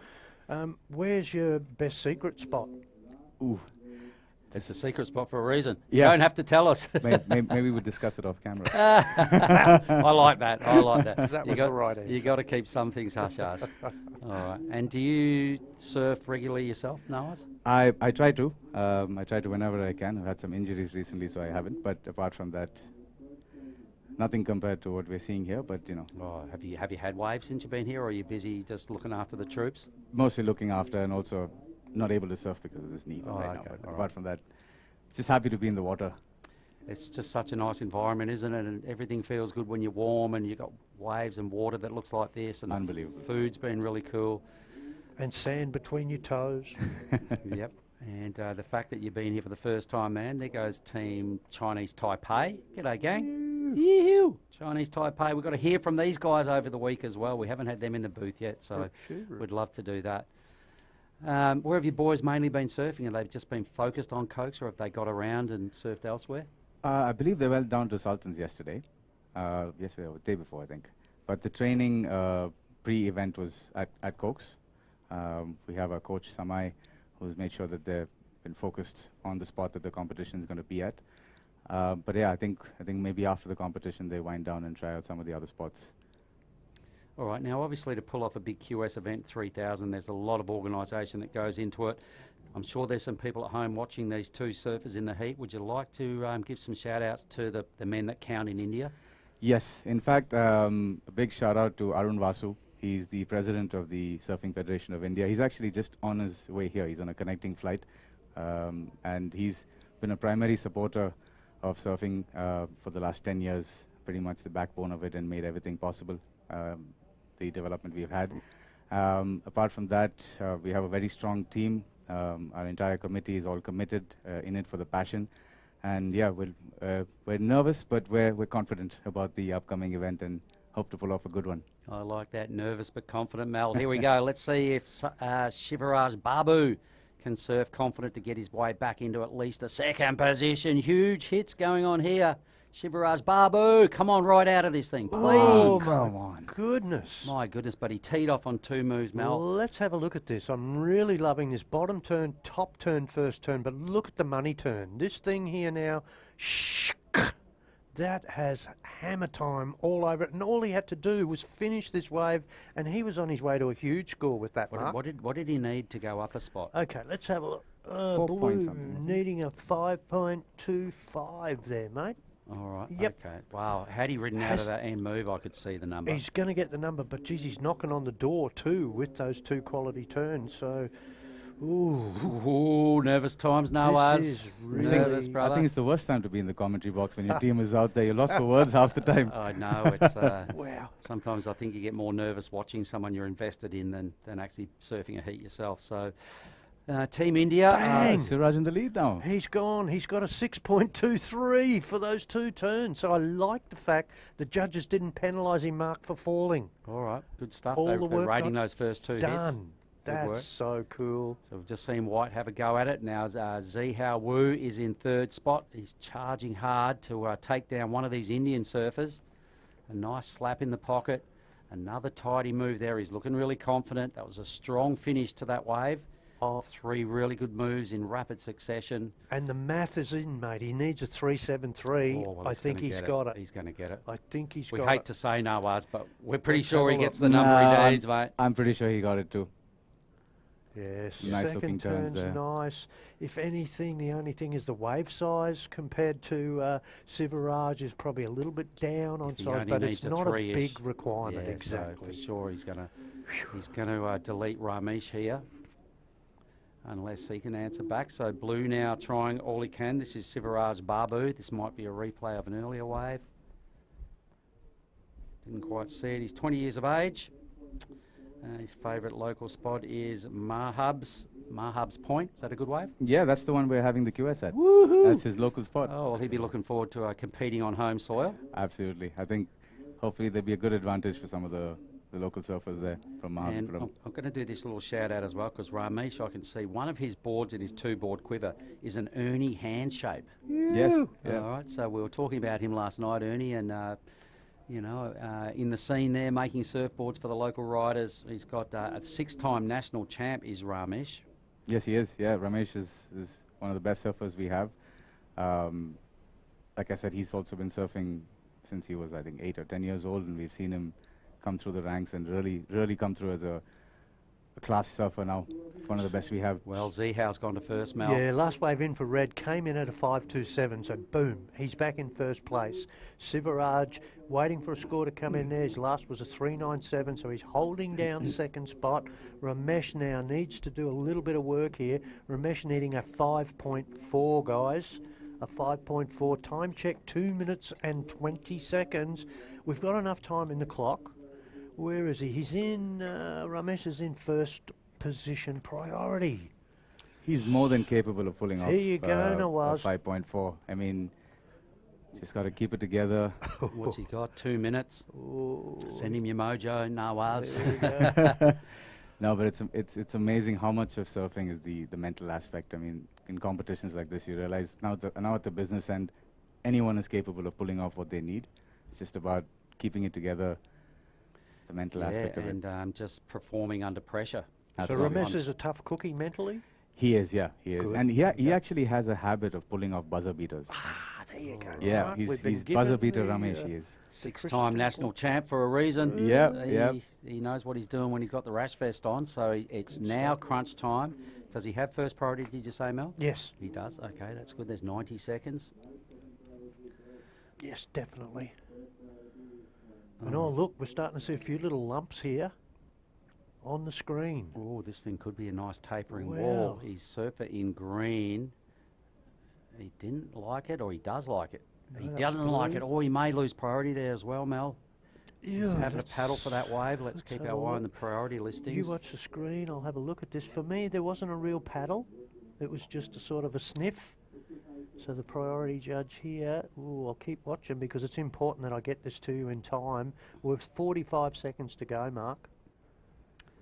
Ooh, at this point there is no movement. All right, well, it would have been through if he had lost it, so I imagine he regains the number 1 priority. The time now 30 seconds. Another wave presents itself. No one on that, but there is another one behind it by the look of things, Nawaz. Buzzer beater Ramesh might do it again. Where is he? Here he goes. That's him. All right, so let's stay with this. He's got to get a number here. It's a good way to kick things off. A confident second slash in the pocket. Big rebound off the wash. He's feeling it. Oh, Ramesh, what went wrong there, Mel? What was he needing? He's only needing a 5.4. He was so on his way. Let's have a look. This first turn was beautiful. Second turn's money here. This was really good. Back into it, only needing a mid-range score. But look, he's just hit the speed bump there somewhere. Might have been a turtle under the water or something. So I think it was. Yep. Manta. He's hit a turtle He's or hit a manta turtle ray. under the water. All right. Thank you. Well, a nail biter. Geez, he probably wasn't just it? had to finish that wave, Nawaz. But it's been really fun having you in here. Thank and you so Team much. India, I'm now Thank you. enlightened and I know what's going on. I Thank wish you you so all the much. best of luck for your QS 3000 event as well next month. Thank you. And would you like to sign off with anything to anybody out there? Well, generally speaking, we're here because we want to be more a part of the Asian surfing scene and the Asian Surfing Federation. We've seen some of the countries make so much progress in short time, and we like to learn from that and contribute as well to the Asian surfing and play a more active role going forward. Thank you very much, Nawaz. We have a recap of that heat. It was a real ripper. It was a very competitive heat, and we'll be back shortly with more live action. Cheers.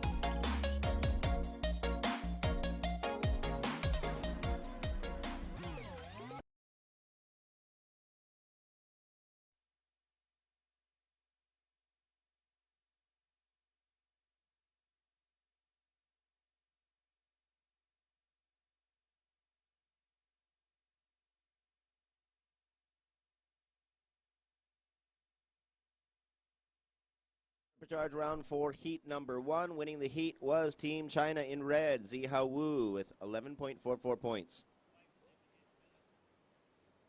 Blue was second, Team India's Sivaraj Babu with 10.56 points. Third place was green, Team India's Ramesh Budial with 9.90 points. And fourth place was white, Team Maldives' Adam Muin Ibrahim with 6.14 points. Green up and riding. Opening wave for Team India's Ajish Ali.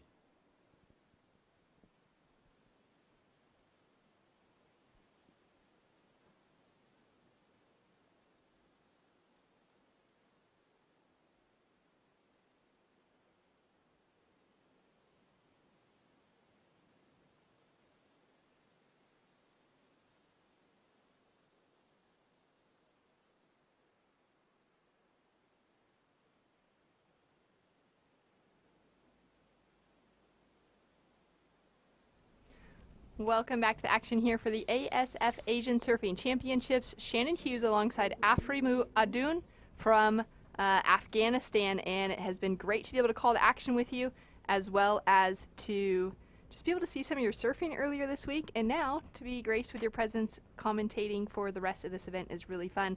And we've got 4 more surfers out in the water for our heat number 2 on the Rapid Charge round 4. As we take a look at some replays here, this is Ajish Ali from India. Right, Indian surfing on the rise, as Ajish just showed us here with his nice finish, and he can stand it. Nice one. Well done. Paddling back with a good score waiting for him. First wave for Ajish Ali from India. Surfer in red is Ismail Miglal from the Maldives. Surfer in blue from Sri Lanka is Lakshita Madhushan. And our surfer in white is Hood Ahmad, also from the Maldives. So 2 local surfers who know this wave so well. Our surfer in the red jersey from Thulusdhoo specifically. And Hood from another island surfs Tiger Stripes as his home break. And it's been great to see these 2 in the mix, but now it is a little bit more intense in the water as we've got an elimination round. And Hood surfing Tiger Stripes is actually one of the southern atolls. Well, the Maldives is not only blessed with waves here around the Mali region, but actually the central atoll, a destination where a lot of boats go to if they want to avoid the crowd that, especially during this month, happen to be in the Maldives. And then also you have got the southern atolls, where you have much more waves than Tiger Stripes, but actually that is one of the more famous spots in the south. And if I'm not mistaken, the first stop both this year and last year of the domestic league started in that spot. So yeah, it's one of those famous waves of the Maldives. And I'd say the other ones are almost as local to Cokes as Hood is, because this is a full South Asian heat right now. This Rapid Charge 4 of the men's heat 2 consists of 3 nations, 4 surfers surfing against each other. And that is interesting because it's not only the continent of Asia where surfing is in a progress due to surfing becoming Olympic, or has become Olympic since Tokyo 2020, but as you can see, surfers from Sri Lanka in blue, there is actually couldn't finish that one. There is actually also a movement within the different regions of Asia. One, obviously, being South Asia with the strong surfing nations, nice surfing. Couldn't finish the this wave, but still first wave for him, more than 20 minutes to go, so plenty of time. So yeah, as I was saying, obviously we all know about the surfing of East Asia, nations like Japan, Kanoa representing Team South Korea, we saw him surfing before, and then China since a couple of years, definitely one of the strong nations within Asia. Southeast Asia is known for its surfing. Without a doubt, everybody knows about Indonesian surfing and Indonesian surfers. Philippines is another dominant nation, but South Asia, with all its beautiful waves, is actually coming too. So the other regions of Asia would be Central Asia and Western Asia, and even there we can see that more and more focus is put on surfing. In Western Asia and the Gulf countries, also in Saudi Arabia, they are creating more and more artificial waves. So yeah, surfing is everywhere in Asia these days.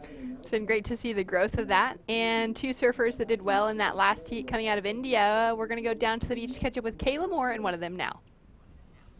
Yes, I'm here with Sivraj from Team India, and he put together a very strong heat. Tell us about what your mindset was like out in the water. At the beginning, I planned to stick with my game and little nervous, and my plan is get a good wave and couple of turns in it, and yeah, and finally I got a couple of waves but couldn't finish it. If I finished, I would have go more higher. Yeah, but I made it through next heat. Yes, you made it through that next heat, and you definitely have some call-outs to improve as you go through in competition. What are some of your goals with surfing? I know that there is a event coming up in India. Is it close to your hometown? Yeah, there is WSL 3000 happening in my hometown, which is first time. It's happening in my hometown. It's more benefit for me, and this Asian competition will help me to more improve my talent and stuff like that. And looking forward to compete in my hometown. Well, we look forward to watching you as well. You'll have that hometown advantage, which is really epic as you go on in competition. And here you will carry through your experiences and your learning. I'll send it back to you, Shannon, and Afri in the booth.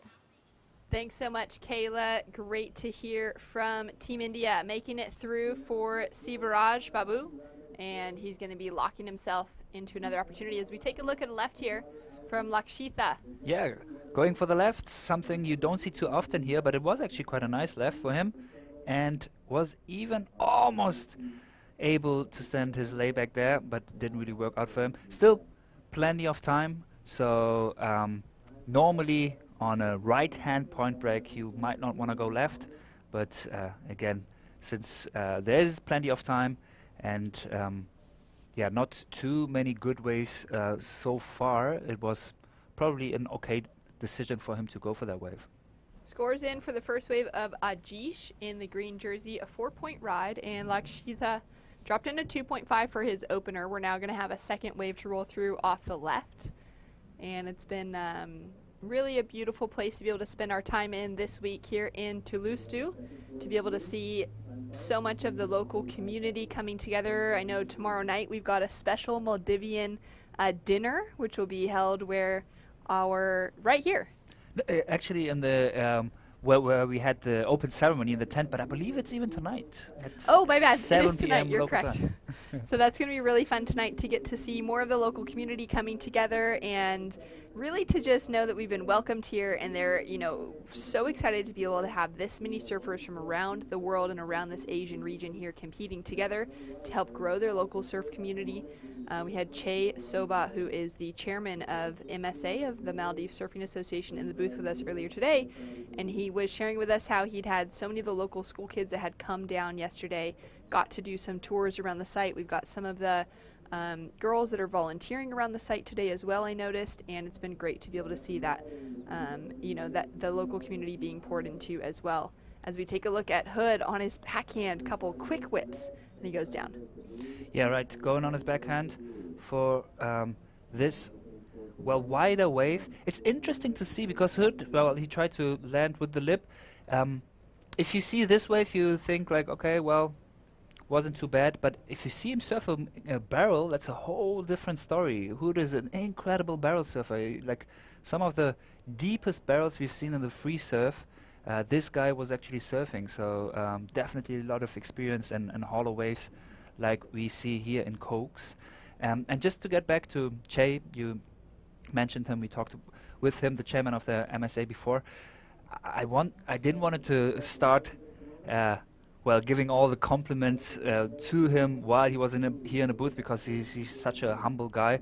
But it's incredible the amount of work and the level, the quality of work, not only Che, but the whole MSA, and also the local surfing association of Thulusdhoo, the council of Thulusdhoo, and everybody involved in this Asian Championships is putting into. We from the ASF, as I'm a board member of the Asian Surfing Championship, Asian Surfing Federation, we are really amazed by the heart and well, just everything these guys do. You know, like we were planning this championship since a couple of years, but then due to COVID, we couldn't really proceed and have it in 2020. Then for quite some time, as everybody knows, you know, everything was on hold, so there wasn't a lot of activity. And then all of a sudden, there was this opportunity to have the Asian Championships here again, bedded in between the World Surfing Games that was 6 weeks ago, and then originally the plan was to have the the World Beach Games in Bali for next month, which now we know won't take place, and then, you know, a couple of CT events, qualifying series event, QS events. So, you know, there were a lot of competitions in between, also the domestic league. So there wasn't a lot of time to prepare, but I will continue this after this wave. Great backhand start for Hood. Big wrap to start. Second turn gets a little bit softer as that wave fizzles out. Take another look here. Yeah, waiting on his bottom turn to go up for this roundhouse cutback. Hood, well, he knows he needs to deliver to be able to get to the next round, but I really believe that Hood is hoping for a barrel opportunity, because this is when he really shines. This is when he really is able to show that he's well, able to produce one of those excellent scores. And here we've got part of your team from the Asian Surfing Federation and the local surfers. Exactly. There you can see the president of the ASF, also president of the NSA, Sakai-san, together with Shu-san. Currently, there you go. Woo, checker. With him, Shu-san. Hello, hello, hello. Also, Bade in front of the computer, one of the MSA guys that I was just talking about. Incredible work. Guys, thank you. Without you, this event wouldn't be as successful as it is. Lakshitha now unleashing on his backhand into that second turn, comes unstuck on the finish, unfortunately.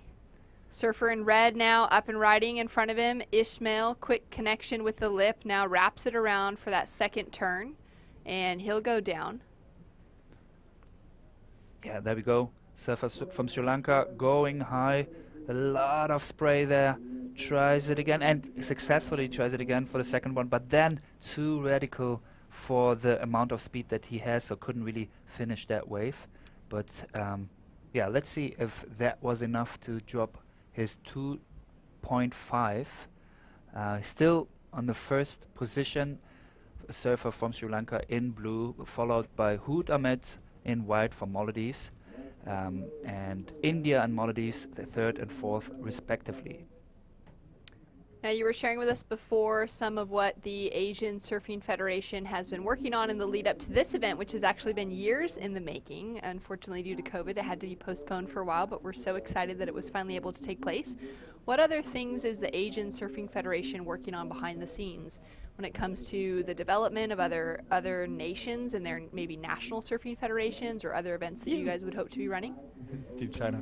Yeah, thanks, Shannon, to mention that one again. So, I mean, obviously, it's a lot about competitions, right? I mean, it's the governing body of professional, well, not professional, but high-performance surfing, competitive surfing in Asia. So obviously, we are focusing on these kind of events. One being the shortboard Asian Surfing Championships, as we can see right now. The goal is to have an annual event. We had our first event in China in 2019, and this is the second one from the ASF, and the goal is to have it year after year. So exciting as we take a look at Ajish. Great snap to start, floater across that lip line, and hits the finish as well. So that's going to be a completed wave for Ajish. Great surfing. He's sitting on a 4-point ride right now, which is the second highest of the heat, and looking for just a 0.76 to move himself into that advancing position. So we'll take another look at that one in just a moment to see where the judges might be going with that score line. And exciting to be able to hear that the ASF is keen to be running this event year after year. Exactly. But also we are looking at longboard events, hopefully next year we are in the talks right now with a couple of countries who would be interested. Taking a look here at Hood, he's jumped himself into that second place position. A lot of power after that first turn. Horizontal on the second, and now starts to break through that lip line again on the third. Sets himself up here in the pocket for a nice windscreen wiper finish, and he'll duck out on the shallows.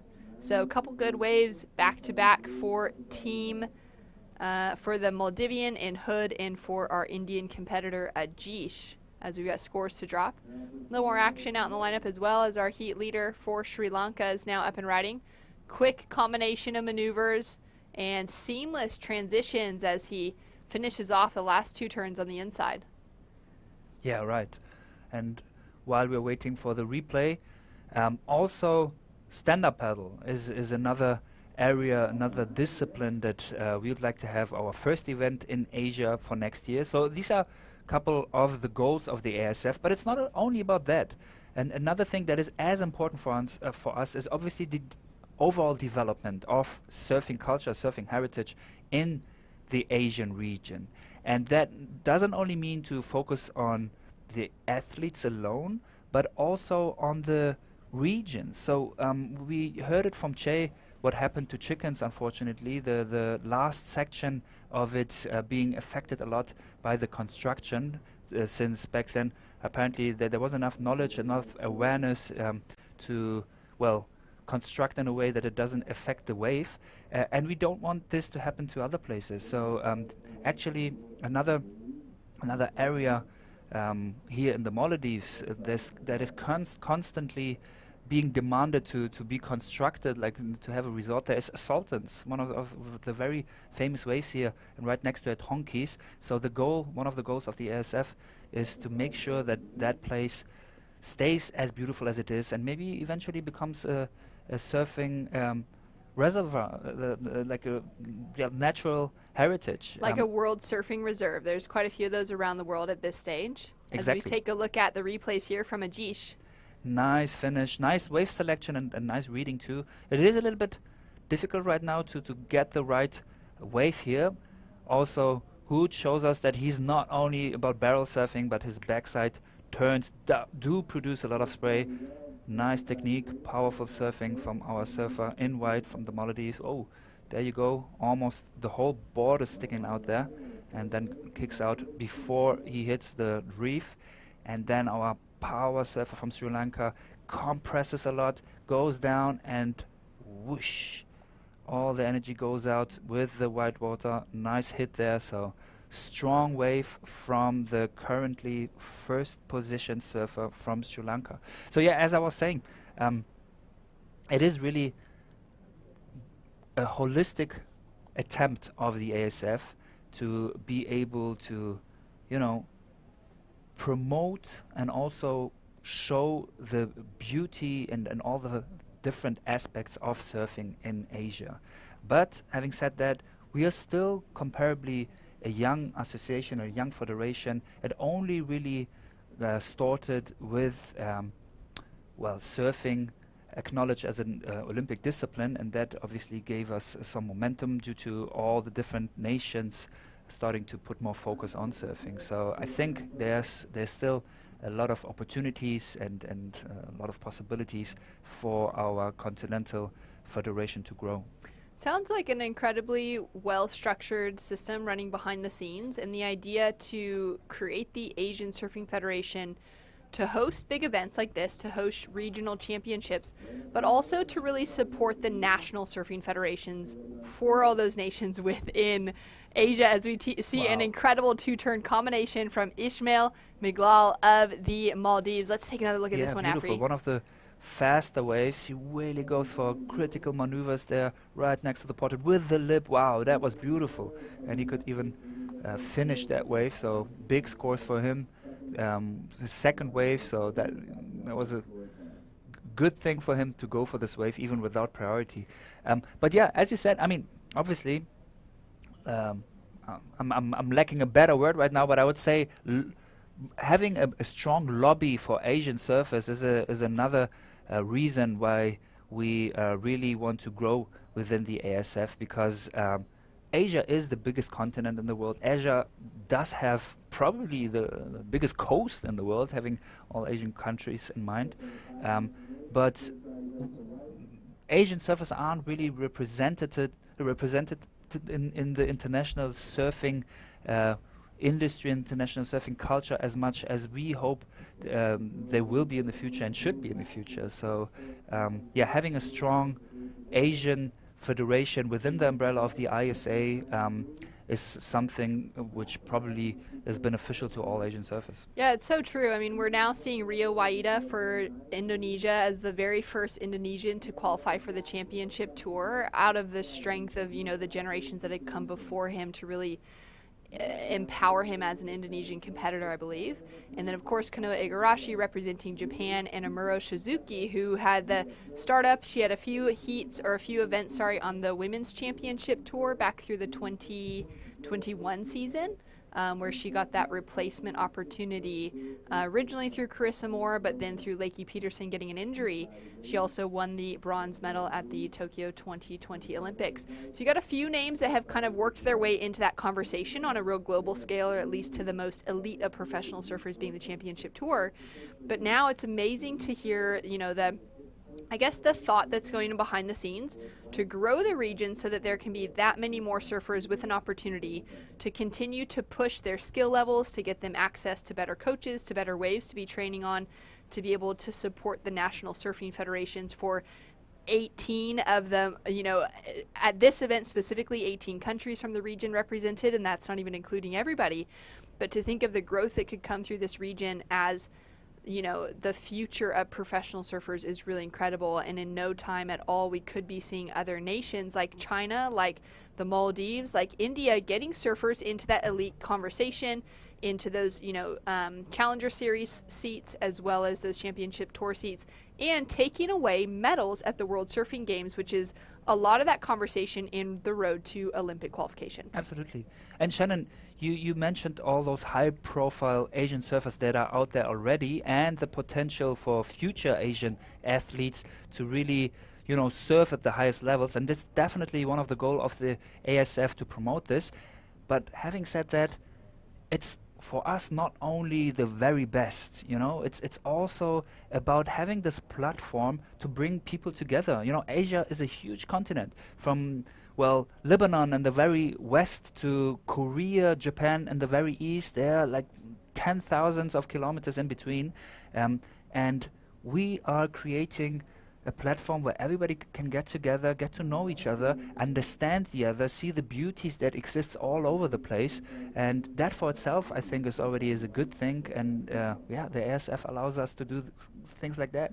Yeah, I love that side of it, the heart and the community aspect behind it, to really be able to bring these countries together, some of them with similar backgrounds, maybe similar cultural aspects, and others that are quite different, although they're closely related to each other as far as like global location is concerned. It's been really cool this week to be able to see so much of that community growth, to see different teams getting together and surfing together, hopping on the same boat because they want to, you know, go get in the water, having dinners together, and to really continue to build that conversation of learning off of each other, which is a really exciting thing, and to just celebrate the growth of surfing, and even just the introduction from the perspective of, as surfers, we love the ocean. Mm-hmm. We've gotten so much healing, so much life out of being water people for so long of our own lives, and now to see even more people entering into that conversation and getting to know the life-giving properties that it is to be a surfer, I think, is a really special element to this event. Well said. We have 18 nations participating in this Asian Surfing Championships right now. Hood now up and riding. He's chasing a 6.08 to get himself into that advancing position, and goes down on an important, crucial second maneuver. Surfer in that second place position, Lucky from Sri Lanka, gets that connection on the second maneuver. We'll see if the judges deem that complete or not. We'll take another look here at the replays, but a requirement on the board for Hood. Yeah, it's interesting to see the last maneuver of Hood. He's putting everything into it, and unfortunately there was just too much power to really land it. Whereas if you compare it to the wave of our Sri Lankan surfer in blue, also strong finishing move, but he seems like putting a little bit less power into his last maneuver so that he's able to actually finish it, as you can see. So scores to drop through for last of blue, Lucky from Team Sri Lanka. Last of white as well for Hood Ahmed. Unfortunately for Hood, he fell on that finishing maneuver, so it's looking like he won't be able to get that requirement of a 6.08 to take himself into the advancing position. We didn't see a last wave from Ajish out of India either, and so it looks like we'll see Ishmael and Lakshitha advancing through. Afri having a cool drink here on a hot day in the Maldives. We're enjoying ourselves, and we've got even more action to come, so stay tuned. We'll take a look at a quick recap and be back with more action right after this.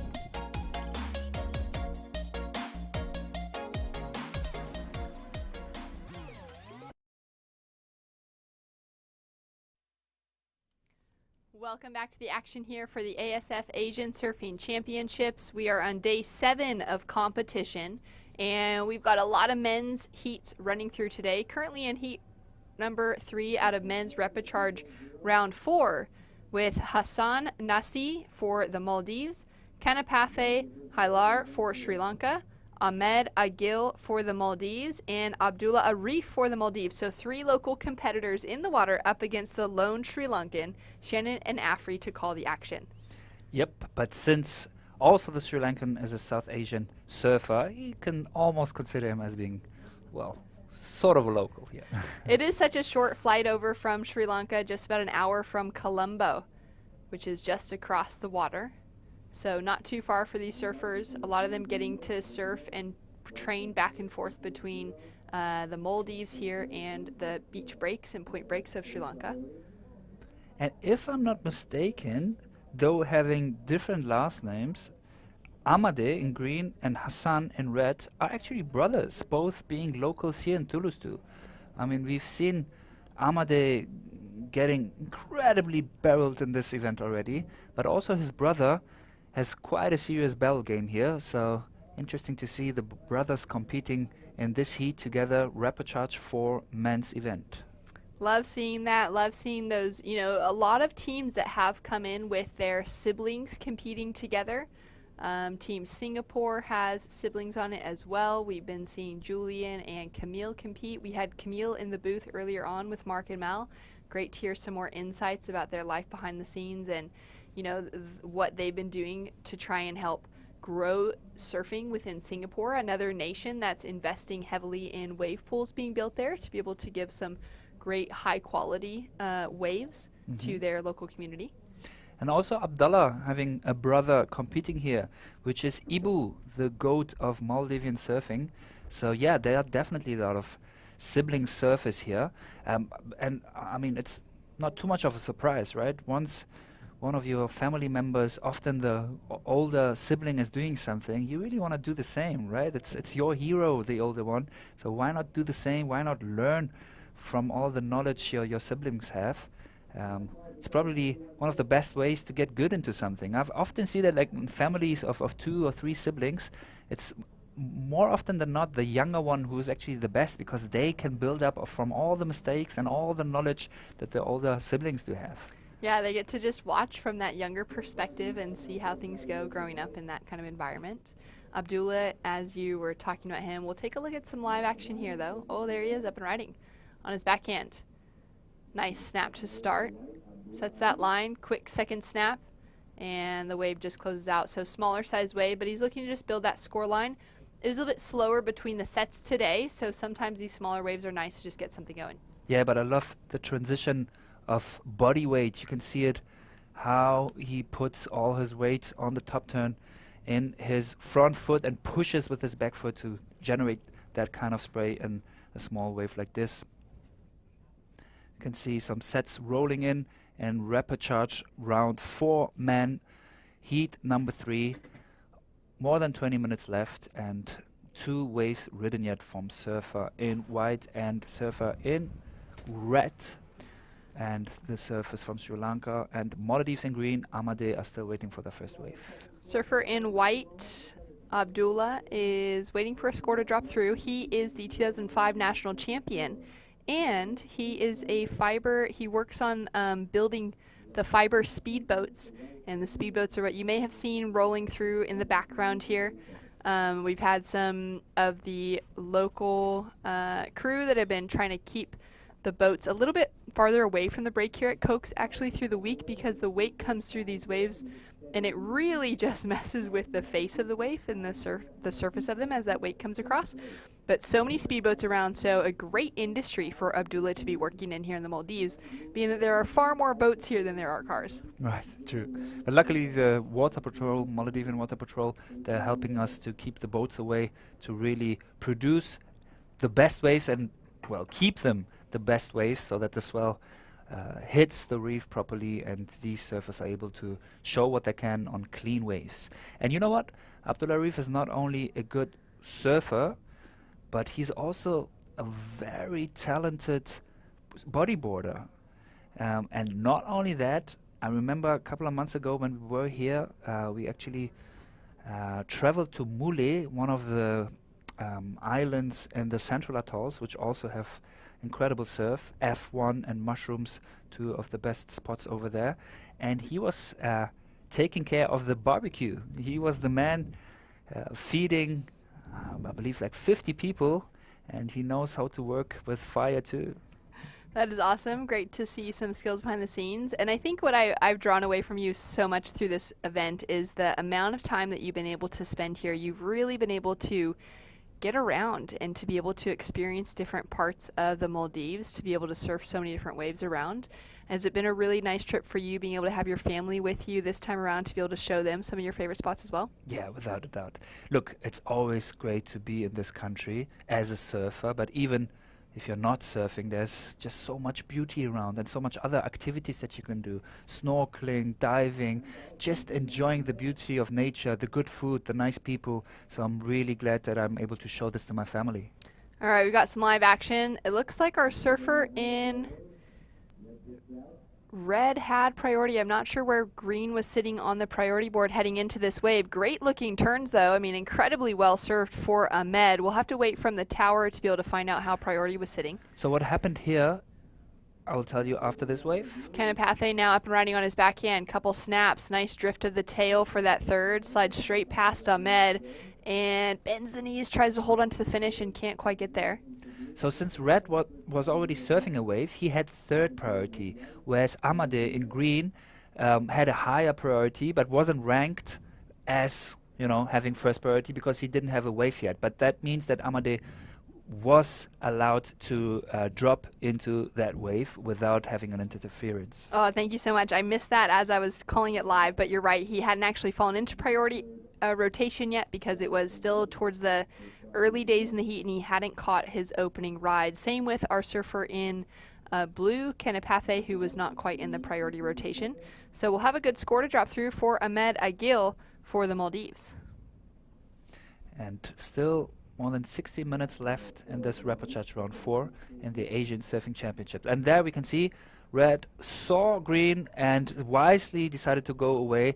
Good for Amade being able to produce a nice top turn there. Roundhouse cutback there. Loses it a little bit on his way back, but then wow, how did he finish that one? His board wasn't even aligned, wasn't even pointing to the shore, but somehow he knew what to do and was able to complete this wave. And then we saw this for the first wave of Kanapathe, drops through as a 4.5. Yeah, once again, one of the more powerful surfers from Sri Lanka, really compressed in his bottom turns, and he wasn't able to finish this wave, but had some nice maneuvers beforehand, so definitely a good second score for him, and still more than 50 minutes left. So a 4.5 on the board for the opener of our surfer in blue, and a 7.17 for first of greens, Ahmed Agil. So sets up Ahmed in the lead, and as we have those scores locked in, let's go down to the beach to catch up with Kayla Moore. I'm with Team Maldives, Ishmael Miglau, who won the last heat, and he moved here 8 years ago. So this is kind of your home spot. Tell me about competing at a wave that you feel very comfortable at. For sure, it's my favorite place. I always come to here. I want to live here. Yeah, the waves are fun today. Such a good waves. I wait for the good waves. I got it. Yeah. Yes, you definitely got those two waves to put together scores on the board and advance into the next round. Can you talk me through your mindset out there in the water? Be patient. I didn't I don't think about anything. Just patient. Wait for the best two wave. Yeah. Amazing. Well, good luck as you advance through, and I will send it back to you, Shannon and Afri, in the booth. Here from Ishmael as we take a look at some live action here with Hussein. Great tail slide on that second turn, sets himself up here through to the inside, and got a great looking wave, so patiently waiting out. Better wave selection than his first two waves, which were just throwaway scores, as we take another look here. Yeah, Hassan wants to show the audience and his brother that he also knows how to serve these waves. Goes for the bottom turn, up for generating some speed on this curve, and then goes for another maneuver before the wave just closes in front of him. But that's a good score for him, and that keeps this heat interesting since it's a little bit more than 13 minutes left. And apart from that almost excellent wave that Ahmade has got, all the surfers are still quite close to each other. And here we see once again that situation where Ahmade went for his first wave, and that made surfer in red go away to not risk an interference. And this is the 7.17 ride of Ahmade with this nice finish that you just saw. That was such a good finishing turn. That was exciting surfing to see as well. You can sense from the judges that they would have been like frothing as he was taking off on that wave, read it well, and got that combination of just those two turns together, but really nice connection between the two. 7.17 on the board for Ahmed. He's currently sitting in that leading position for the local community here in the Maldives. Hassan Nasi sitting in second with a single highest score of a 4.33, just a 1.3 on the board behind that, chasing a 2.85 to take first. Kanapathe now chasing down a 1.13. He's got a 4.5 on the board, so he's in a great position to try and take away that second place spot. And probably our surfer in the worst position at the moment is Abdullah Arif, with just a couple of twos on the board as his scoring ride so far. He is sitting with first priority, however, and we've got 12 minutes still remaining on the clock, so plenty of time. And we can see a few more clouds rolling through around the island that we are on here in Thulusdhoo today. Know that there's a bit of rain in the forecast, but it's been awesome to just see clear sunny skies for the majority of our waiting period, with favorable winds at this time of the year in July, peak swell season here in the Maldives, for great waves across all of the islands. And it's no wonder that there's been plenty of other boats full of surfers, and I'm sure a lot of the accommodation around different islands just filled to the brim, because this is prime season to be here to get some great waves. Absolutely. And though it being prime season and Cokes being one of those favorite waves everybody wants to surf, still we are well, lucky enough, and well, it wasn't really luck, it was thanks to MSA, thanks to the Council of Thulusdhoo and the local surfing association, that this spot, Cokes, was completely blocked since the 1st of July for the athletes, for everybody involved in the Asian Surfing Championships to have the opportunity to really train this in this wave, to, well, one, of course, to be safe while surfing, because it is still a reef breaking on a sharp reef with a lot of sea urchins on top, but on the other hand, to be able to really show their best performance on this wave. So yeah, well, we are really lucky, I have to say. And I think you and I, we are even luckier than the judges to sit here within the booth and not seeing what is going on in the ocean, especially not what is going on left from us, because left from where the judges look at, you will see Chicken Surf Spot, and it is firing right now. Perfect wind, perfect swell. So, you know, some of our judges, they're some really good surfers themselves. So I wonder how much that affects them, seeing perfect spot almost being empty, and them, well, judging others surfing this perfection. Yeah, it would be a challenging one, being able to have a little peek around the corner. I did notice that they've got, partly due to just sun protection upstairs, but they've got like banners around the entire kind of top of the judging tower there, so it does block that view, which might be on purpose as well, trying to prevent a little bit more mind surfing. But we've got a panel of absolute world-class judges upstairs. It's got 2 women on the panel, and Kiki and Marcella, as well as the rest of the guys rolling through. A lot of judges from around different parts of the world, and so it's really cool to be able to see you know, that crew coming together, putting together a really incredible roll of scores rolling through this week, and just doing an absolutely outstanding job upstairs. Yeah, when we decided whom to invite as judges, one aim was to promote Asian surfing. I'll tell you more of that in a bit. Ahmed, just a quick in and out. And so that's the reason why we have judges from Taiwan, from Indonesia, from Japan, so some of the best judges in Asia. Abdullah now having a look on his backhand. He's chasing a score, gets a little stuck on this first section, now hooks it into the pocket. Quick whippy surfing, nice big rooftop floater to finish. Kicks out just after coming down to the bottom of that wave again, as we see Hussein fly past in the background. And good looking section as he finishes off with another turn.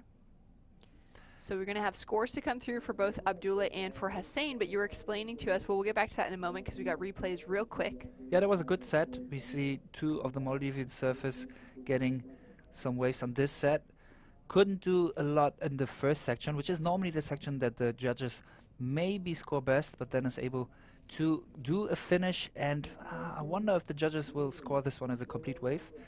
We'll find out soon. But yeah, as I said, we are not having only the best judges from Asia, but also from all around the world, from Brazil, from Australia, because we believe in growth of our well, our judges in Asia too. So being able to sit right next to some of the best judges in the world, for example, next to our head judge from Australia, Perry Hatchett, who himself was the head judge for many years in the ASB events, judging and CT events, and actually any sorts of high-class surf events you can think of, that benefits the promotion of Asian surfing, because surfing, performance surfing, is not only about the athletes but also about the best stuff around them, judges, priority judges, and everybody else involved in this kind of competition. So true. There's so many important aspects behind the scenes to run an event of this scale. As we take a look again at this replay for Hussein, now drops in a 4-point ride, so he's sitting into that leading position just ahead of Ahmed Agil.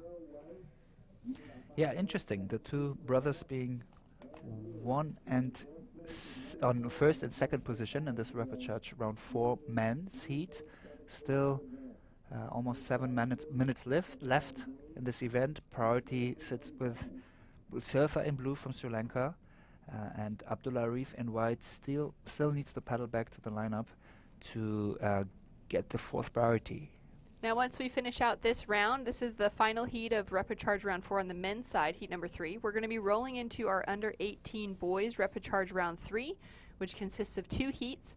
followed by our men's rapid charge round 5, which consists of 2 heats.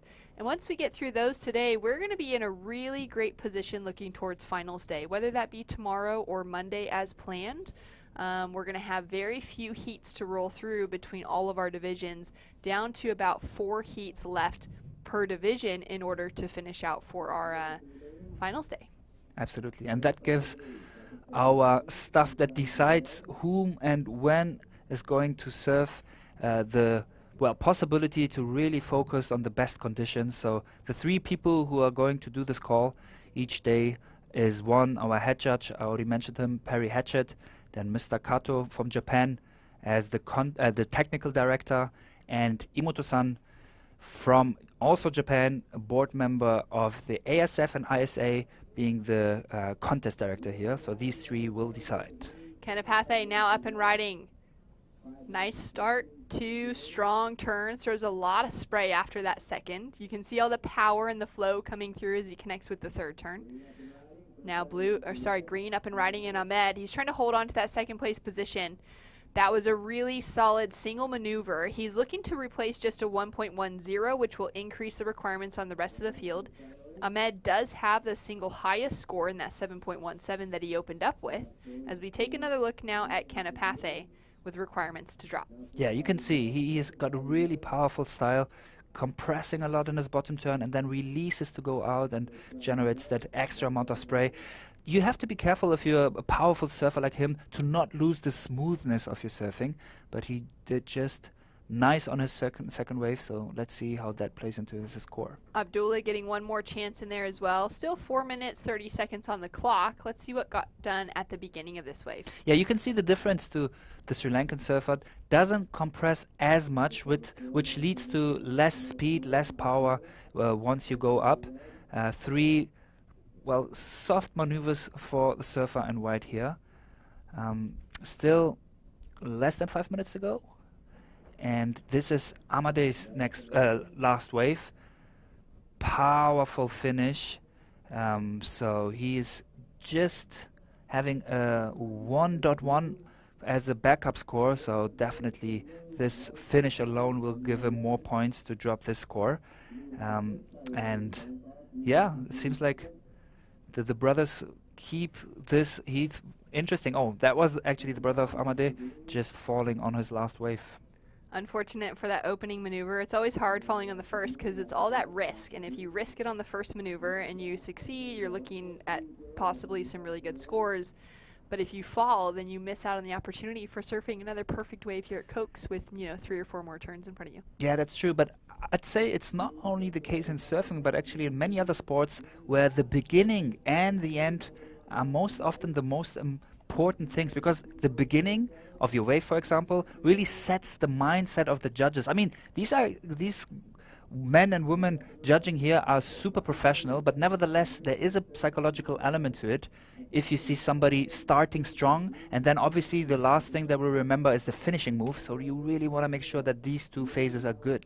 Yeah, that's great insight. It's that impression on the finish, right? Riding out clean of a wave like this from Abdullah rather than that fall just leaves a different impression overall as you're taking a first look at it. Now down to 2 minutes, 30 seconds on the clock. Current situation has changed. Ahmed in the green jerseys dropped in a 4.70 for his last wave, which jumped him all the way into the leading position. Our surfer for Sri Lanka, Kanapathe Ramesh, has dropped in a 5.33 for his last wave. He's now gone from 4th up into 2nd, and that's pushed our other 2 Maldivians down into 3rd and 4th place. Hassan now sitting with a 4.33 and a 4 on the board, chasing a 5.5. And Abdullah with a 2.8 as his last score and a 2.5 before that. He just hasn't found that rhythm with the waves that he's been looking for. He's had a lot of opportunities, but hasn't been able to really capitalize on them. Sitting with a requirement of a 7.03 on the board. So at the moment, it is 1 Maldivian and the Sri Lankan advancing through, but we still got a minute and 30 seconds here at beautiful Thulusdhoo Island. Problem for the surfers in red and white who needs to score some higher waves to be able to get to the next round is that surfers in green and blue, who are sitting in 1 and 2 respectively, do have priority.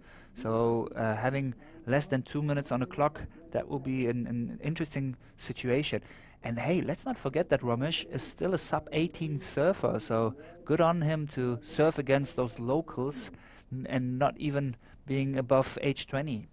Surf coach Clyde from South Africa, but he has been part of the Maldivian team for the last couple of years and has been really working with them on, you know, their top surfers, but also growing those pathways for younger surfers that are up and coming. You can see the stress though now, knowing that regardless within this heat, because there was three surfers from the Maldivian team, we were going to be losing one, but at the moment it's looking like we could be losing two out of the three in the water. As we take a look here at our surfer in red, Hossein now chasing a 5.5, goes for a big hit on the finish and is unable to ride out clean. Looks really shallow just because the water is so crystal clear here around the island. Yeah, unfortunately that most probably wasn't enough to change his score.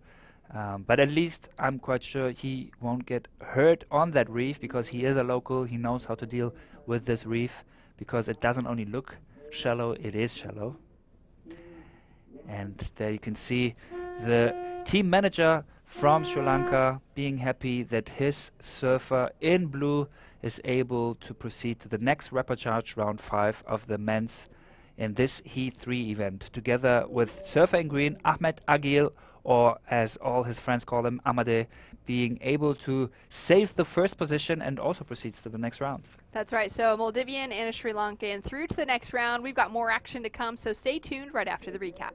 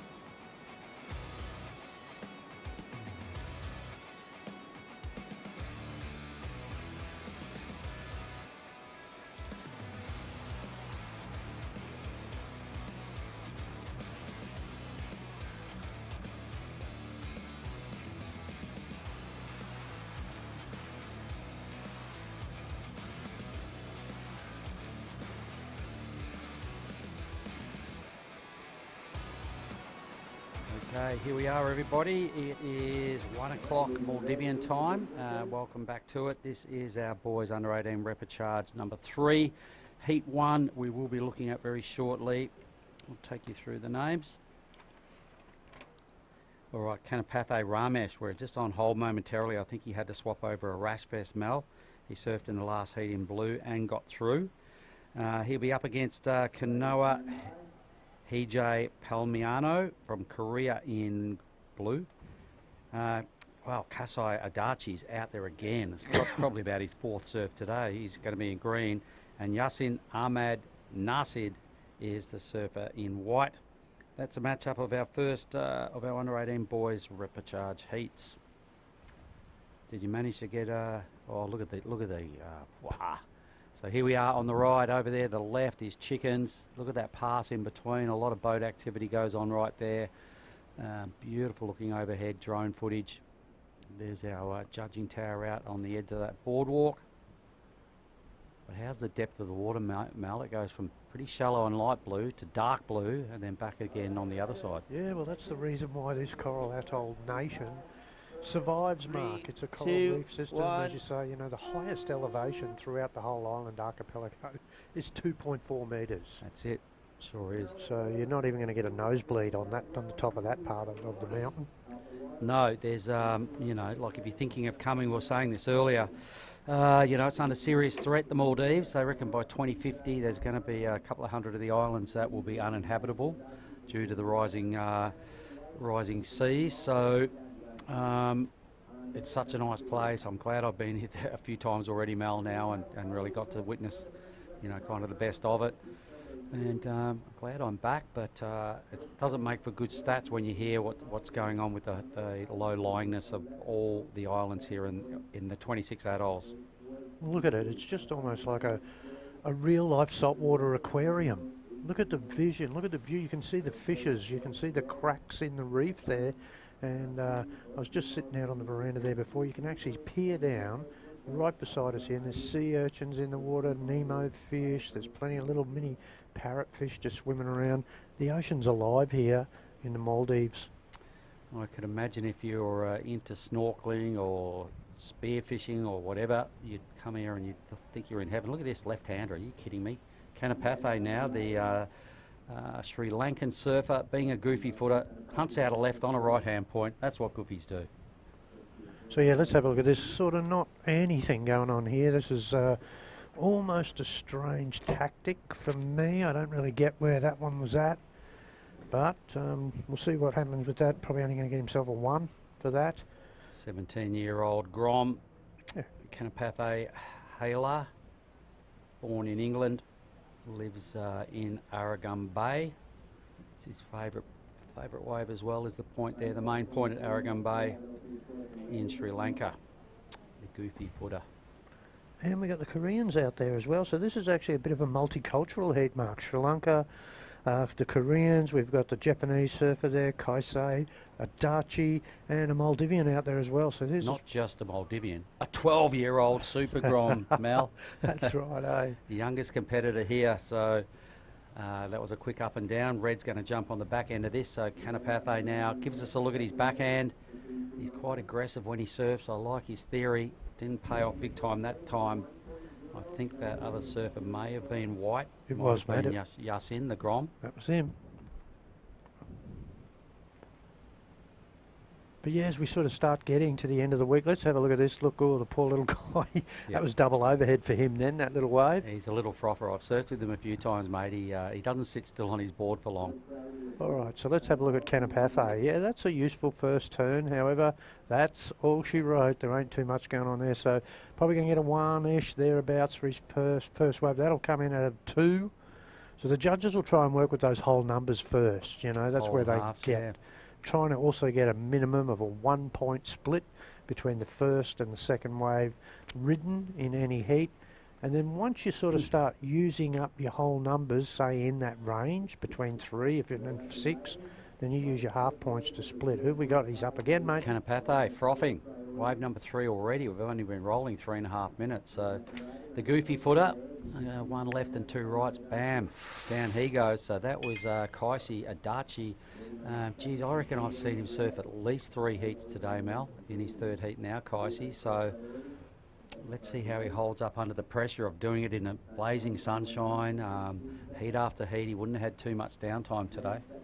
And as you say, you know, there's a different, I don't know, probably a different energy drain going on in a heat than what there is in a free surf. Free surf, your mind is free surfing. You're just paddling around, you're cruising, you're looking to try and get some good waves. In a heat though, everything starts to become compressed and condensed. You have to try and perform and impress the judges within a frozen 25-minute period of time. So has its own little stresses and pressures associated with that. Right, Over to you, mate. Here's Kaisi again, so that's better.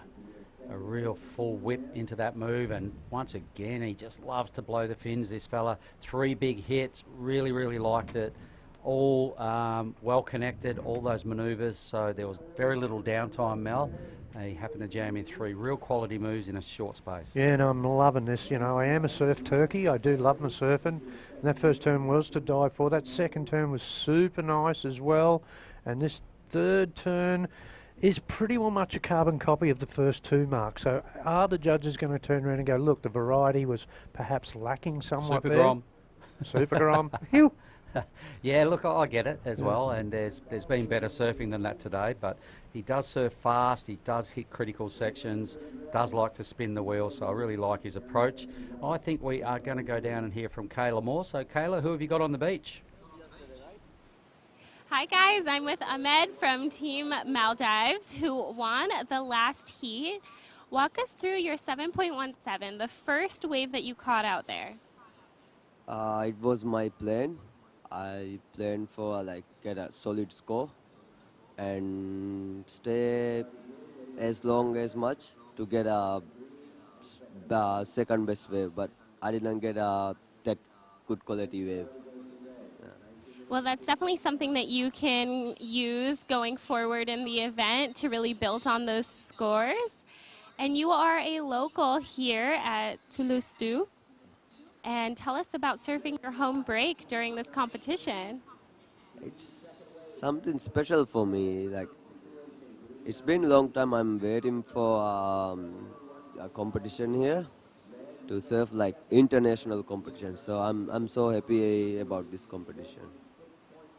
Awesome. Well, thank you for sharing your home with us. Back to you, Mal and Mark in the booth.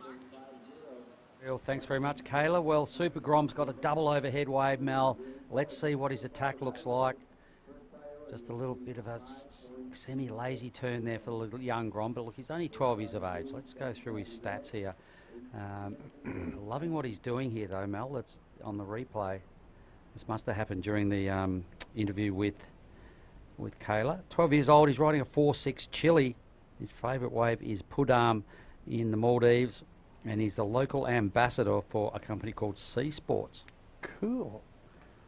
So let's have a look at the replay on this one, and then Well, that was the replay, I think, Mel, was for it? the Sorry. Grom. So we'll just see what sort of number he gets there. He's ridden a bunch of waves. I think the score's in, a 4.33. Sweet. That's pretty decent. Yeah, no, you got to be happy with that one, little guy. All right, so big news though, Kaisi Adachi, Mel. Mover and shaker, mate. 7.67 for Kaisi Adachi there. So pretty well much the judges just said, nope, I'm liking that. Almost touching excellent. So, you know, getting close to those bigger scores here. Kaisi Adachi, I guess with the benefit of hindsight, they really liked all the pinpoint precision as we see Blue, mate, who's on. Kanoa Palmiano. Couple of big hits, needed to land that to really make it count. It's on his first wave. He's out of Korea. Yeah, no, I'm really liking this too, you know. Geez, his board looks really spicy. And this guy here, yeah, just goes a little awry there out of the bottom. So what happens there is the error is drawn where he fails to engage the rail at the bottom there. So that then means that in the next part of the transition of the turn into the lip, it's not flowing, it's not smooth, it's not powerful. He's actually got to nurse it a little bit, and then once that starts happening, your timing goes out the window a little bit, and for him then that thing just sort of all went quite sideways quite quickly. 15 years of age is that surfer, Kanoa. He's bored actually. It's the Paisel Swallowtail, 5.6. Favourite wave he's rating is Cloud 9 in the Philippines, and that's a bossy wave. It's got a lot of push. kind of a little bit similar to this in some respects, but either way, the goofy footers rating the right-hander over there in the Phillows, and let's see what sort of work he can put together in the next 16 minutes. That number will be a little bit of a lowbrow score. So there's the boardwalk heading out to the little island. It's got a pretty cool decking, a little relaxed spot there, and then you go through the little grove there in the green bushes. It's quite nice under there. It's very cool. It actually floods on the high tides, Mel, doesn't it? And there's a climate change in that little grove, ladies and gentlemen, just on the other side of the hut. You walk from the heat of the day and you go into there, and it's almost like air conditioning as you walk through that little section. Out to the orange tent there, onto the boardwalk, the viewing platform. That's where a lot of crew opt to jump off and head out into the lineup. Can be a little tricky with the amount of urchins. Super Grom, Mel. We love your work, little guy. Still an overhead wave. Look at it. He's all over it. This is much better. He's really starting to surf with a bit more confidence. Yeah. A pity didn't ride out of that. Just for his own mindset, mate. Yep, no, I'm liking this too. Look at this. I can't wait to come back here again and see what he turns out like. I've got a feeling he is going to be really, really good. So wouldn't mind extending the invitation to come to WA and surf in the small fries comp for that little guy. He could be your next Hussein Arif. Yes. Yeah. Heir apparent to the throne. And that would be good to even see Hussein can bring him over there. So look, the offer's out. All right, so here we go. Kaishi Adachi, another big hit. What I really like what he does, and I can see where the 767 went before, Mel. Pretty much every time he hits the lip, he does add that little bit of spice by spinning the wheels and doing those little slides and adding a bit of risk to the turn. You know, it's already a pretty committed and difficult manoeuvre that he throws down, but just by spinning the wheels non-stop, he's adding that little extra element of risk and commitment. And the judges are picking up on that. He really does have a red hot go at it, so I'm liking that number. I'd rate that pickup, Mark. I reckon that's spot on with that call, hence the reason why, you know, I missed that with my commentary before, thinking everything was a little bit of variety, but you've actually like gone in and microscopically looked at that, and that's entirely correct. Well, we've got to think back to a couple of heats ago when he was ripping in his heat. He blew the tail hugely a couple of times, remember that? Yep. And he's in such good form, and he's really feeling it today that he's doing it like every turn. So here goes the goofy footer again, Kanapathe from Sri Lanka. This guy does get aggressive when he hits the lip, Mel. He puts a lot into his moves, the body language, but just a few too many errors to be a top-line competitor is what I'm seeing. Yeah, no, you're right. You've sort of got to finish your waves at this level, at this stage of the event. You know, we're now getting down to the pointy end of it. Let's have a look at this wave here. This is green, and that's what we were just talking about there, Mark. You're spot on with that. He manages to hit the lip there. He gets that bottom hull planing through the roof, and here's Kanapathe's action, liking it, nothing wrong with that, but then here things just sort of go. He sometimes tries to do too much. If he just repeats that first hit, it's a solid enough hit that the judges are going to go, right, that's two big blasts, we're liking it, keep going, son. But sometimes he does something good followed by something silly, sometimes, a lot of the time. Lacking in consistency, isn't he? That's the word. That's all it is. If he could tidy that up, I could see him actually you know, being a lot better and bigger numbers coming his way. You know, we've said it's got a little cliche, but you only get so many opportunities in a heat, and if you keep throwing away those chances, sooner or later someone is going to come up and beat you and put you on the sidelines. He's in third. So, folks, if you're wondering why two colours are paddling out, there's his caddy. The surfers are able to have a caddy, so the caddy will take out a spare board for them for two reasons. One, you might break your board and then you're going to need another one, or two, you might not be happy with the selection choice that you made. So the caddy is able to sit out at the orange buoy there off the side of the break, and in the event of a fracture or damage or break, the surfer must paddle and or swim to the caddy, and they must exchange boards at the buoy and then paddle back into the lineup. So at all times, the caddy is not allowed to venture into the active wave zone.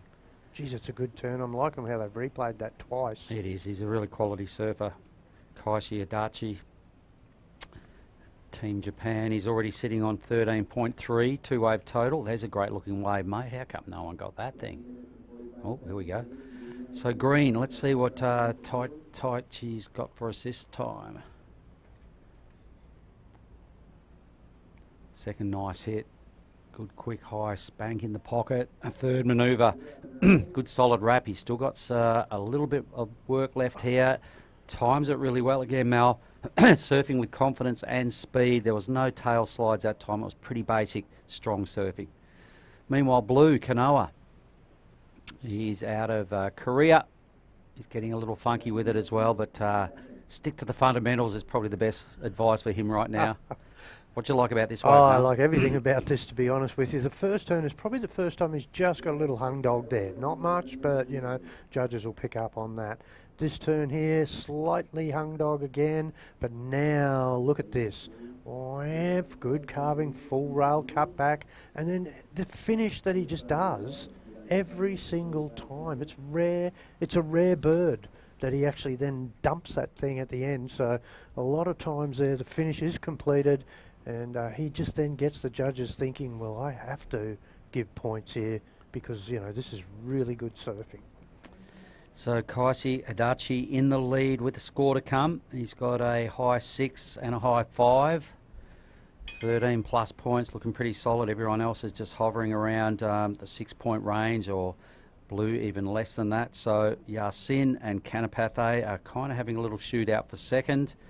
Even the Korean there, Mel, still in the conversation, needs a 3.91 to get up and challenge for that qualifying second spot. Right on 10 minutes. I think one more score to come for Kaisi's last effort. Lots of surfing done on it. Pretty decent turns out the back. I reckon he could replace his 5.67. Yeah, no, the 7.67 is the score, isn't it? That's just going to be really handy to have in your two-wave tally when you get to the end of this. So, yeah, how much he improves here, it's sort of going to be interesting. You know, the fight's on for second and third. Look at that, Mark. Yep. 6.9 V, 6.46 at this stage, and we're sub 10 minutes, in fact 9 minutes and 24 seconds. Less than half a point separating White in second, Red in third. So the goofy footer, look, he only just missed out on getting to that second position. Had he made that second move, Mel, he's just got to play the game a little better and just, you know, connect the dots. Here he is again. So let's see if he can regroup this time. I mean, he's got that good snap on him. There's nothing wrong with what he's doing. He got a little hung up that time, yes. But on the other wave we're talking about, where he almost got the number to advance through, he did a really good blast, followed by a little bit of a silly face plant, and down he went.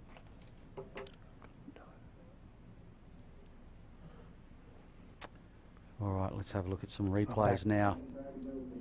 Kanoa chasing a 3.91, looking at the replay. The Korean, he's got a good backhand whip on him as well. We're owed a score from Kanoa, so this must be the number we're waiting for. I think I can see a 3.91 at least in this wave. That's when he got a little funky on the air, a little ambitious. Just tag it, add a few more points. Super Grom.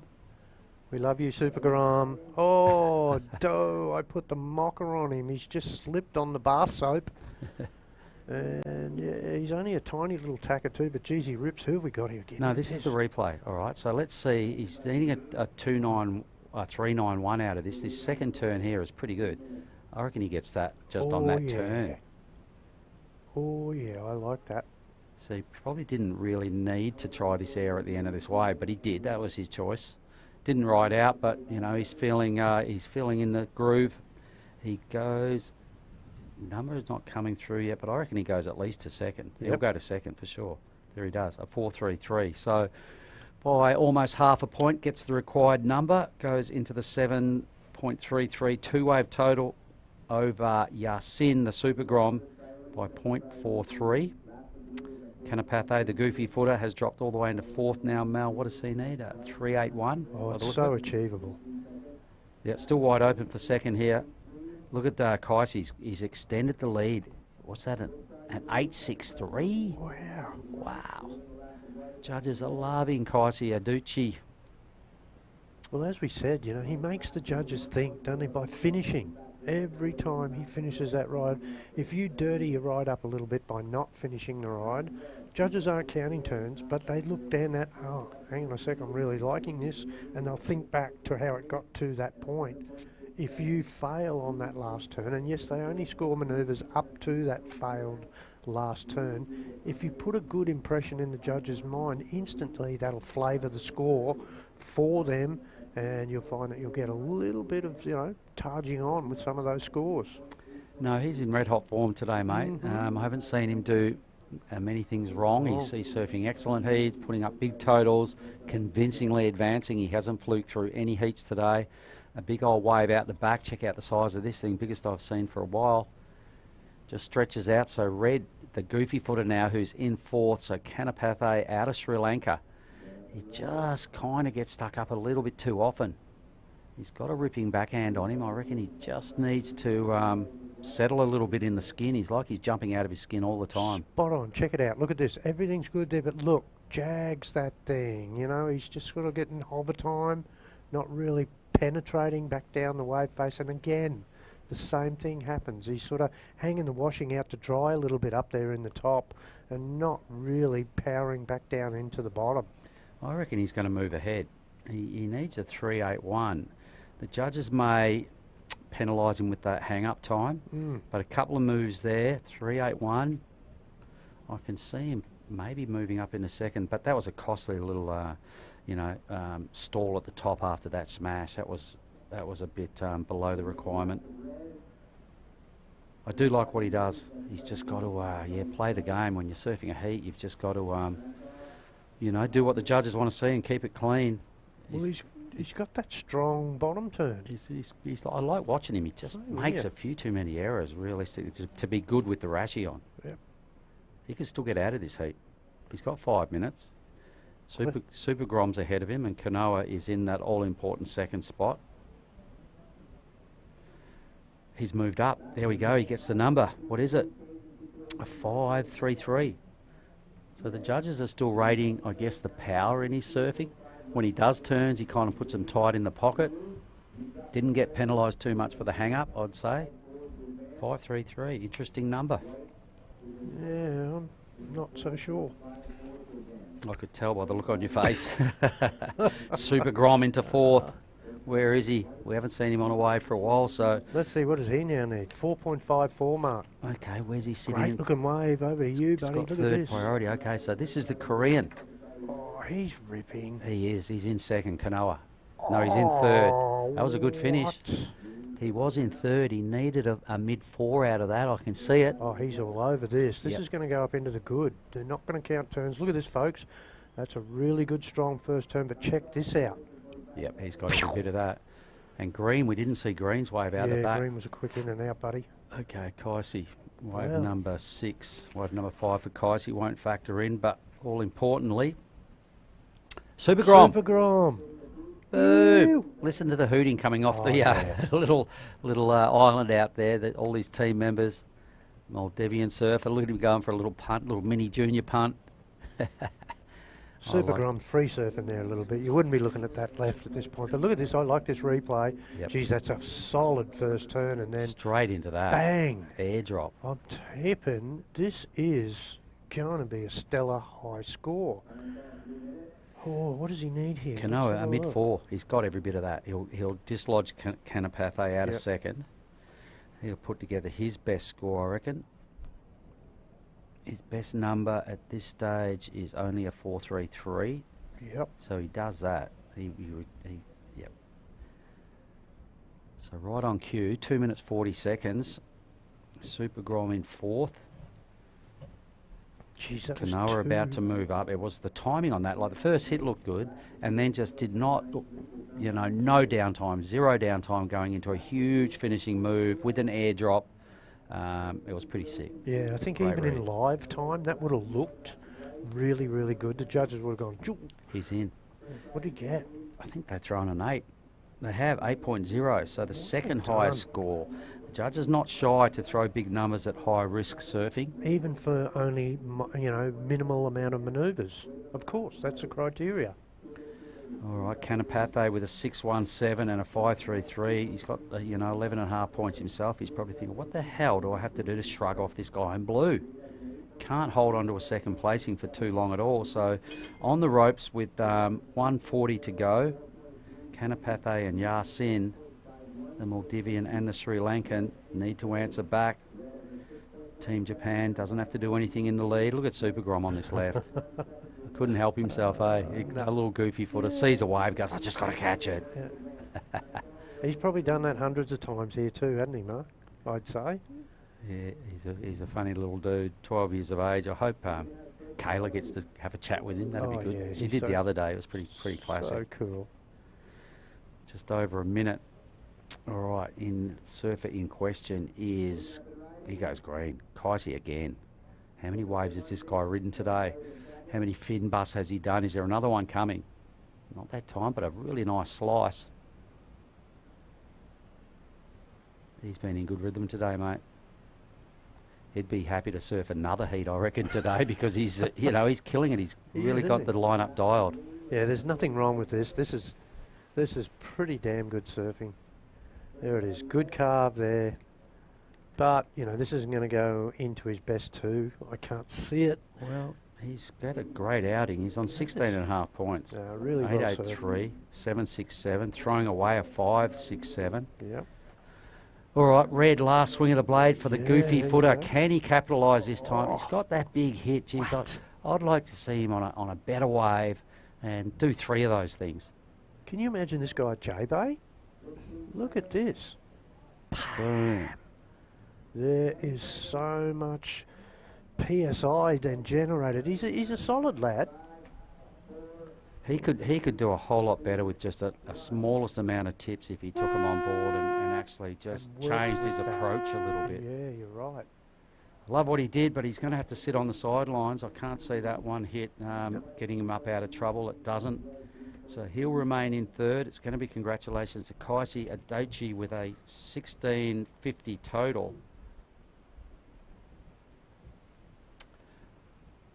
All right, that was a good heat. It's fun to watch the numbers go up and down. Kaisi, a huge standout. Second placing for Blue, well done. For the Korean, and Team Korea will be stoked with that. That was a really well-surfed effort to come back time and time again and just keep answering the challenge, so very cool. So that official result, green first, Kaisi in the lead, Kanoa second, Kanapathe, the goofy footer, out, and the Super Grom there will have to cop a 4th placing. A lot of good things happen in this heat though, so let's have a look at the recap and we'll be back with the next heat shortly.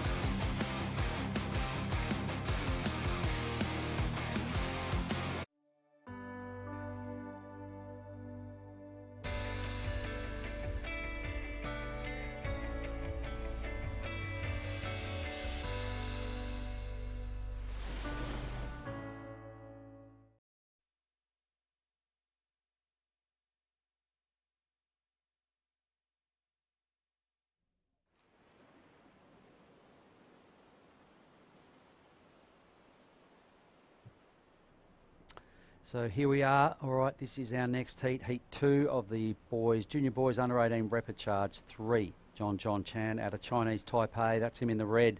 Kailash Lyndon Mason, Sri Lankan there in the blue. Maldivian surfer Syed Salahuddin is in white, and Kishore Kumar, the Indian, in green. So Mel, a really good international flavour in this heat. Yeah, no, another League of Nations heat, so 2 in a row now, and as we were saying off air there, that's really good. I like it when we sort of now get you know, a different sort of bunch of guys out there in the water, so they're pretty well much all going to be like battling it out for not only themselves but also their countries here for progression. So let's have a look at the replay. I did see this one, so not a bad start for our surfer in white. Just there, probably sort of getting a couple of turns in, so that'll get him on the board. He's got to be happy with that. Maldivian. Sure of his choice of equipment. John. Over to you. So John now out of Chinese Taipei, a really long extended grind out of the top of that, but he's a little epoxy, cannot keep contact with the face of that wave. Overcooked it a little bit. Perhaps a bit of the wash on the wave might have caused some grief there, but he was on his way to a good number. Meanwhile, this is Syed Salahuddin, the Maldivian. Had a pretty good wave here. Didn't get a finishing look at it. John, Chinese Taipei, looked pretty sharp and fast. We didn't see this wave of blue. Yeah. So this is Kailash Mason.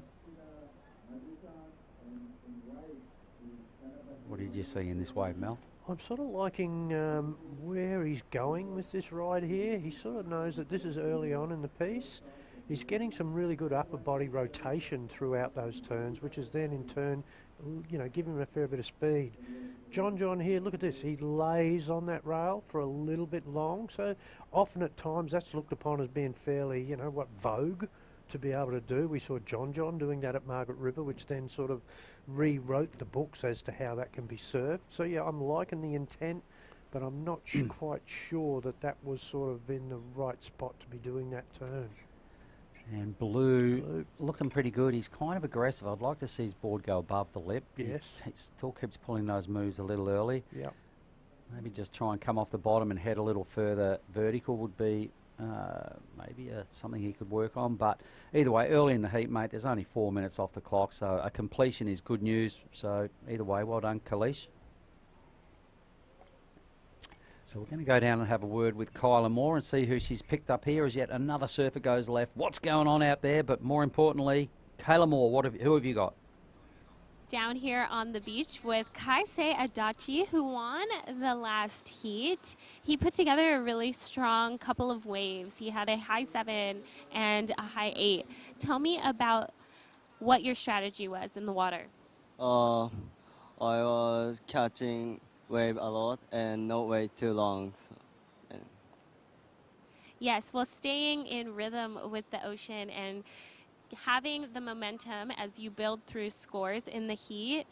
You surf again very soon, so I don't want to take up too much of your time, but will you be continuing your strategy into this next heat? Yeah, I want excited to next heat, so I want enjoy next heat too. Awesome. Well, go enjoy yourself out there. Back to you, Mal and Mark in the booth. All right. Thanks very much, Kayla. Geez, John's got a good-looking wave here. He's in the groove. That's better. He's keeping the board connected to the wave face this time. Tags it. Does complete the move. 3 hits. That's going to be the better wave, I think, of this heat. So we were just saying before previous Mel, Kaisei Adachi, he'd love to have another heat today because he's in the groove. He's got another heat. There you go. He was just saying he's in one of these next round of repecharges. But yeah, look, just before we crossed over there to Kayla's interview, we saw Kailash Lyndon Mason going left on that wave there, Mark, and then a full frontside air rote on his forehand in the left. So it's going to be interesting. What are the judges going to do with this one? Where are they going to go with that? And we'll have the benefit of the replay to be able to have a look at this. So let's just see where we go. Production team right on cue. That was a pretty handy move. It was, wasn't it? Yep.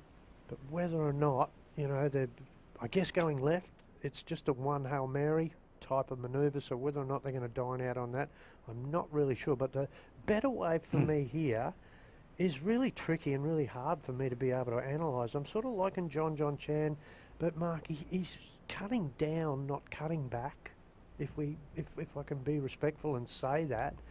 In other words, I really would like to see him doing a little bit, you know, the Adachi thing, where he's actually like drifting the fin through that top part of the turn. Here it is. So we're seeing the replay. replay. Look at this. Cut down. This next one, cut down. And yeah, you know, I either really want to be going cut back, and or I think he could just do with that little bit of point of difference throughout that all turn. right, I'm hearing you. What I do like about what he does, he's really nifty on his feet. He's quite fast and speedy. Probably needs to maybe just commit a bit more to trying to extract those big numbers. I can still see it being the best wave of the it's a heat. good wave, there's no doubt about so it's that. probably going to be right in that mid range or high mid. But So- sometimes just to go to that next level, you want to show the judges There we something a go. little bit different. Yeah, That as you was say, pretty it's sick. tidy move. Yep, so Kailash Lyndon Mason, the Sri Lankan, he'll be happy with that completion. Looked pretty good. Bit of wow factor from the beach. I don't know how many points it's going to drag out of the judges, but haven't seen too many completed air revs. No, you're right. And here goes your wave again from John. So let's handle, as you said, look at the bottom turn into the top. That is just really good, solid. But I'd just like to see him drift the fins a little bit more. And even then, like even the closeout Rio is just landing a little bit in front of him every time. And, you know, you really do need to sort of get that upper body rotation going and then get it in that zone, that 12 to 6 o'clock. Dong that bell. Right, son. hang on, let's see if Green can dong something here. Off he goes, a nice tidy chip away from Kishore Kumar, the Indian. Oh, squats down on it, loses all his speed and flow, and out he goes. So that was wave number 1, no, wave number 2 for Kishore. And yeah, just making the mistake there of just getting hung up in the lip a little bit, and then here again, there it is. You know, he does. He tries to pat the cat to get back down the face there, but unfortunately, it's all gone wrong before that. So yeah, that's not going to do too much for his quest there with that ride. So John's last, a 5-1, comes in as the second best score of the heat. Kailash Lyndon Mason, a 5-6 and a 5. So blue, the 5-6 for the air rev. There we go. Was worth doing. And he goes white now, screaming down the line. So this is Syed Salahuddin. Ducks his head in. Clean little tube. Brief one, but a tube. Bit of shampoo on the way out. Hits it right out of this sunshine. Bummer. Yeah. Well, I like his... What did you... Okay, you like let's this? have a look at this. No, I'm not really lit up with this one. A little bit of straight handering going on there. Now, here we go. He lines this up, he squats, but he just gets hit on the head. Doggy door, dirty sort of exit out of that wave there as such. The nose of his board was visible to the judges, so they don't really rate that anymore these days. And not by being able to land that thing is probably not even going to get him in the average score range. No, I don't reckon it does either because, you know, a half turn followed by a half bit of shampoo with no finish. Anyway, 15 minutes to go. We have 2 more heats coming up at you after this, ladies and gentlemen. It's going to be repechage round 5 of the big boys, the men's. Oh, we're going into that, are we? Yeah, Cool. yep. Well, you've got a sheet So on that. Kaisi Adachi surfs again. I'm going to count how many times he surfed today. Got a lot of Moldavian surfers coming up. There's 3 of them in the next heat. All right, so the final heat of the day will have 3 Maldivians and an Indian surfer. The second last heater, the Kaisi surfs again. He's up against Kanapathe, gets another go. All right, so there's some boys that have done some surfing there today. Kaisi was in the very first heat of the morning. He was also in the next round of the repechages. He surfed in every division so far today. What a maniac. Yeah, sort of the common denominator, that name, when we have a look back at our heat scores and our heat draws. Well done, little guy, though. All power to you. As long as you're having fun out there, and obviously he is. And I don't know, what do? Do you sort of, I guess at their age, the energy sapping nature of this whole thing ain't that big a deal. Probably had a couple of jelly beans or a few lollies. That's it, big night on the carbos. So Kaisi, he's only 15 years of age, mate, so he's got plenty of energy in the tank. Yep. You know, the grommets don't seem to run out of power. They seem to be batteried up all day long, the young groms.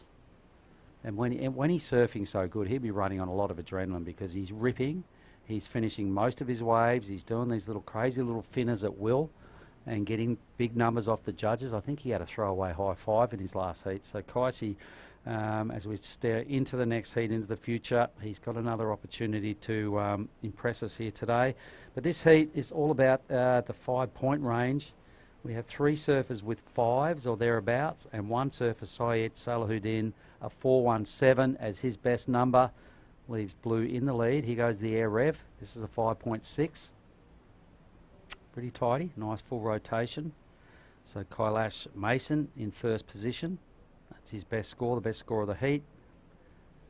Kishore in green second. Red is third, white is fourth.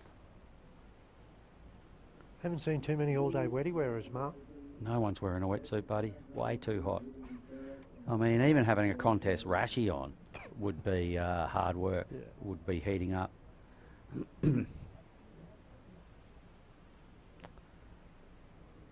So, John, let's see who's got top priority here. It is first priority sits with Kailash and the lead, so he's in a good position. Yeah, just applies a little bit of chokehold pressure here. John in third, but with second priority needs only a 3-1-5. All right, so easily can do that.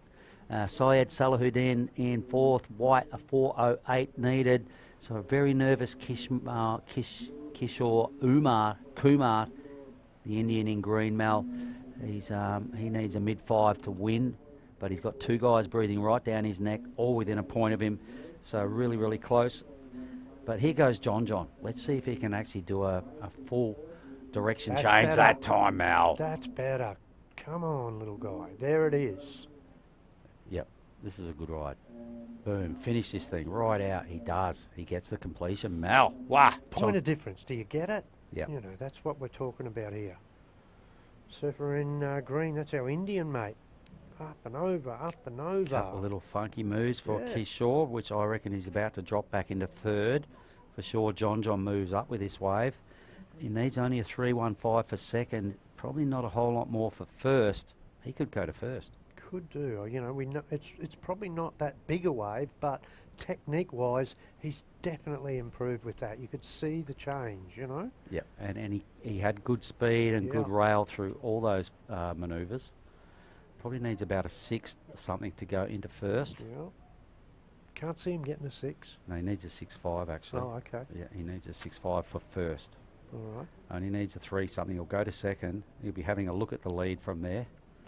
Won't be far off.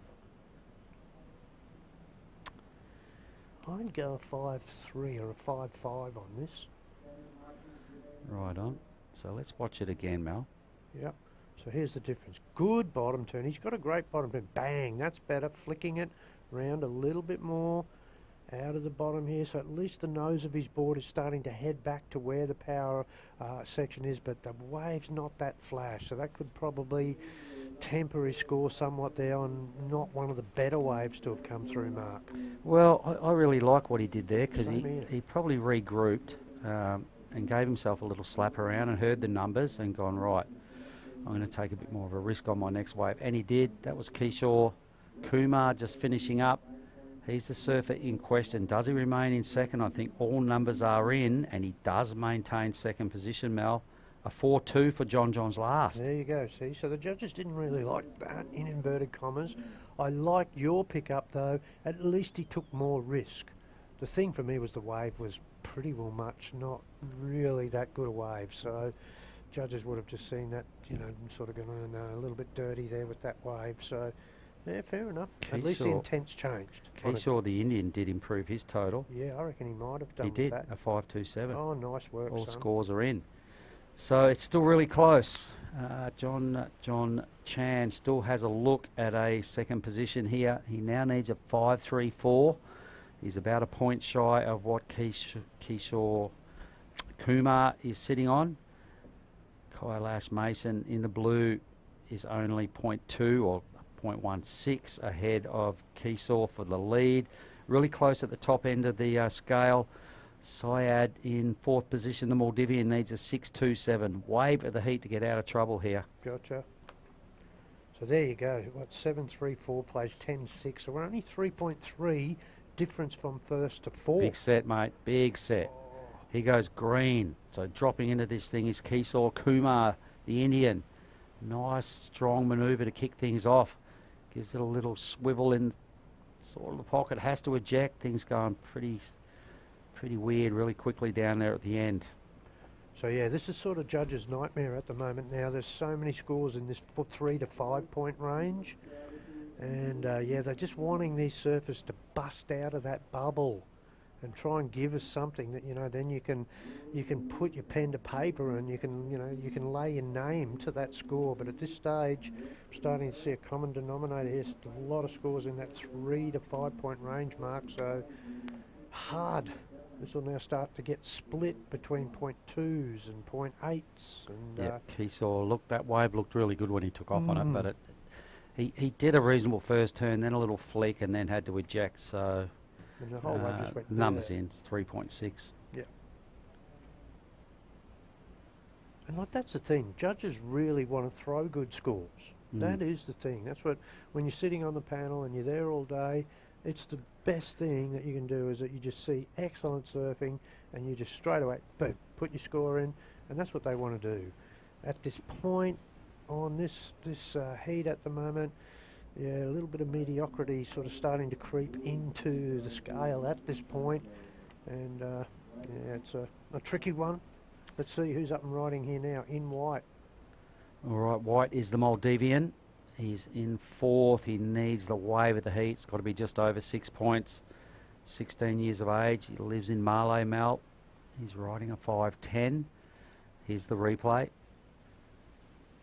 First turn looked pretty okay.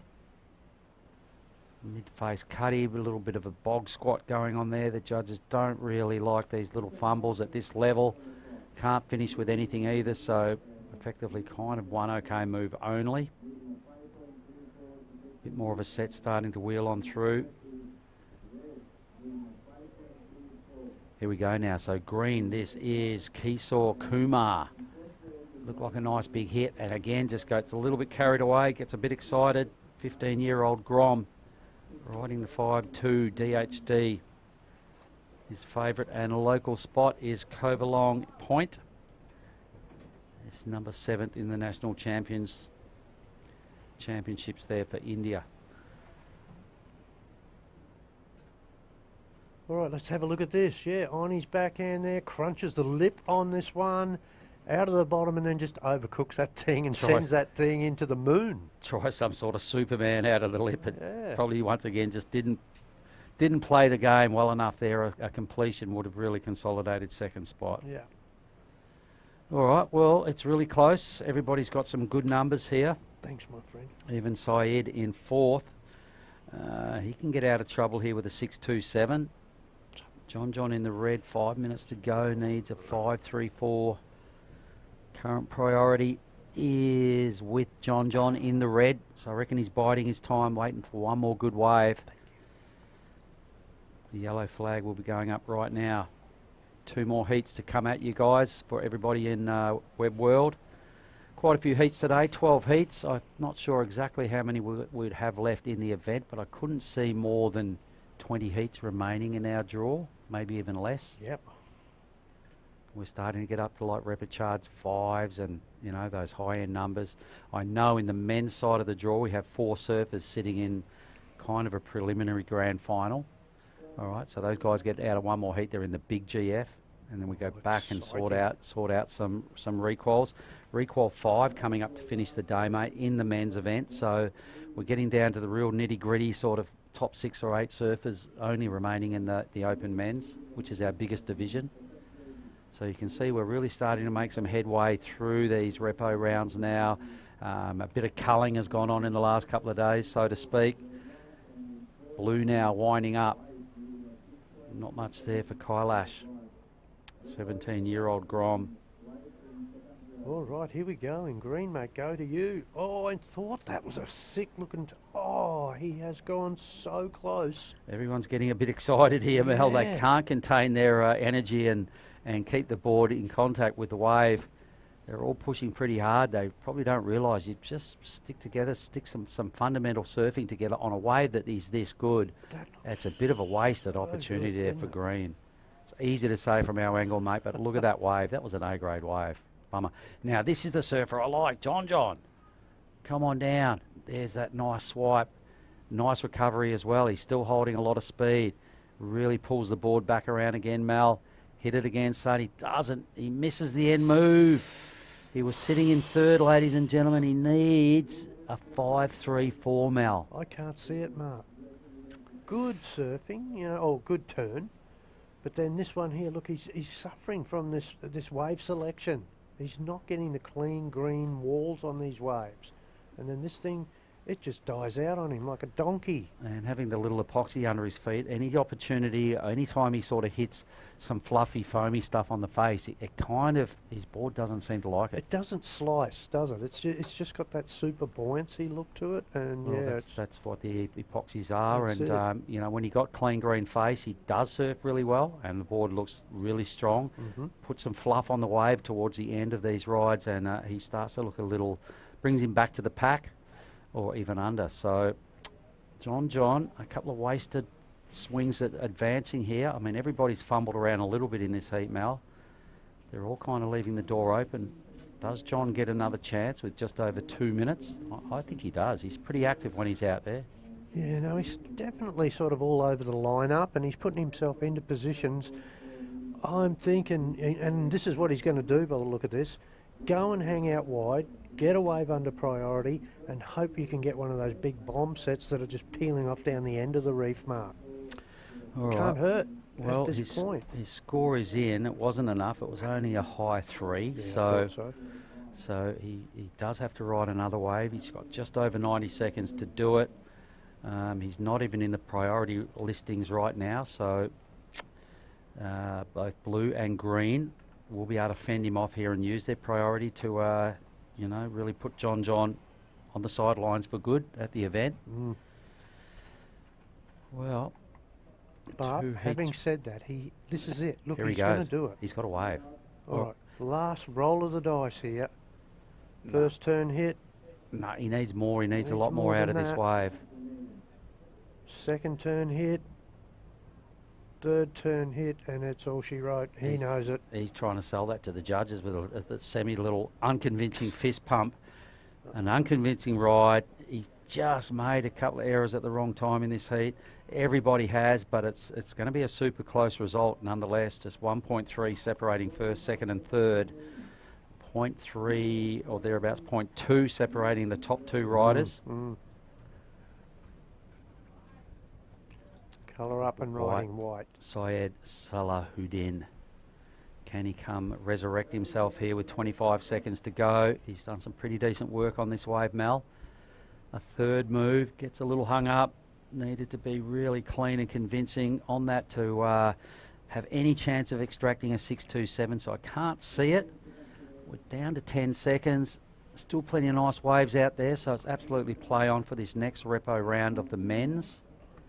Repecharge around 5. Some quality surfers coming at you. So for the crew in Web World that are watching, that heat just finished. But our last 2 heats are a big deal because they are repecharge round 5 for the open men's. Kaisi Adachi's about to surf, I think, heat number 6 of the day. He's been in everything. All right, so we are going to throw to a recap, and we'll be right back with those round of the Open Men's Repecharge 5 coming up shortly. Check out this recap, gang. Good work, Mark.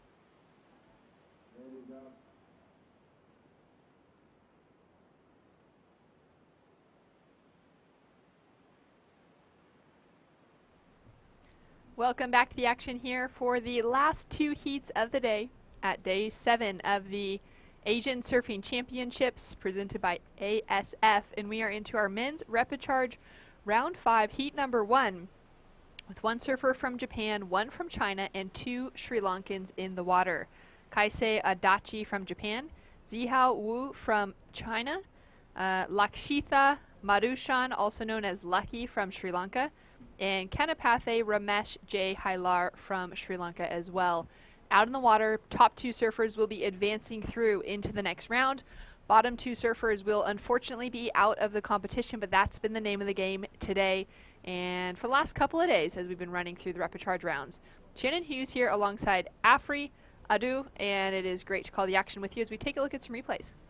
Surfer from China in blue going for this wave, compressed, looking for one more section, one more maneuver, and is able to finish it and land it. And even, doesn't go for the bonus, but finished his wave. And here you can see surfer in red from Japan going for a fast stop turn on this fast wave and gets his whole board out, but unfortunately for him, can't land it. But since there's more than 22 minutes left in this heat, everything is still open, everything is still possible. 4.5 on the board for the opening wave of China and a 3.0 on the board for Japan's Kaisei Adachi. Each of these surfers have put together some pretty good heats so far, but haven't been able to stay in the top 2 as we take a look now at Lucky, really extending through that back leg on those first 2 turns. Yeah, I mean, you can see this pace of the heat already, all the surfers going for the waves. Nice first maneuver there, but isn't really able to let go, decompress on his way up for his second maneuver. This is why this fast wave just goes without him. On his first wave, the surfer in green from Sri Lanka, Lucky. 21 minutes on the clock, and it's been a big day of competition. We opened up with our men's main round 4, and the bottom 2 surfers from those heats actually fell into this round for our repechage round 5. Our winners from earlier repechage round 4 on the men's side have then advanced through to make it through into this side of things. So each of these surfers having already been in the water today, no one in fresh within this heat specifically, and that's always a nice thing, I think, to be able to surf a couple times in the same day to get a few heats under your belt and really get to know the break when you get on a little bit of a roll specifically. I mean, for most of the athletes, repechage rounds are a good thing because it gives you that second chance. It gives you that opportunity to, well, show what you can do, like surfer in white from Sri Lanka right now. Ramesh now driving down the line into that first snap to start. Just goes a little too far on that second turn, and he won't be able to find any projection out of it. Yeah, both Sri Lankan surfer in this heat have sort of a similar way of surfing. Powerful, really compressed in their bottom turn, but both of them miss the opportunity to decompress on top. And here you can see surfer in red from Japan, Kaisei, on his second wave. Nice roundhouse cutback there. Looks what the wave is giving him, and he uses it for a turn and a second one that goes more vertical. Solid surfing from Kaisei to start things off, so he'll get a score on the board. We'll take another look at this replay here. You can see very nice anticipation of the wave. You can already see by the way he's looking at the wave that is really thinking ahead on what to do and not just reacting at that very moment. So great surfing from the Japanese. That's the sort of surfing we know from the Japanese. Very technical, very anticipating. And on the contrary, the Sri Lankan surfer, powerful, really in the moment deciding what to do, going down on their bottom turns in the backhand, and this will be a better score than his first wave for surfer in green from Sri Lanka. One of the faster waves. You can see really looking to where he can position his first maneuver right at the pocket, goes for some extra spray there on a second wave, and trying to do a last maneuver, but then decides, nope, that was enough for this wave, can't get any more out of this, and pulls out to paddle back so that he is able to get his next wave. Down to 18 minutes, 30 seconds on the clock. Zihao currently still sitting in the lead with a 4.5. Now up and riding Kaisei on his second ride. He's got a 3 for his first, into a nice dynamic first turn and is able to complete that second one as well. So nice combination surfing from Kaisei, and as we see a few sets rolling through here, we'll take a look at this replay. Busy heat, you can see not losing any speed whatsoever and able to do one final nice maneuver on this wave. And with that, we hand in to Kayla.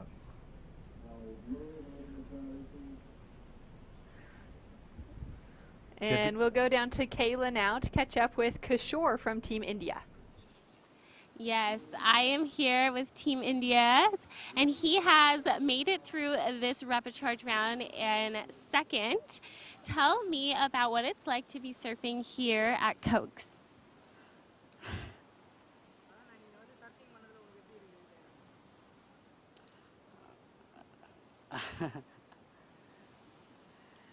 It's very different in Maldives.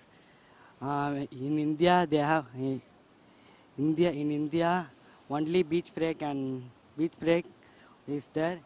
Maldives is reef break, and it's very little hard, but it's okay.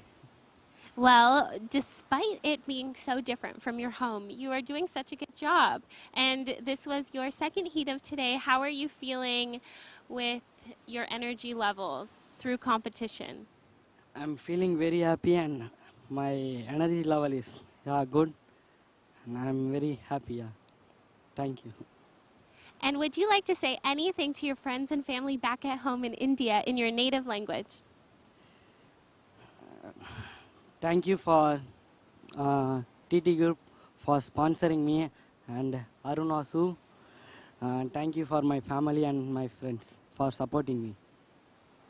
Amazing. Well, thank you, and good luck as you move through competition. It's so nice to talk to you. Back to you guys in the booth.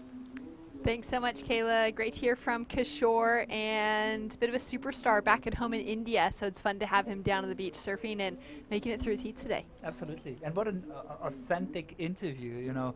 Let's forget the lingual barrier here. He was genuine, authentic, so you could really see the stoke for him surfing here.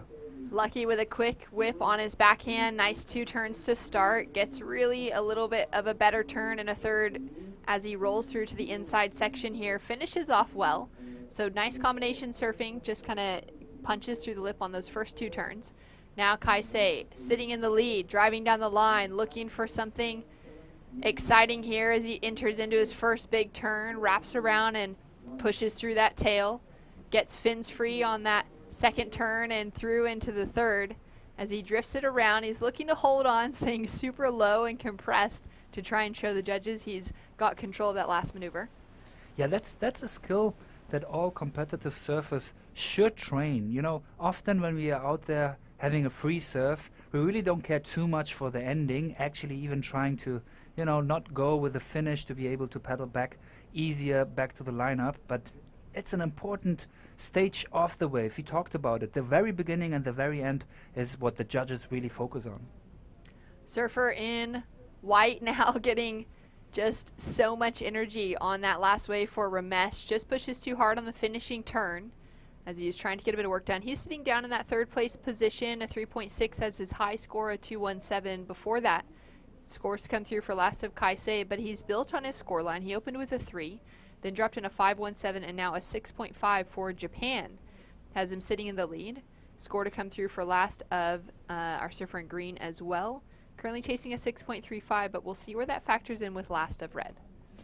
I think this championship, for many regards, is so beneficial to surf for all the surfers surfing here. Not only being able to surf a beautiful wave like this, empty in so many heats, as we can see them surfing right now, but also all this footage that they will have from the different angles, camera angles, drone shots, whatever, that will allow them to really have a closer look on their surfing and see what element of their surfing needs to be addressed a little bit more. Is it the finish? Is it a specific maneuver? Is it the smoothness? So yeah, this event is going to educate these surfers a lot in their surfing career.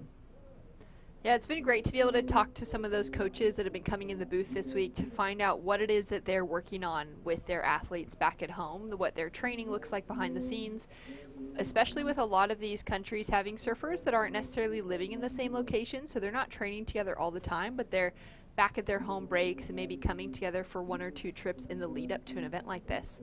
And so having this time on the ground now to really just pick things apart as a whole can really help to kind of give that good bit of reflection moving forward to other events in the future. Absolutely. And again, they have all the footage that the ASF is providing them, but of course they have their coaches doing some extra videoing of their surfing.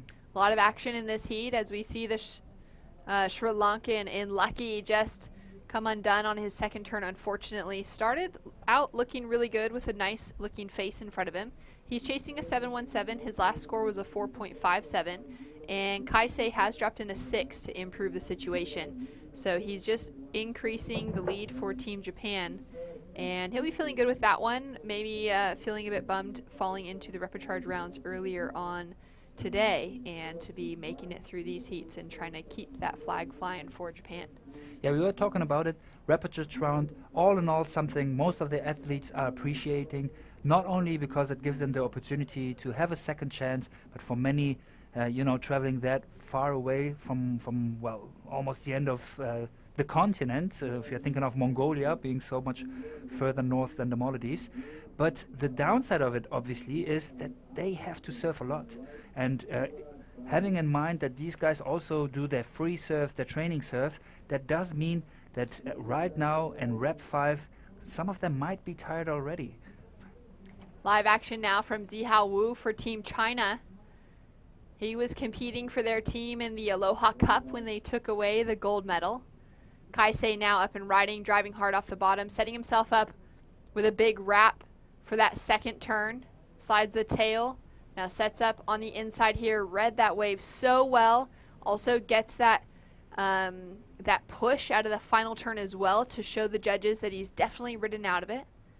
It's really interesting to see the different approach in this heat between the East Asians and the South Asians here.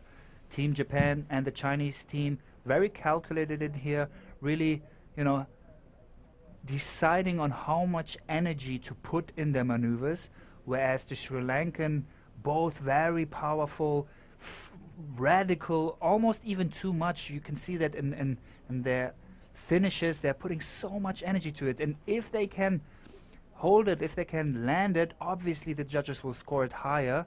But, sometimes you do need to take a little bit of that energy back to be able to actually finish your move.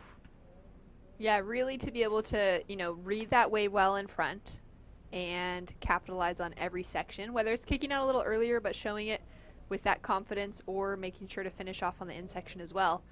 Great bit of difference coming through from the surfing of Ramesh on that opening turn. Love the variety that he's adding into with each maneuver down the line. So he's currently sitting in that 4th place position situation. I mean, this heat has had so many waves ridden already as we take another look here. Yeah, you can see this is one of the slower waves, so good call for Ramesh to show his roundhouse cutbacks on this wave and not needing to go full on like he did on the last waves. So he did everything he thought is necessary and kicked off to paddle back to the lineup. 10 minutes remaining on the clock. Ramesh, born in England, now lives in Arungambe in Sri Lanka, and it's been great to see him representing the team here. Arungambe being one of the, well, I'd say most known surf spots in Asia. A beautiful long right-hand point break, and around it many different spots, other point breaks, also beach breaks. So you would guess, and you can see it, this guy knows how to surf right-hand breaks. He has been competing as one of the top juniors for Sri Lanka for a number of years, and has also competed on the QS 3000 level at home in Sri Lanka. And that's been an exciting thing to be able to see the development of international events, especially events that lead into something else, like to see the qualifying series the pathways that it has to becoming a professional surfer specifically, starting to enter into the conversation, and nations like Sri Lanka, of course, with India also having a big QS coming up relatively soon, the QS 3000, to be able to see this region of the world with so many fun waves available getting to become a destination for a lot of other surfers from throughout the region to gain those qualifying series points. And pretty much all our surfers are still in the beginning of their career. I think almost all of them, apart from the Chinese surfer, are surfing in the sub-18s in this Asian Surfing Championship too. So you can see there's still so much room, so much time to actually progress in their surfing. I mean, they already surf in this level. You know, there are just 2 more repechage heats that they need to be successful and to actually be able to surf in the finals of this Asian Surfing Championships here in Thulusdhoo, Maldives. Yeah, it's amazing that we're already that close to finals day. We've got the opportunity for 2 more days of competition. It's currently Saturday here in the Maldives as we see a few jet skis going by in the background. Some more fun that you can have if you take a surf trip here or just a vacation, get some time snorkeling and checking out the local wildlife, some speedboats flying around the island, and some really great quality waves and food to be able to experience. Plenty of dolphins and mantas we saw yesterday during our jet ski drives. So there you go, they're having fun. And this is Jet, our jet ski captain that you can see chatting with the caddy over there. One of the very best. He's from WA. Incredible surfer. Like all the free surfs, you will see him charging, doing airs, going for the barrel, but at the same time calling everyone into the waves, even if he is in the perfect position to go for it. But I talked to him, he told me, hey, look, these guys, they're competing here. Many of them, as we said, sub-18 surfers, they still need the experience, they still need to, you know, be on more of these waves. So he's not only a good surfer, but also a gentleman, and definitely one of the best guys you can have in the skis for safety reason. Since safety in a spot like this, where you do have sharp reefs, you have a powerful wave, comparably powerful wave breaking in the inside, you really want to make sure that everybody is safe. So it's not only the best jet ski guys we are having, we are also partnering up with Simba for head protection, because the last thing you want to have is some sea urchins on your head. So shout out to Simba. Yeah, it's been amazing to see everything going in behind the scenes, to be able to see that, you know, collective intention of safety and protection for our surfers. As we take a look at a perfect healing wave with nobody on it, something we would love to be riding right now. Now we're down to 5 minutes 45 seconds on the clock. Kaisei has dropped in an 8.17 for his last ride, so he is just going strength by strength, building on that scoreline throughout this entire heat. Taking a look at this last one from Lucky, he's now chasing a 9.34 to go from second to first. And you can see this wave is not empty, goes for a nice floater there, powerful surfing, nice compression, and really tries to get everything out of the way of this wave, milking it till the very end, finish it, and that could be one of the best waves. We just saw an empty wave at the replay, and have to apologize to all the tourists who came to Thulusdhoo hoping to surf Cokes, because Cokes was closed for this event since the 1st of July, because we really wanted to give the opportunity to the athletes to train in this wave before this event. And I know that often you will see nobody surfing this wave. So I already heard some people telling us, hey, come on, what's going on? Just give us like half an hour, 1 hour to surf this wave. I understand that, being a surfer myself. But again, that's how it is. We want the surfers, as you can see, surfer in green, to really know what they're doing, and it paid off. This is the reason why we see them charging in here. Yeah, that was an incredibly well-surfed wave for the Sri Lankan. He's looking for a 9.34 to take himself into that leading position. He's already got a 5.33 and a 4.57 on the board, but that score should definitely be increasing his situation and getting him closer. It won't be the 9.34 that he requires, but if he's able to build on that score line, then we're going to be seeing those scores, those requirements increase on both third and fourth place positions. Now our surfer in the blue jersey from China is currently sitting with priority, but let's see where this one, or what your thoughts are on this wave as we're waiting for the scores to drop in. Fourth wave for surfer in green, and we're still waiting for the score for this one, which is actually the fifth. And yeah, you can see, I mean, he keeps his style, he keeps his strategy to really go for full power. Seems like he adjusted a little bit more, understands the current situation of this wave better, so that his style of surfing fits better into this kind of wave. Down to 3 minutes on the clock, scores to come through for last of green as we take a look at last of red, an 8.17. Yeah, his best wave so far, and you can see why. Deep bottom turn, going for a beautiful technique and being able to generate speed again to go for a vertical top turn here, and gets his fins out on his last maneuver and is still able to finish this move. And I would say this is, apart from this clean technique of Kaisei, one of the biggest assets, that he's always able to finish his move. Taking a look now at this one from our surfer in white, Ramesh, a 4.67 for his last score. Which also for him is his best wave, but I think that wasn't his last wave, that was the one before. But all surfers so far have surfed either 4 or 5 waves, so this heat is full on waves after waves. Still 2 minutes and 20 seconds left.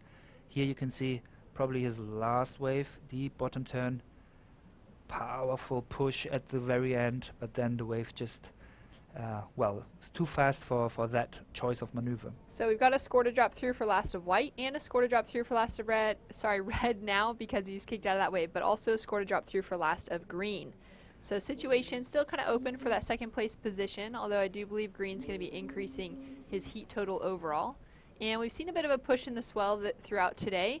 Yesterday, the last couple days before this, it was a real decrease from that, the surf that we had for the first few days of the event, and just kind of decreased a bit, but now we're seeing that little bit of life starting to come back into the conversation, so we should be looking really good heading in towards finals day. Absolutely. And surfer in blue from China having first priority now, followed by surfer in green from Sri Lanka with second priority. 1 minute and 20 seconds left. For surfer in green, fourth position currently, he would need a 6.43 to advance in first position, and surfer in white needing a 6.26. Since it is the rapid charge round, that means that only first and second position would be able to stay in this event to serve the last rapid charge against whoever will not make it in first or second position in the main round semi-final. Down to 45 seconds on the clock, and Kaisei Adachi holding down that leading position. He's got a 5.17 and a 6 that are throwaway scores for him. Scores which would factor into the top 2 for most of the other surfers in the heat. His high score is rolling through as a 6.5 and an 8.17, so great consistency. Solid wave selection as well as riding them very well. Zihao Wu now up and riding, chasing down a 6.43 for the 19-year-old out of China. Great technique on his backhand, setting himself up, driving hard off the bottom into that top turn. Looking for just this little tap to the foam to finish things off on the inside. Could have been one of his best wave. Also last wave for green, goes high but cannot land it, and that was it for the heat. Yeah, well, what an interesting heat. You see, this is last wave of surfer in blue from China, waiting for this last wave with first priority. Nice technique there, but you can see that he's lacking a little bit of speed there, and in 2 of his maneuvers, like the last one, he ends up being in the white water, which obviously affects his flow, and that costs him some speed. So I doubt that that was enough for a 6.43, but luckily for him, I'm not the judge. It's the judges to decide. So still, he can wait and hope to stick here and well, continue at the Asian Surfing Championship. Well, we've got some scores to come through, but we're going to have to give you the update when we return from the break, as well as get some insight, Afri, on the traditional Afghanistan outfit that you're wearing today, which looks awesome. So we'll come back with more action with our results from this heat, as well as an explanation of Afri's Afghanistan outfit. My pleasure. We'll be back after this.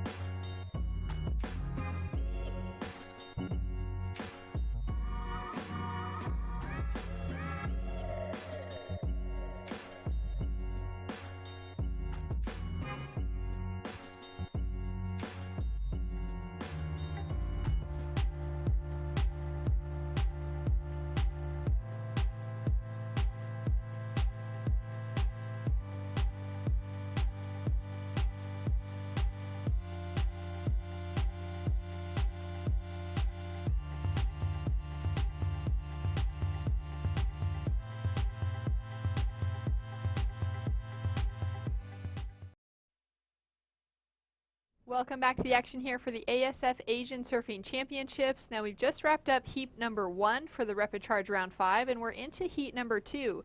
Out in the water we have Hussein Arif, known as Ibu, Ismail Maglal, and Ahmed Agil, all 3 surfers from the Maldives local team, and the Indian surfer in Sivaraj Babu heading out into the lineup and looking for an opportunity to keep themselves in the conversation moving forward. Now the results from that last heat, we ended up with Kaisei Adachi holding on to the lead with that 817 and a 6.5 in first, and Lakshita Lucky Mudashan from Sri Lanka falls through in that second place position, so those 2 will be advancing through, keeping themselves in the mix.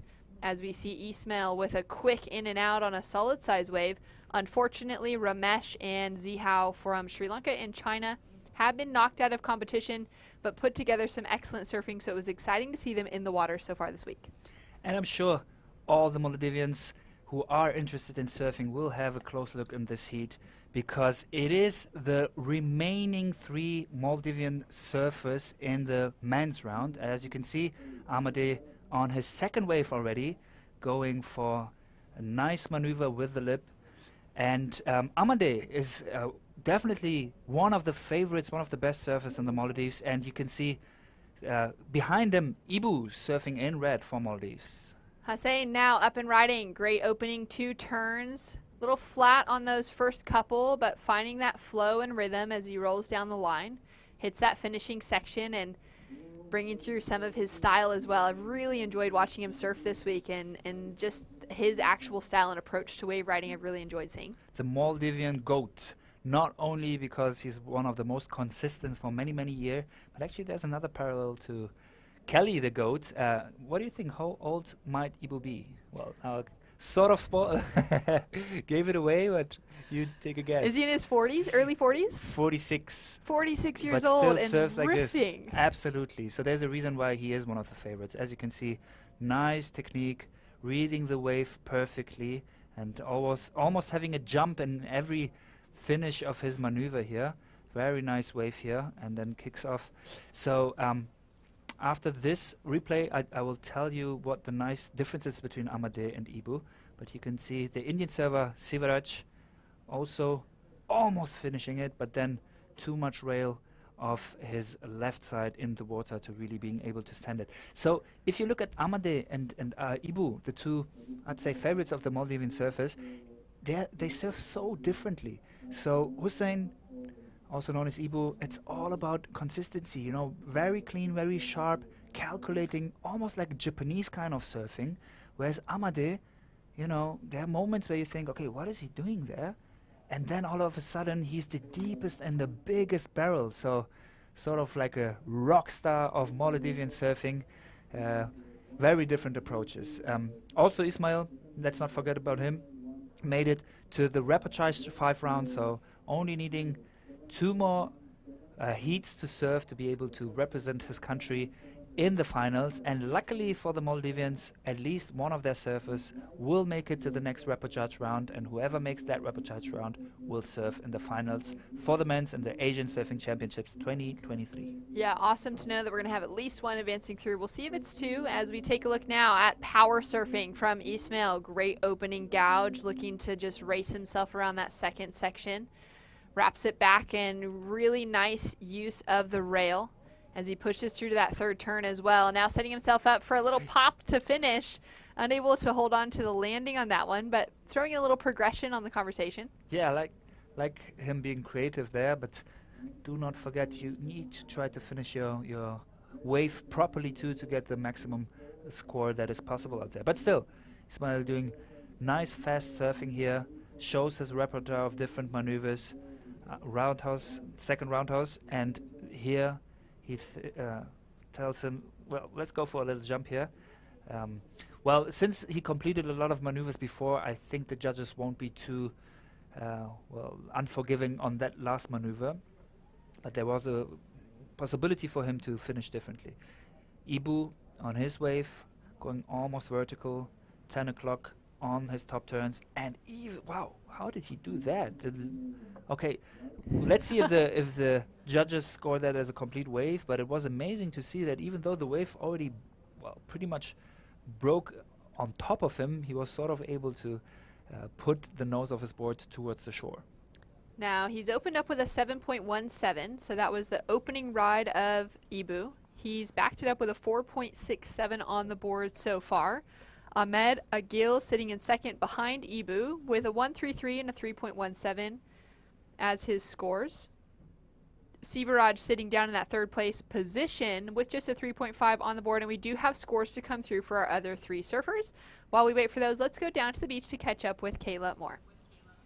Thank you, Shannon. I am here with Lakshita Lucky from Sri Lanka, and he advanced through this repechage round, and this is his second heat for the day. So tell us a bit about your strategy in this day of competition. Yeah, actually I'm happy to make the heat, and just having fun in the water and try to get the right waves. Yeah, so that was fun heat, and yeah, happy to make it out. Yeah. Well, it looks like you definitely had a lot of fun out there in the water, and that is the utmost important thing during the event. As you continue on, what is your strategy and your goal as we approach some of the final days? Actually, want to make it the next heat as well, thinking and planning. So trying to get the best waves and do my best. So trying to get through there. Yeah, thanks. Well, it's awesome to hear from you, and we're excited to watch you in the next day of competition. I'll send it back to you, Afri and Shannon. Thanks so much, Kayla. Great to hear from another surfer rolling through as we take a look at some replays here from Ibu. Currently sitting in the lead, improved his situation with a 6.17 on the board. Third wave for him, and you can see it's not only the clean technique, but also the power that he brings into it if he has to. And he feels like he has to do it now, and he does it. There you go, fifth maneuver, and an extra one. No, it says, okay, that got too small, but nice wave from Ibu there, his second highest score, so he's having a comfortable lead there. And next wave, Amade, it seems like every time Ibu goes for a wave, Amade says, okay, I can do the same. Nice finish there, one maneuver wave with the lip. And once again, Ibu, nice under the lip with the pocket. Critical surfing, this is what the judges score most. And that was the, well, again, like, how did he do that? The wave just collapsed on his neck, but he thought, nah, I'm not falling, I'm going. Nice one. Now 6.17, I love that score coming through from the panel. Great couple of turns to be counted on the first bit of that exchange. We're down to 15 minutes, 50 seconds on the clock at the moment. All three Maldivians are sitting in the top three positions. Now, unfortunately for them, it's only going to be two surfers that will advance through. And we know that the Indian Sivaraj has an opportunity to get himself into that leading position. He's chasing just a 3.34 at the moment for second. He'd be a bit farther behind that because Ibu has set the standard in this heat with already a 13.34 heat total.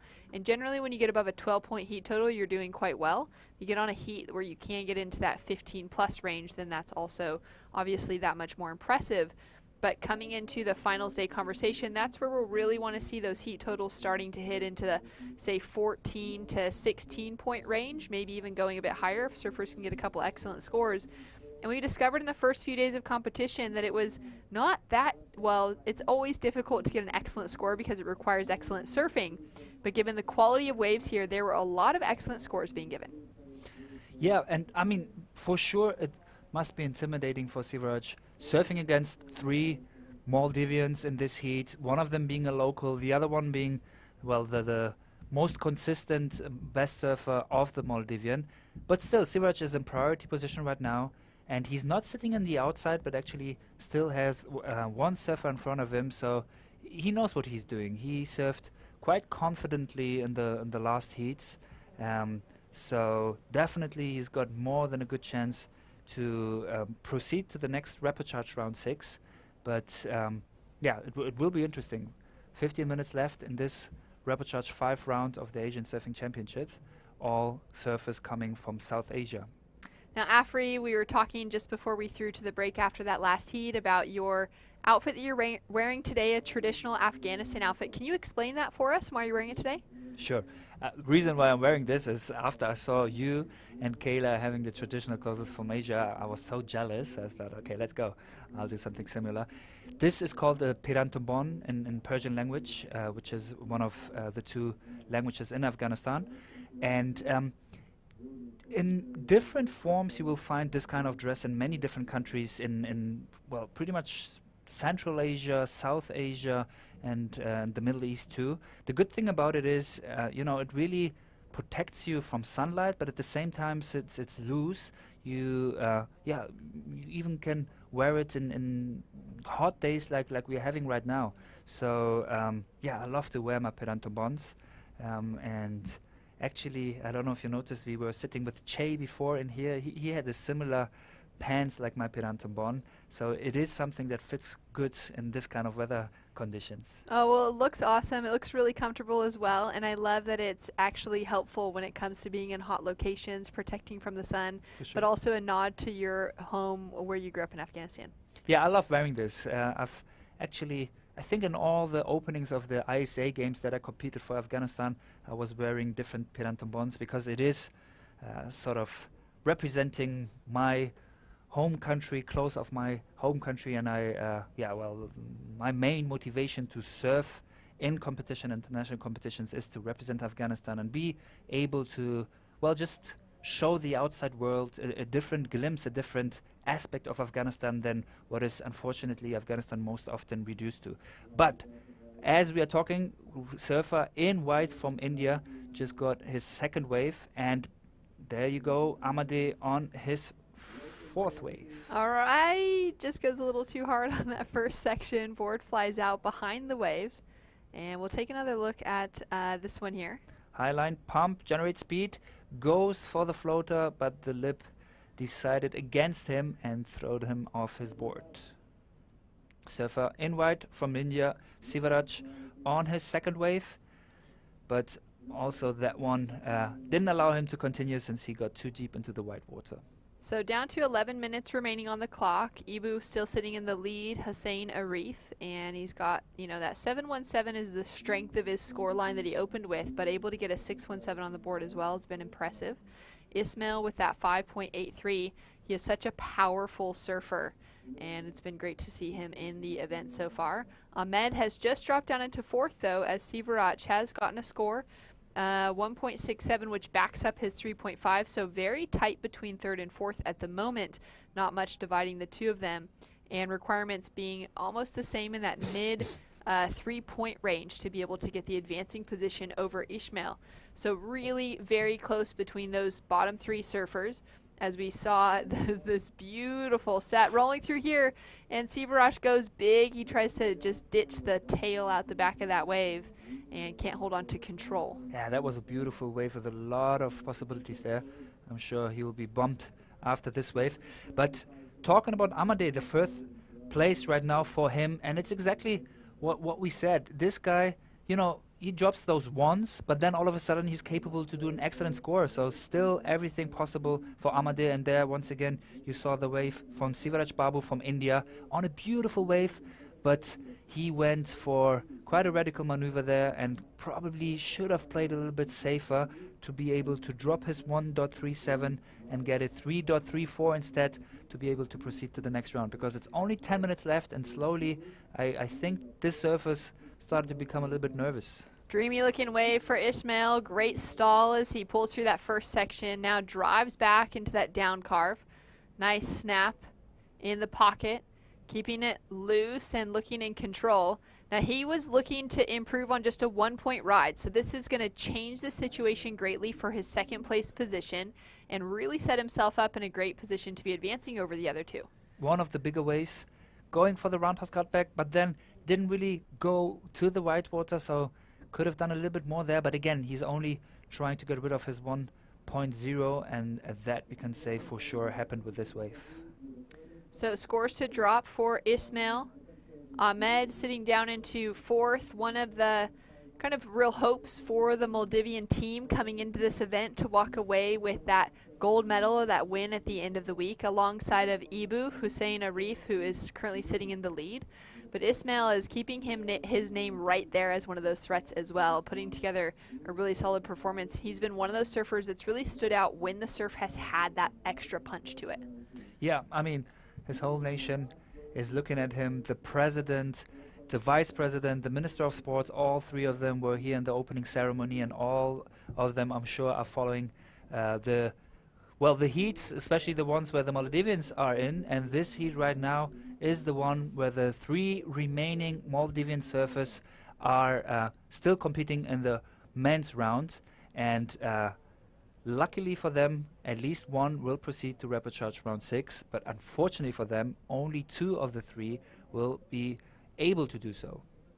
Sivaraj Babu currently sitting in 3rd for Team India. It's been cool to see them enter the conversation at the World Surfing Games earlier this year, well, just really a few weeks ago in El Salvador, as he's now up and riding, looking for that chance to get an advancing position, now chasing a 7. So it's going to have to be a great wave. Nice opening turn, and I thought he was going to stick the landing on that section. That was so close, and really important as we're down to, less than 10 minutes on the clock. Yeah, decides against a deep bottom turn and goes for a pump instead to be able to generate this second maneuver before he goes for the finish. But there, a little bit of extra time in the bottom turn was lacking to be able to have enough speed and power to land that final maneuver. So 7 minutes, 30 seconds on the clock. Another little wave rolling through here. Both surfers going to let that one go and decide to stick it out and wait for another set. Surfer in the green jersey has first priority, which means that even though red is in the deeper position right now, green will be able to take off on any wave that he wants to. He's positioning himself for this one. You can see a few ripples rolling through the lineup from boats that are driving past and the jet skis, but thankfully it hasn't changed the surface of these waves too much. As we take a look now at Ahmed. Nice drive back in for that first turn. Now sets himself up for a check off the top on the second, into the lip on the third, and now really wanting to capitalize on this in section for Ahmed. That's an important moment for him. He's been chasing down a score to get into that advancing position. He needs a 7.33, so we'll see where the judges go, and we'll have a little better vantage point from here as well to judge it ourselves. I don't know if it will be 7.33, but for sure his best wave. And Ahmad is even capable to do more than he already did on this wave, though for the fact that this not being the biggest wave, beautiful surfing from the local surfer from Thulusdhoo, who currently lives in Mali, spending a lot of time in boat trips as a surf guide, but at the same time being one of the most promising surfing athletes. There you can see Clyde, the trainer from South Africa of the Maldives, telling his 3 surfers where to position themselves best. Clyde is as good of a coach you can think of. Incredible history of experience. He was actually even being in charge from all the ASP events in Europe in the 90s. Wrote a book about how to become a professional surfer if you want to start an early age. He has got that theory that you should focus on surfing not so good waves, beach breaks, changing waves, to not get spoiled with only surfing perfection, and instead to focus on sharpening your techniques. And this is something that works better with smaller waves because you will get instant feedback. Oh, that's such a great bit of insight coming from Clyde, a world-class coach, as we take a look now at Ibu. Beautiful technique on his backhand. Nice power as he links together multiple maneuvers. Tries to see what this wave will have for him on the finish, and he'll just pull through. So scores in for the last of green, an important one. We'll get back to that in a moment as we see the replay. Ibu knows which waves he's going to select, so this one was a very promising one. Couldn't generate as much speed as he was able to do so in some of these other waves, but nevertheless clean surfing as we are used to it from Ibu Hussein Arif, surfer in red from Maldives, and he's got a comfortable position right now. Both his waves are so far the best 2 waves of the heat, so he can comfortably focus on surfing tactically now.